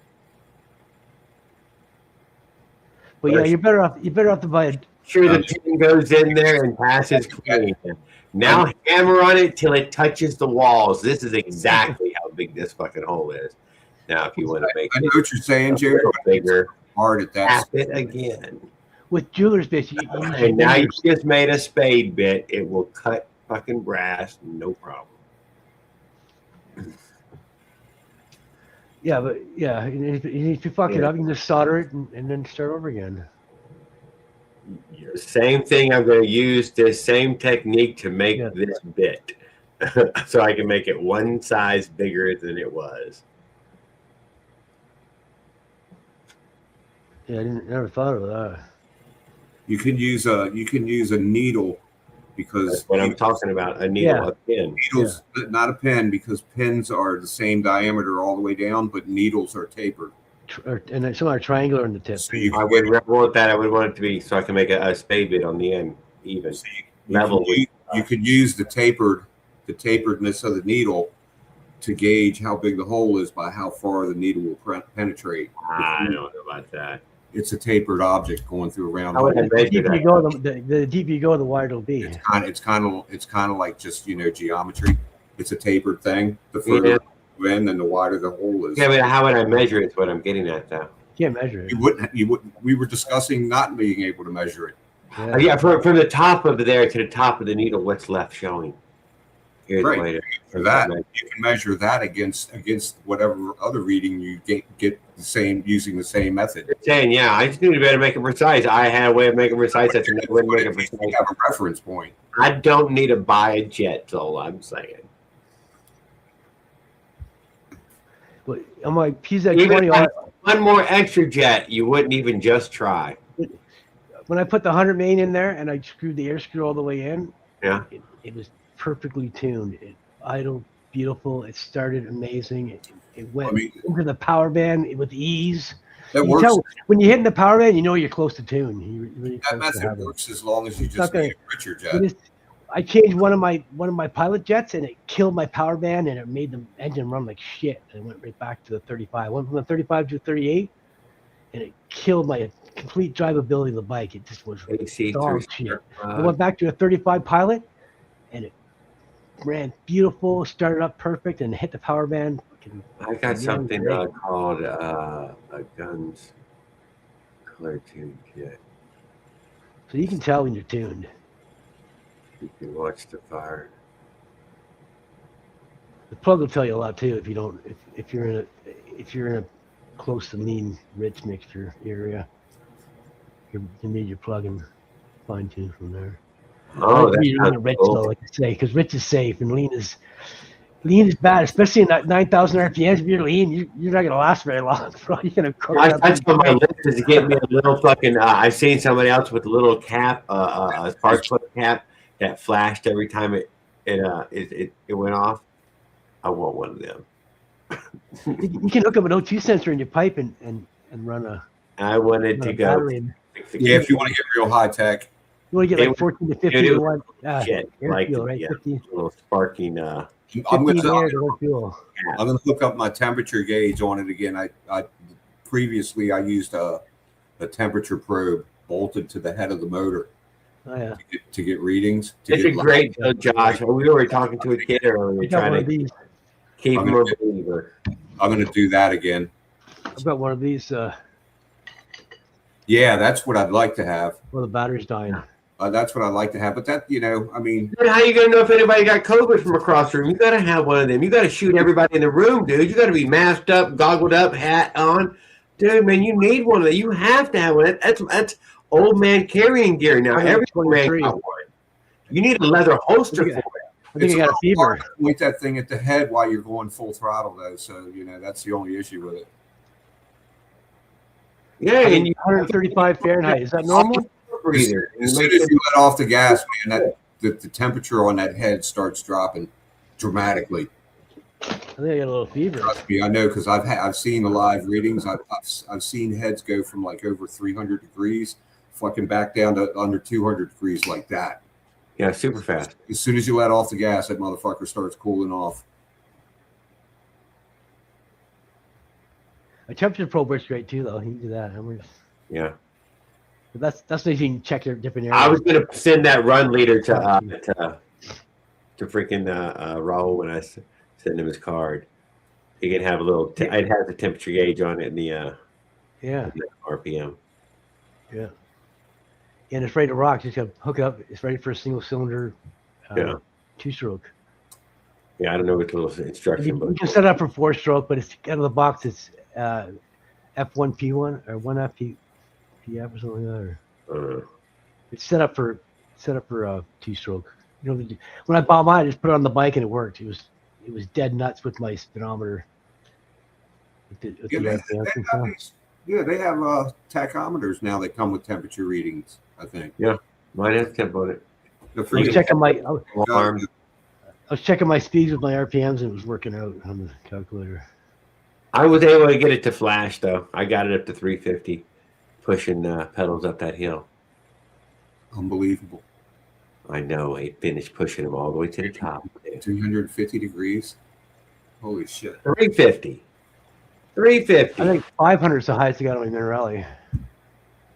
I thought 350 was fine. That's not too hot, dude. That's it's cooking. That's just a little bit of I've cooking. got the 500 in Minerali. That's even chicken cookie shit. You need 375. That's what I lean though. Piece. That's what I'm You going to lean. should be running somewhere like No. around 180.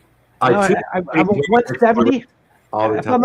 I'm at full throttle doing 40 miles an hour going uphill, I'm at 180, and then when I stop, it climbs to about 230. Yeah. Stopping and idling. That's why I shut my bike off now when I do not let it idle. Yeah, it went from 180 to 230 in like 10 to 15 seconds. I'm like, One holy, thing I just watched it climb. I'm like, ooh, shut it off. But it won't overheat at high at full. I ran it from about 10 miles at full throttle, trying to get the cold seas, Mhm. and it wouldn't go over 170, 180. Yeah, I was surprised too. I'm like, holy shit! And then it went up. Good. It went over 200 when I stopped. I'm like, 170 might be too cold. and that's with a headwind and uphill, slightly uphill. Crazy. Yeah, we got to go. I know, super impressed with that. Yeah, it's past 1. Yeah, I know. Let's put a blast. It has. I Thanks feel for like hanging crap, but I had fun. Thanks, Josh, and guys. coming in tonight as well, and everybody else who joined us. Yeah, hell, I do it in at 15. Oh shit. So thanks a lot, everybody. Have a great evening. Night all.